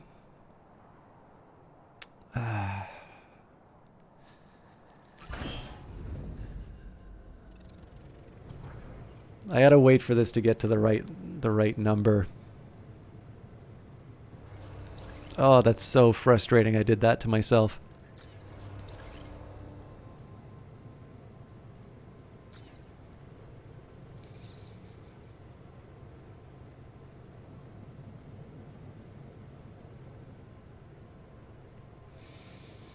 Okay, I believe that's a level 6 that I just made. So we'll wait for the inputs. Okay, so you get powered off. Obviously, we got to keep the employee there till the last minute.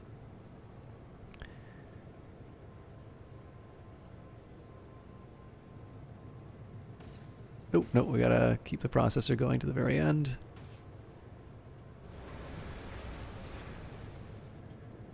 All right. Now we go back to level 3. Ooh. Clearly I was not thinking, because it looks like I had more opportunities for production than I thought. All right, so I mean it's not great, right? It's going to take us a while to get back to where we needed to be, but okay, so I think I actually just need to upgrade this once. It doesn't hurt that I was had an abundance of caution. The one problem, though, is that I am sort of behind the 8 ball as far as high-quality minerals are concerned. So this might be a little painful. We really got through those isotopes. Can I get... Yes. Again, isotopes are going to be sort of my lifeblood as far as upgrades are concerned, and I am going to be relying on a lot of high-quality buildings. But once this thing gets built, I'm going to want to slow things down, and I don't want to completely shut off my factories because I need to make sure that I'm getting enough to actually build the fuel turbine. My best fuel turbine would in fact be 16 mineral resources, then the isotopes, and then whatever it costs to combine, but I am also draining my batteries. So first thing I should be willing to kill would be any remaining isotopes. Okay, those are not a thing anymore. Oh man, I gotta turn it all off.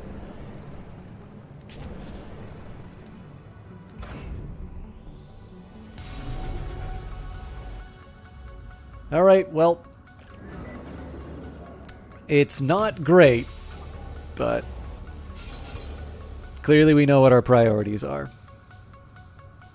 I think maybe what I'll do is I'll just wait for the batteries to charge, and then I'll turn the factory back on, and then, you know, let the batteries go back down again. That's probably the... It's not the best, but it'll let me do what I need to do. Like, I just need people to investigate the appropriate region. It's not a setup for forever, so.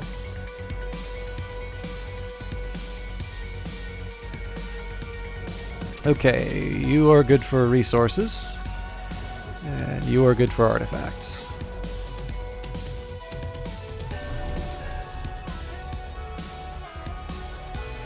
Right. There's going to be consequences in terms of construction once these things get taken out. So turning off the factory isn't viable past a certain point.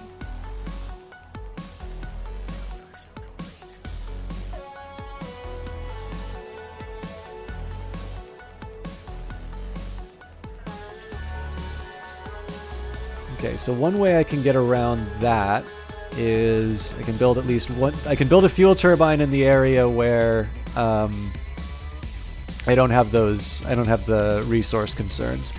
Again, this is really the point where we should be crossing our fingers, because if the rebels find us here, we are sitting ducks.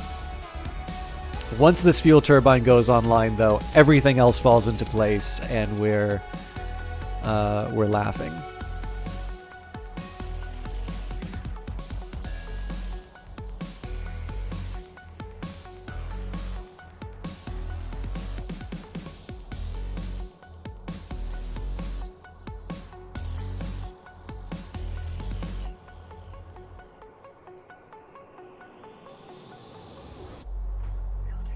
Okay, so fuel turbine's up and running. We've got a surplus of fuel, so what I'm going to do now is move up to floor number 2.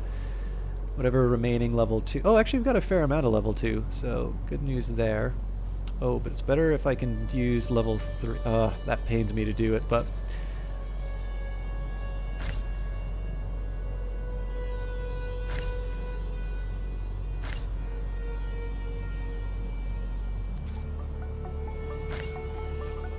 So that should get us started as far as the...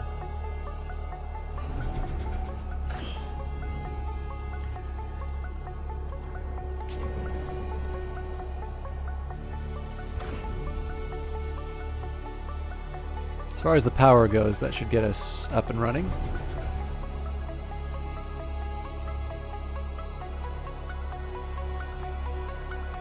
We'll see if we can play chicken with them until...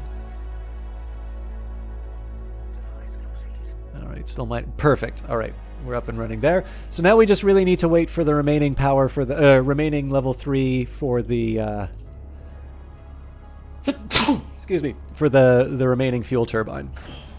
So, and I've got another floor of generators that I can turn on if I need. But for now, everything's going well on floor number 2. We've got floor number 1 now, so let's turn isotopes on. And I'm a little short on...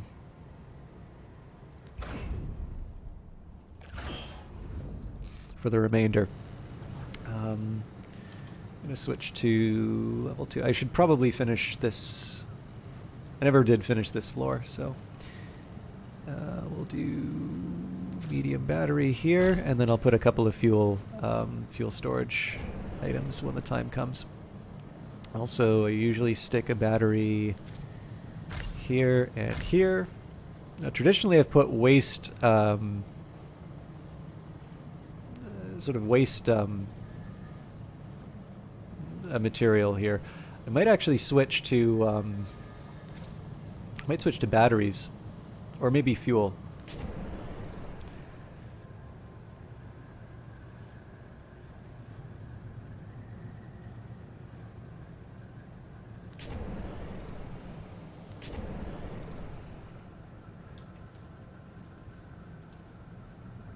Okay, so we're still plus 13 on the fuel. We're actually doing really well there, so I'm going to risk a full floor of... Well, I don't even need to speculate on that, really. So medium generator, so that's fuel cost. So 4 of these things are going to cost us 8, obviously greater than 13. So let's do an outlet for my frustrations. We'll do a relay and a relay. And we'll stick some batteries on... Actually, I can afford to do that now, so we'll stick some batteries on the edges. What did I do on this floor? Oh, I didn't do anything, so battery there.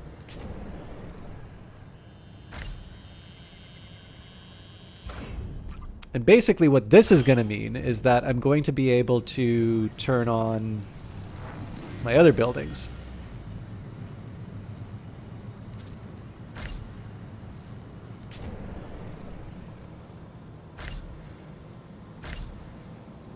I should probably give the factory some breathing room. So I gotta wait for the power to go up. But once the outlet's ready to go, I'm gonna be able to turn on the remaining buildings in the factory, and then it's just a matter of time before we're able to sort of have maximum production and to get the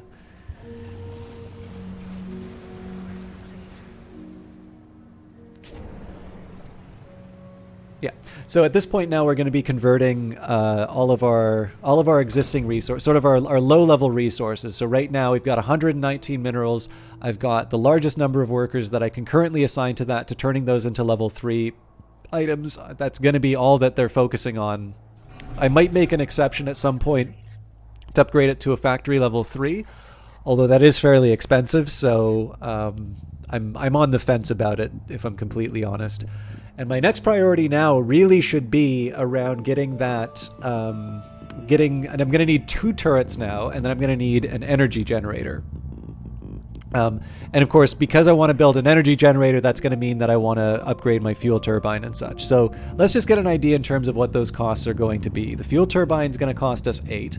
The energy plant, that's going to cost us 16. And then 2 defense turrets are going to cost us 32. So in total, we're looking at 48 in terms of total costs as far as minerals are concerned.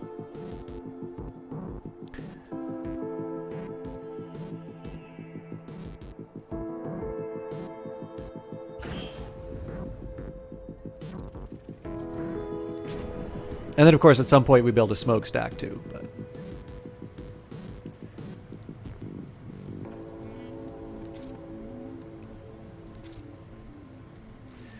because I know I'm going to be waiting on, sort of the upgraded.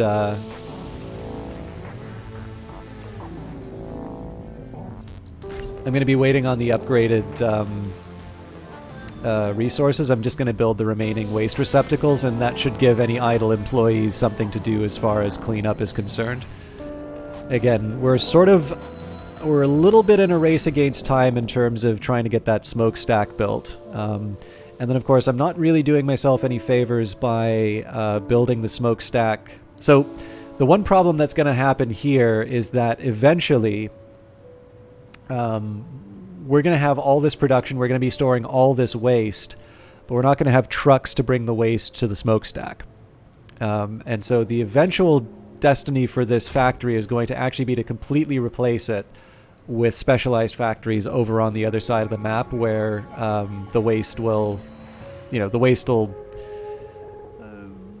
won't be such a trek, but that's way on in the future. Like right now, I'm just trying to get myself into a spot where I'm able to manage all of my resources.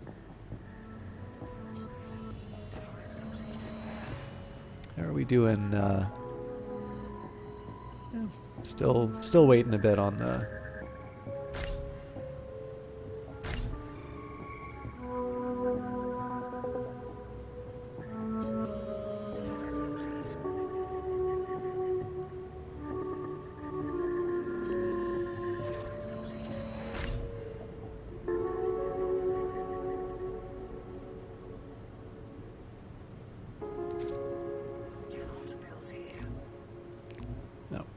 Took it for the level 3. That's fine, 11 in a minute.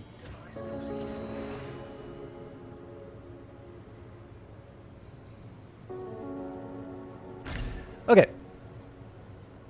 So, in theory, at some point I could build some more receptacles as far as, or not receptacles, like some more storage containers as far as the refined goods are concerned. But honestly, if I'm not using these...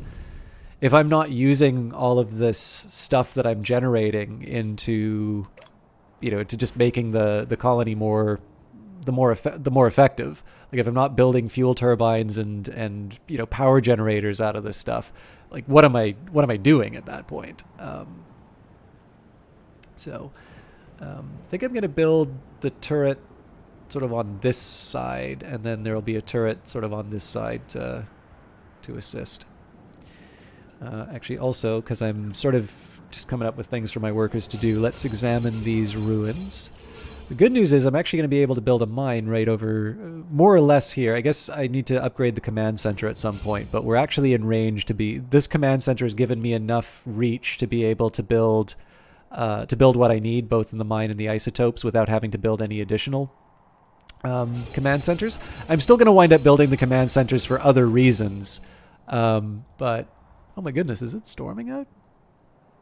There's a bunch of lights just flashed. I don't think it was a car. Anyways. Yeah, I heard a rumble. Cool. It's been a while since we've had thunder. But the idea here is that by putting the command center here, I've put myself in a position where we can take advantage of the mine almost immediately. We still need to buy the mine, of course, but the other nice thing, of course, is that I've also sort of started myself on a path to keeping my employees reasonably safe, or my citizens reasonably safe from pollution. Trying to think of the best way for me to build the factories. I think I'll maybe keep this column open just in case I do eventually want to put a road here. But I figure I can maybe start putting some factories in this area, or a factory in that area. So we'll claim it, we'll turn it into artifacts, we'll get somebody mining that out.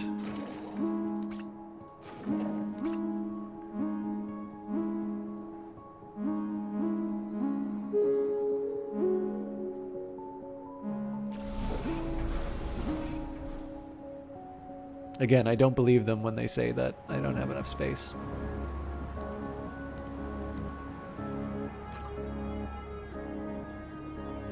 Actually going to switch this to priority just in case they don't have the proper sense of urgency.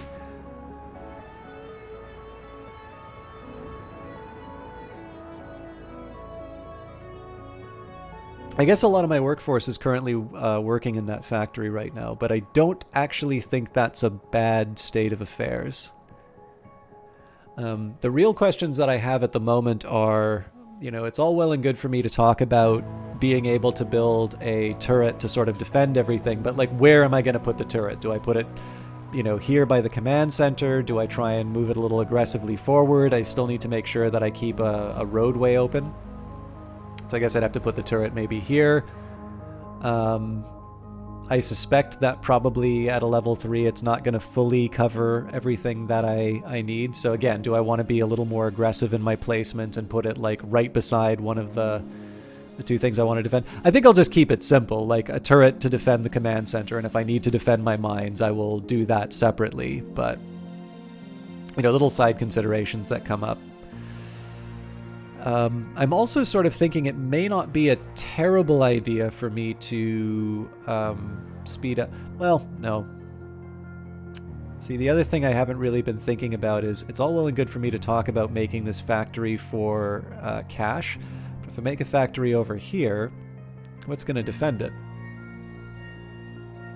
So I think I'm going to put down the turret, and maybe I will see what its coverage is before I commit to making money. That makes me a little sad, because I really do want to get, cash as soon as possible. That's going to be what allows me to build a smokestack and not get buried under a pile of waste.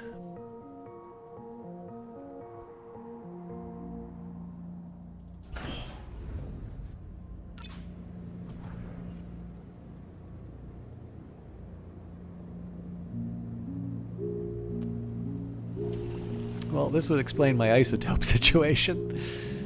Hopefully we've got a worker we can assign to that.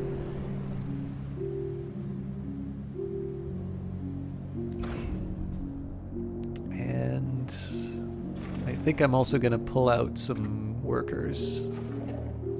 So it makes sense to do this one until I know that I'm actually going to need that territory. I should probably stop filling up my level 2.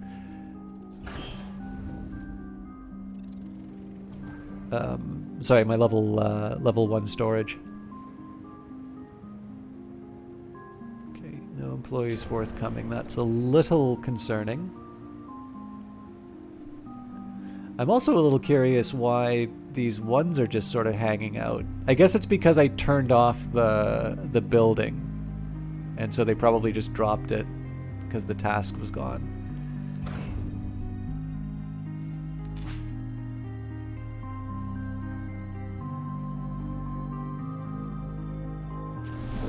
So I want to see what happens when that worker gets there. Hopefully, okay, yeah, the isotopes are going down. So it's going to be a long journey, but we are going to see this thing happen. Unfortunately, just because of the time that it's taking them to get this work done, nobody's touching the manufacturing because I made it a priority job.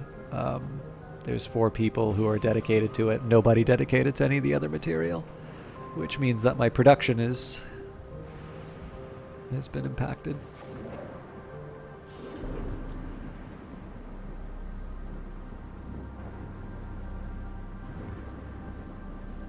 Still, we'll wait it out. I mean, it's not great because the whole idea of, you know, waiting for these things to happen is that like, there's a difference between waiting while you're generating desirable resources and then waiting while, like, nothing's happening.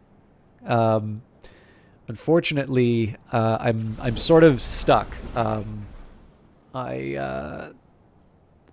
the fuel turbine's done, that is a priority mission because I don't have any other options for storage right now.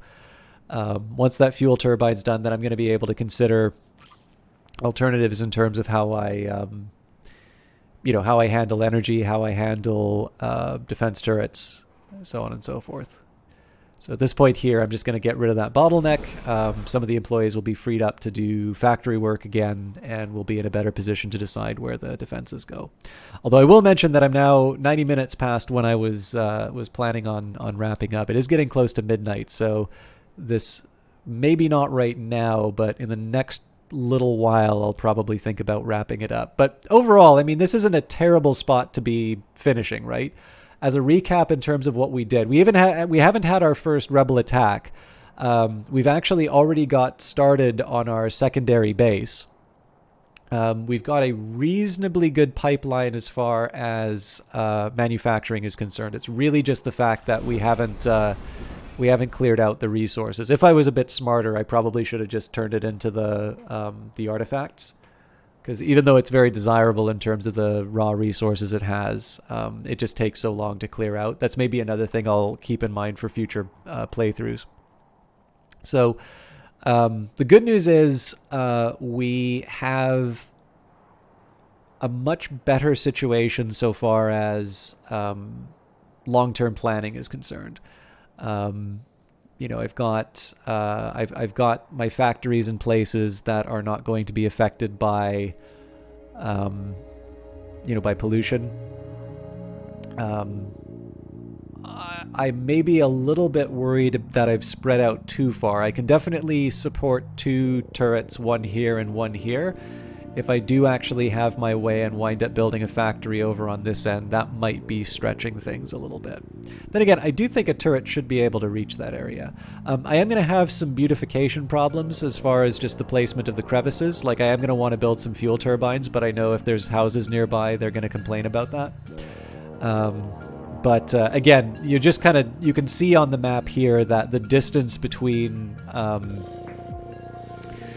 between pollution threats and where the people are going to be. Like, I may not even convert this into something for housing. I might even just, abandon this factory eventually.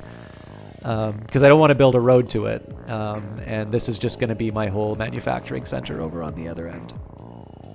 We'll see. The other worry I have is that right now I'm just generating so much influence.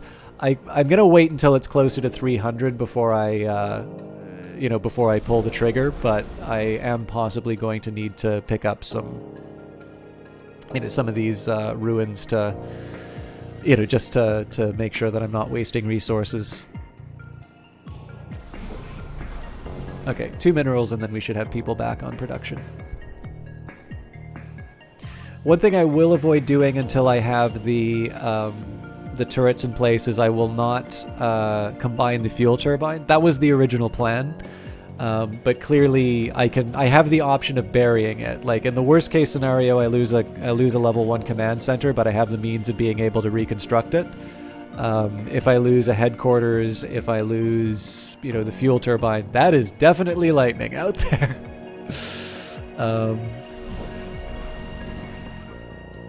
It's game over. So out of priorities, this is the main thing for me to defend. So who gets the honor of building the turbine?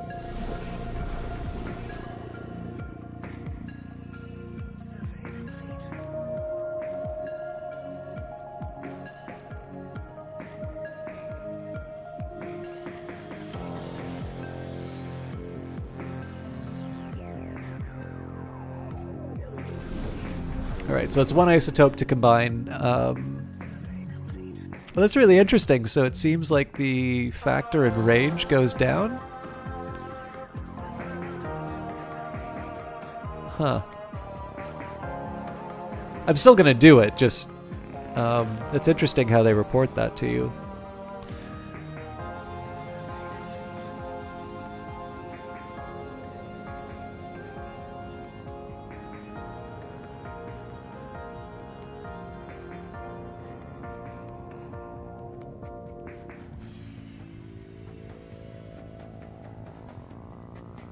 Okay, we're full up for level 1 minerals, so that doesn't really do anything for me. We're getting full for level 1 isotopes, but we're not quite there yet, so... Do I really want someone working that, though? I mean, that's a worker that's not doing something useful, so... Yeah, right now we've got 5 workers dedicated to managing everything else, so let's just cool it for now. Against my better judgment, I am going to build a defensive turret instead of the energy generator, and it occurred to me that, like, so the defense turret costs 24 energy. I can't turn that thing on and have my manufacturing run the way that I want it to. But it's not the greatest hardship in the world to turn off one of my level 1 to level 2 conversions. And I think this will give me a model of how like how worried I should be in terms of resource shortages as far as upgrades are concerned, because I seem to remember the defensive turrets are actually kind of expensive to upgrade. Then again, the good news is you only really need one of them. Oh my god, I forgot. I can't build the defensive turret because I didn't buy it. Okay, I'm going to need to make a...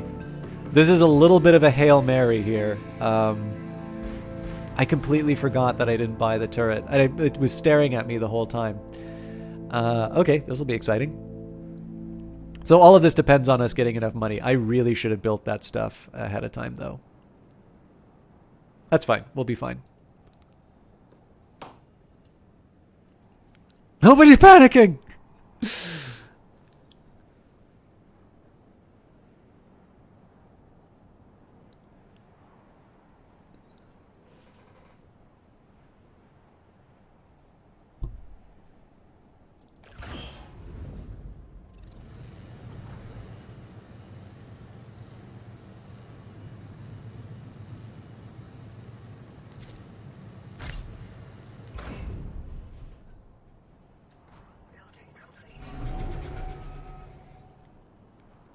So we're going to wait to connect before I go any further. At the very least, this will give me something to dump my council influence into.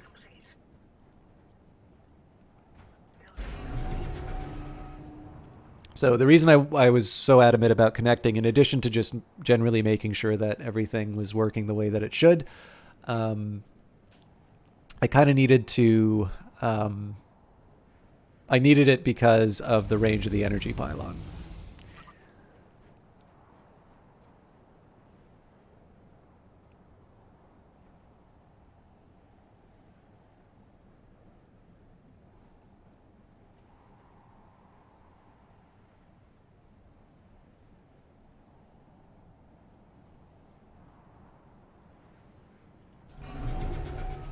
I'm tempted to try and bring this up to a level 2 as well, because I want to build as many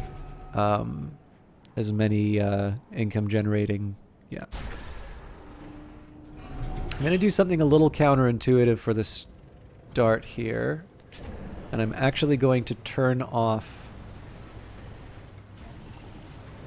the 2 to 3 processor, and that's just because I know I can get by with level 2 minerals for the trading floor. So I'm going to build those up.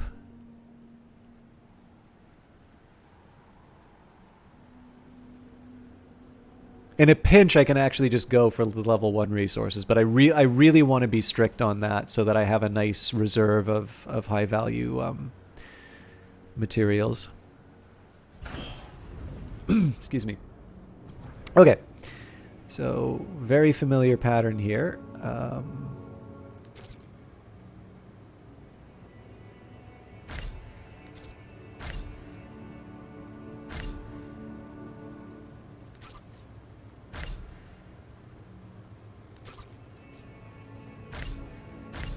I might make this the one with the conversion center. I haven't settled on that quite yet, but...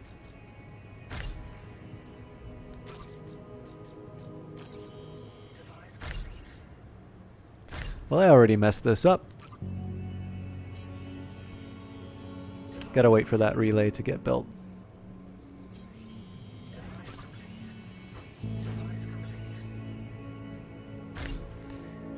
Basically want to get as many people here as quickly as we can.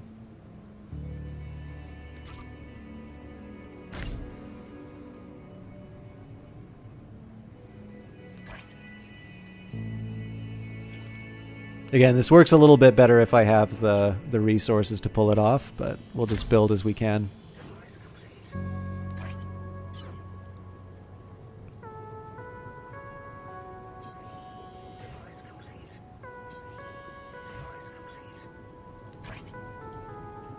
Okay, and I'm gonna preempt the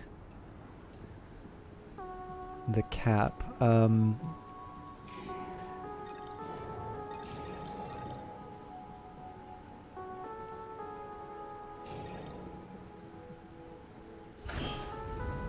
It's just kind of removing a distraction. Okay. So again, the real goal here is just as many habitat pods and monetization stations as I can pull off.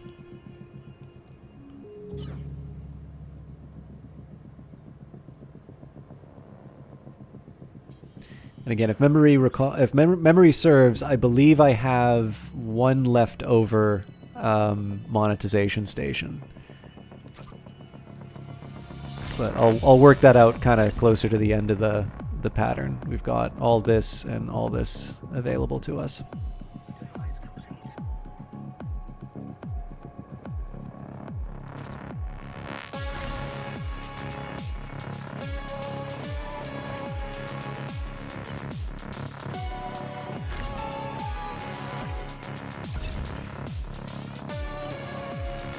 Oh, I know what I could have wasted my credits on. I could have improved the storage space. That would have really saved me. Because what's going to happen is I'm going to have to miss a bunch of attractive ships just because we don't have enough storage. Still at a deficit, but I don't think that's going to be true for long.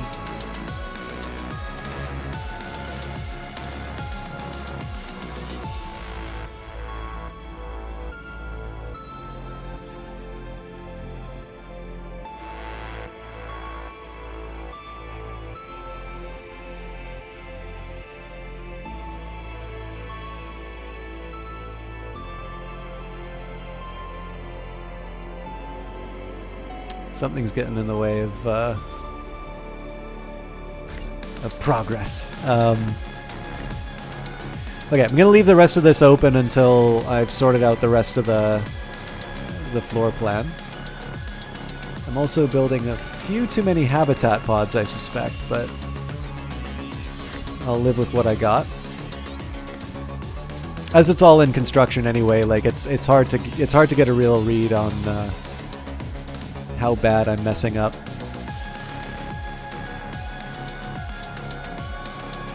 The funny thing is, I could choose to put waste receptacles here, but instead I decide to put fuel.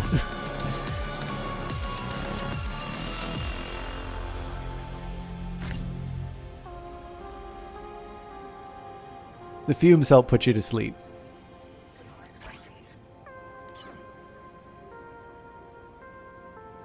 This is why the generator becomes kind of important, because as we're building our economy. Okay, we're back to a surplus, which is good. It's not a large one, but hopefully a few sensible investments will take care of that.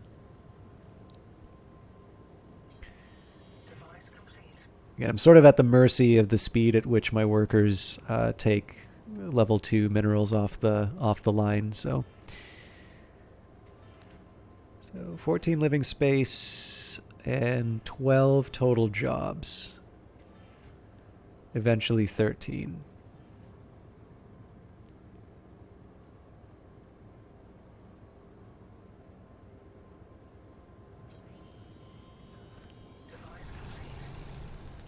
Oh yeah, this is why I shouldn't be reading into that too carefully.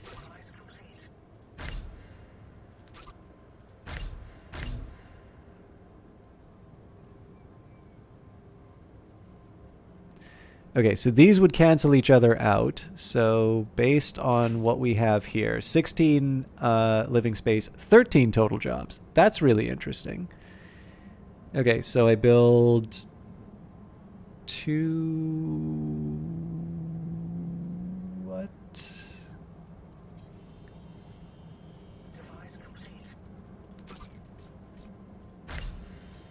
Okay, that balances out. So we've added the 2 to the... oh, Jesus.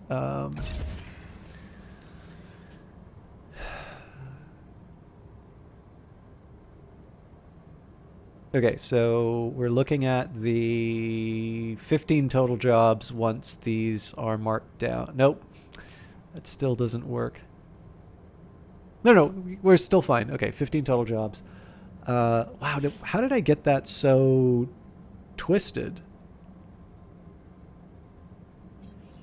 Device complete. I built so many habitat pods, but not enough jobs. Huh.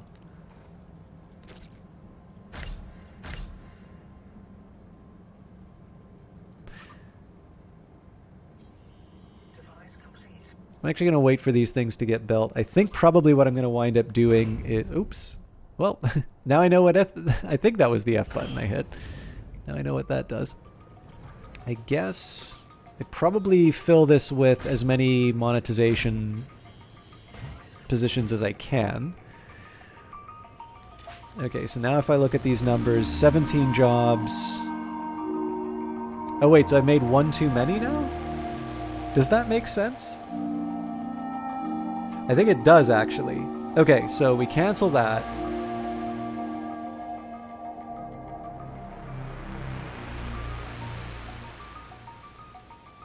$18 living space, 18 jobs.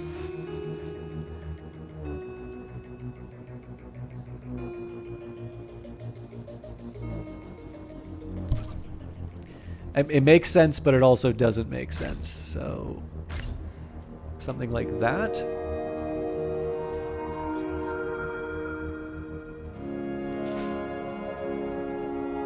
I don't feel like I've had to do this before.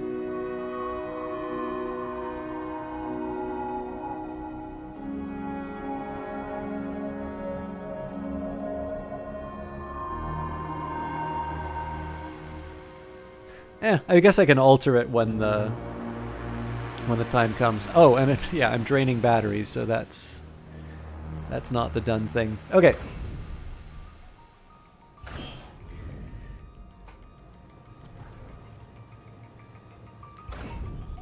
But I do have an option of inflating my workforce if I need.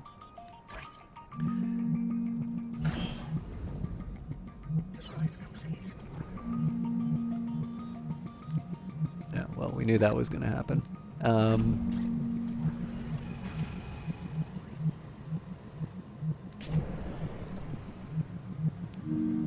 Wrong factory. Okay. This is the time I need to get my level 3 back up. Oh my god, I had somebody wasting time there the entire time. Alright.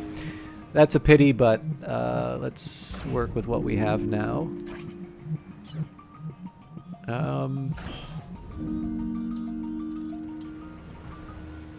Okay, we're at 24, so that should be good for... In fact, I'm going to try and let the battery drain. I'll try building the energy plant off of that.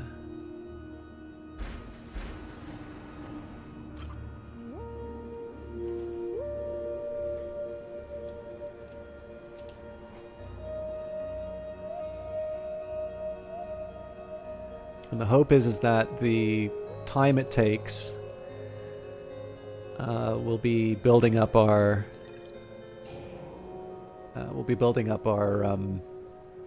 our resources to get that defensive tower down. And of course, I'm claiming these territories just to dump. Okay, we'll owe them 400.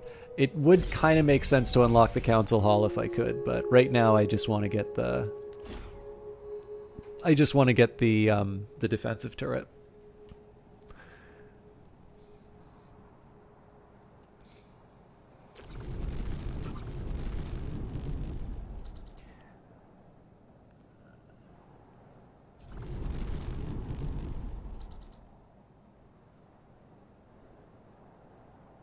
I suppose knowing it's going to take me a few days to get the defensive turret too is kind of nice, because that means I can start doing things like upgrading the energy plant. Actually, yeah, this is so foolish, but I am connecting it.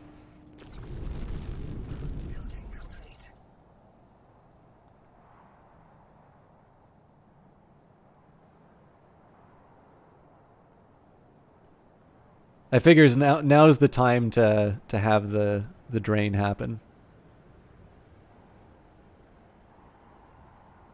If it happens during a work shift, it's a huge problem. If it happens now, it's just a small manufacturing glitch.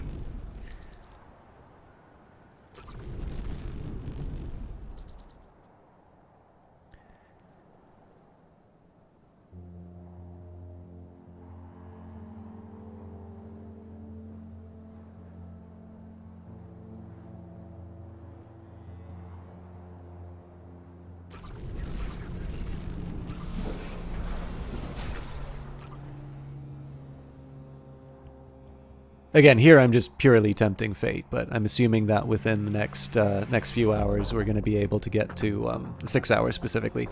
We're going to be able to get at least the upgrade of the fuel turbine in, and hopefully an upgrade to the energy plant. But that one I'm a little less certain on. And that just means that I have fewer disruptions to the base when the time comes. Okay, so yes, I can get away with that. And I think I need 10 to upgrade this fuel turbine.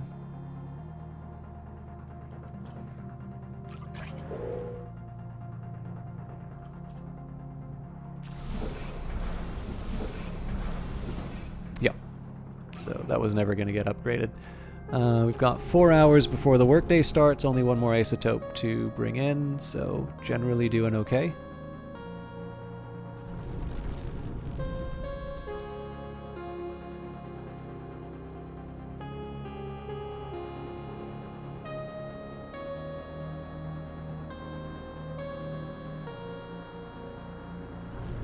Okay, and again, I think this needs 10. Yeah, so we'll assign somebody to...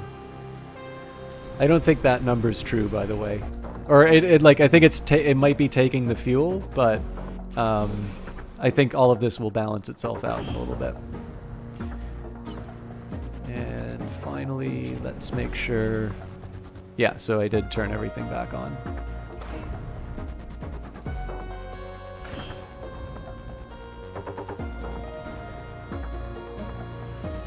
In fact, at some point I'm going to be willing to turn on the conversion capsules, but I don't really see any benefit in draining those batteries right now. So,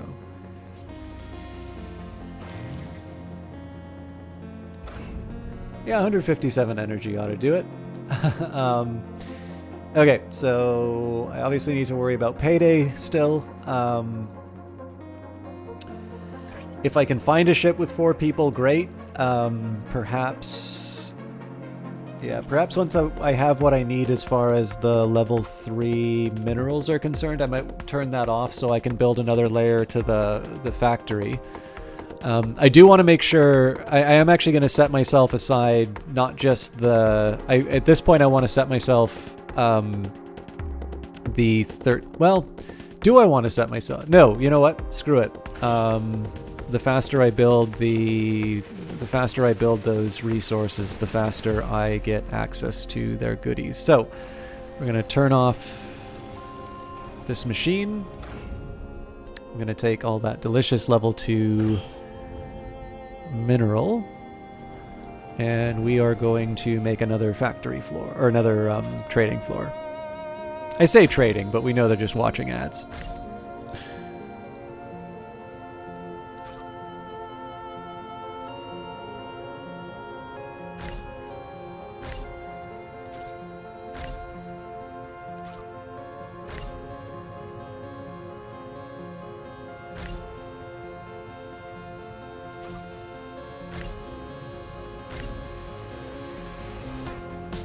I owe myself a couple of relays here first.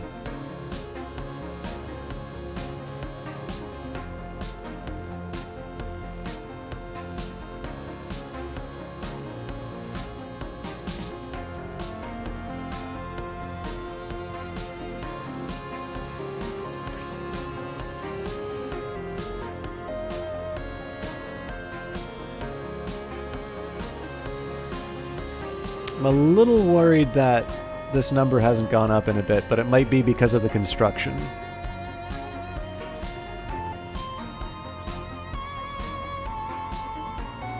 Looks like I'm going to have to go claim hunting again.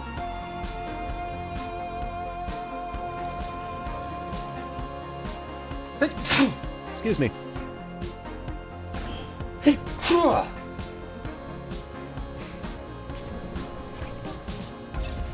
Perfect number. Well, formerly perfect number. Now it's mildly inconvenient number.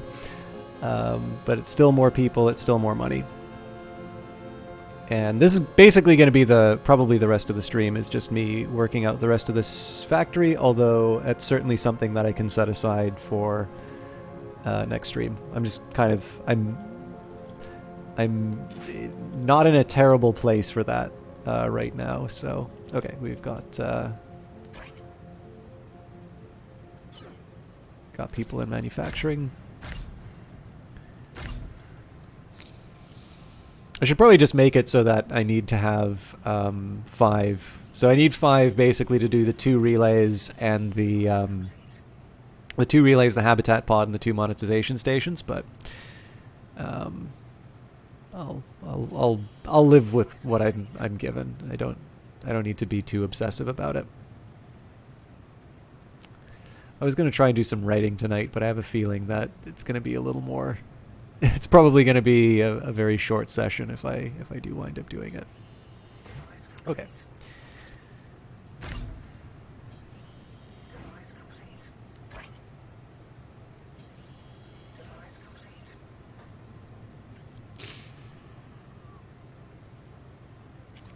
Okay. Not very helpful for me right now. One of the things I'm keeping an eye on as well is because the numbers seem to be a little bit weird on the lower level, I want to just make sure how many of these things I'm properly matching off. It could be that I'm not remembering correctly. It could be the fact that I've got that habitat pod monetization station in the headquarters that's throwing off my numbers.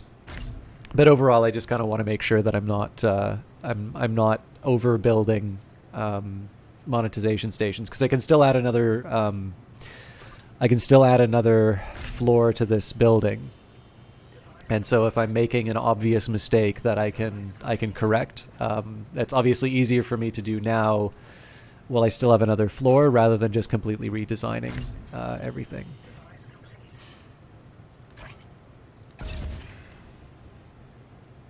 More bodies. Doing okay money-wise. In fact, we almost had it. We were almost able to get that defensive turret tonight. We're gonna see our the bank account's gonna take the hit for paying people, but following that, by the end of next work period, we should have the money for the defense or for the turret, and then at that point I kind of got to turn the level 3 manufacturing back on, because right now the only reason that I've turned that off is so that I can get more people who will make more money. Mind you, this is not terrible for me to do because it gives me something to spend my my influence on.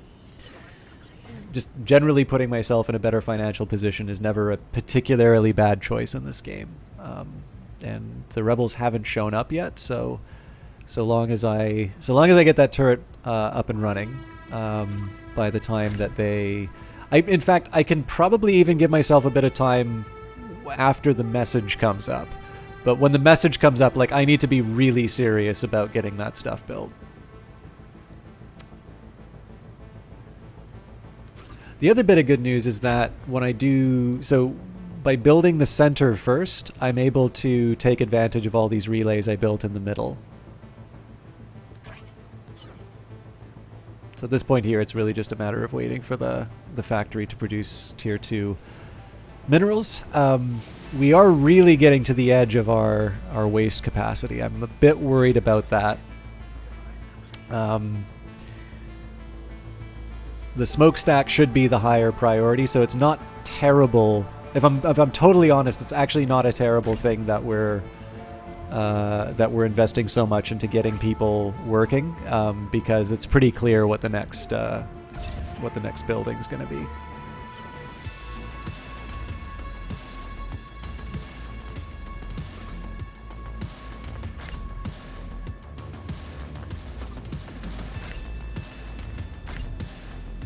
So far it looks like these are all balancing off pretty well. So we've got this and its 2 monetization station, this will get 2 monetization stations. I think everything's working out fine.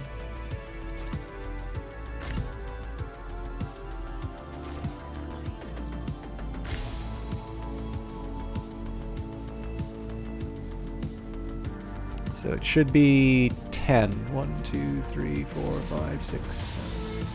Yeah, so all of this will balance out. We'll have enough jobs for living places.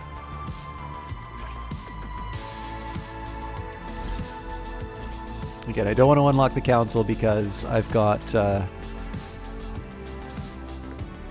building to buy. Technically 2, but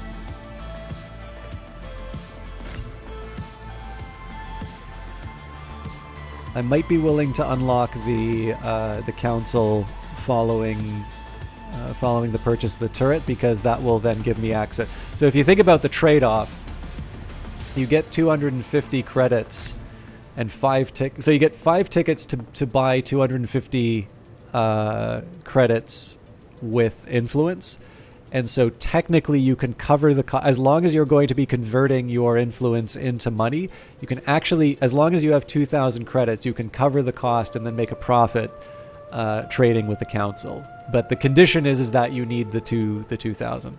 Actually, that's good for me to remember, because I feel like I unlocked the council late, and it loses a very useful sink for influence. Because of course those tickets come back and I convert them. All right, I learned something. This has been a very educational run.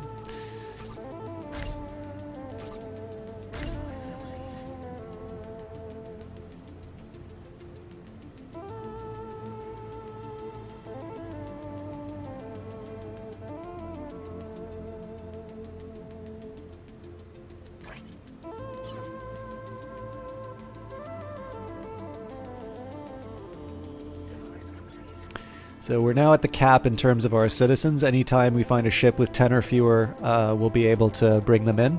But we're not going to have any more living space until we either add another story to this factory, or we start building residential areas. The rest of this here is just getting the monetization stations in place. And we are done. So we got to turn the big boy back on. What am I doing? It's P, not F.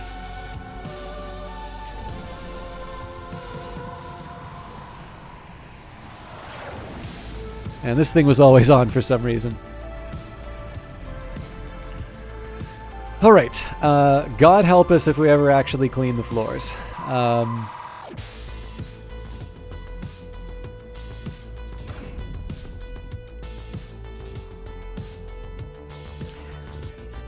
And I don't care if I miss payroll, I am buying that damn turret.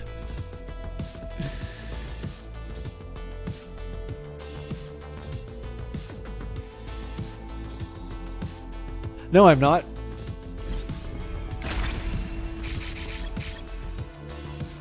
Like, what did I just say? Oh, hang on.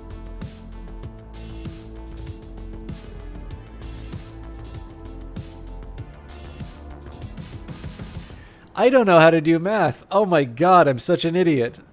What's 250 times 5? It's not the number I thought it was. It's 1750. Ah! That's fine. I'll still have enough money for the turret. But oh my god, this is why I shouldn't play longer than 3 hours. You do not need... For those of you still watching, you do not want to know how important mathematics is for my job and potentially the things that go wrong if I do my job wrong. Sleep tight. Yeah, this is not the way I treat my job. All right, so I do want to get this thing built. I'm pretty sure I don't really want to do... I mean, yeah. So you wouldn't exactly build a defensive strategy around pretty sure. I'm going to risk building the defensive turret here. And the hope is that the range will be sufficient for the factory. Now, one thing that is kind of cool is that while that thing gets built and while I'm upgrading it, I will be generating more level 3 minerals, and hopefully that will carry me over the finish line to get the second one built up. Now, with that in mind, it would still be nice for me to also have the isotopes and everything else that I need to be able to get myself to a level 3 turbine and a higher level energy plant. Because that is going to be something I need to deal with at some point. Hang on, how much is my worker bill?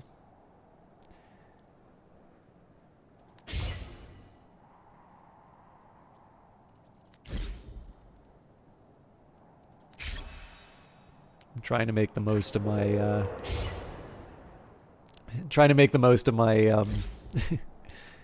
I mean, I didn't have to miss payroll. I chose to miss payroll, but it's a chance for me to get some upgrades in. We make 2784 a day, so we'd be just shy of the smokestack. But of course, we're also potentially in a spot where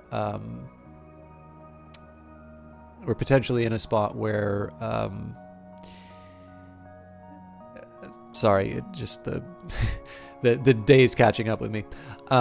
We're in a spot where I can like get credits. So if I need to sort of just push myself over the edge, I'll have at least one ticket to be able to make that happen.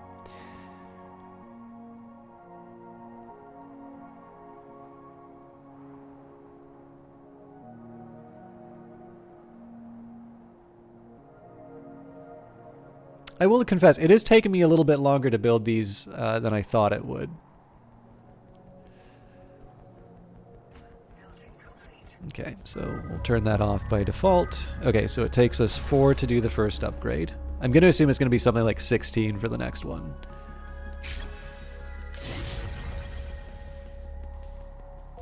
That was kind of a wash, obviously. I, paid 10 influence to be able to upgrade the council storage, but it's not like it's not like I've been scrambling for influence right now. I'm just trying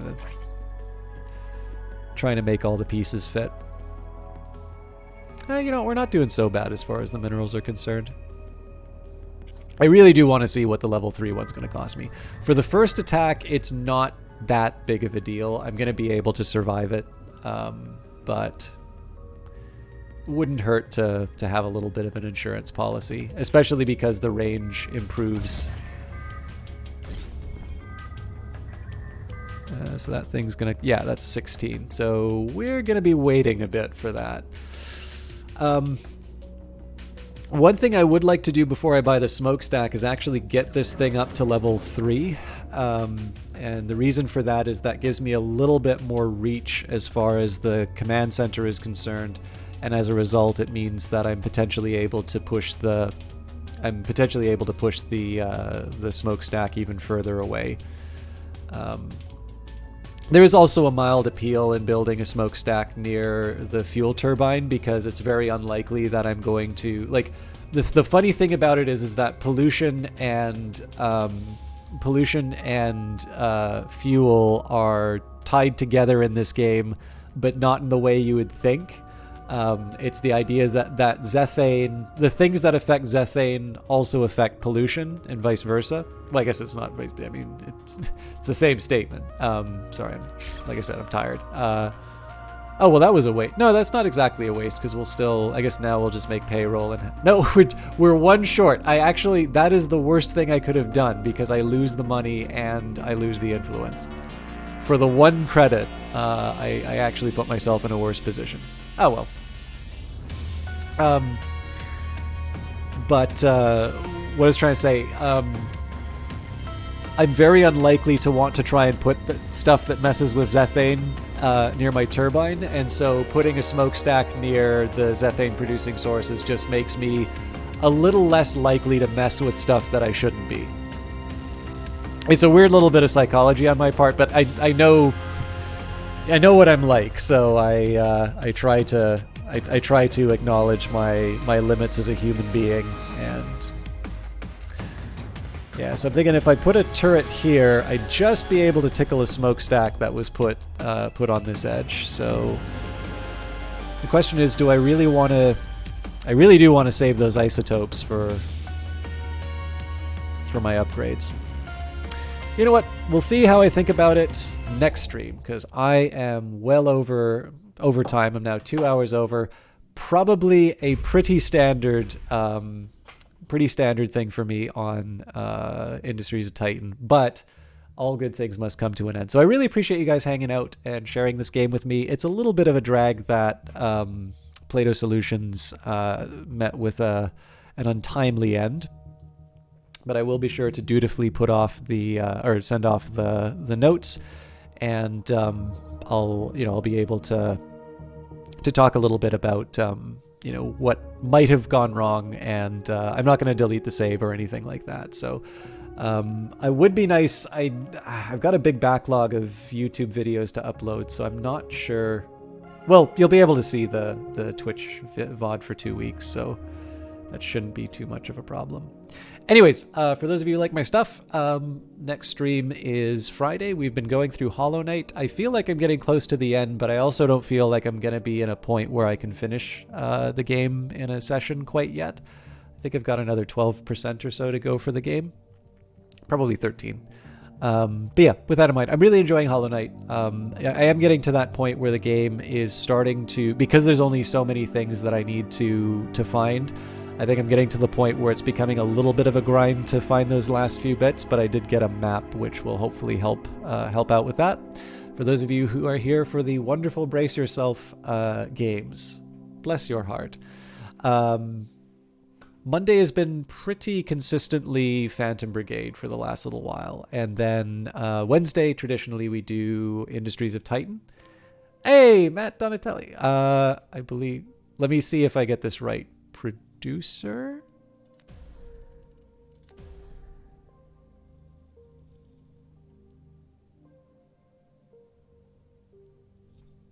Okay, excellent. Good. I feel... Hey, there you are. Yes, I've given up saying the credits have inflated over the last little while. Please do not take that as me... please do not take that as undervaluing any of the people in here. It has been, and I really do mean this, guy. So it's not just, I don't just say this stuff when Brace Yourself is inside here. It is the people behind this game that make their Discord such a joy to hang out with. So when I get my pronunciations down, and when I, maybe during a 1.0 release, I'll give credit where credit is due. But until then, for those of you that like the Brace Yourself stuff, I feel like Phantom Brigade actually gets sort of the short end of the stick, because it feels like the updates for these games come out on Tuesdays.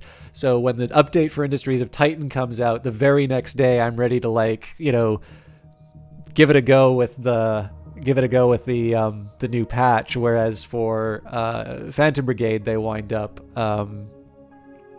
they kind of wind up waiting for a week, and then, well, Phantom Brigade doesn't wait for a week. You all have to wait for a week for me to play the game. I'm pretty sure Phantom Brigade releases their updates whenever they feel like it. It's up to me to play it at the right time. But one way or the other, Phantom Brigade, just the way that the timing on these updates goes, it feels like I'm a week behind whenever I play that one. But it feels better than just switching the days for the games. One way or the other, please consider checking these games out if you do like city builders, if you do like sort of a unique strategy games. The next couple of updates for Industries of Titan seem to be very focused on... sorry, you're going to lose the music for a little bit. They do seem to be very focused on sort of dealing with some of the pain points that people have been experiencing if you do check out the Discord.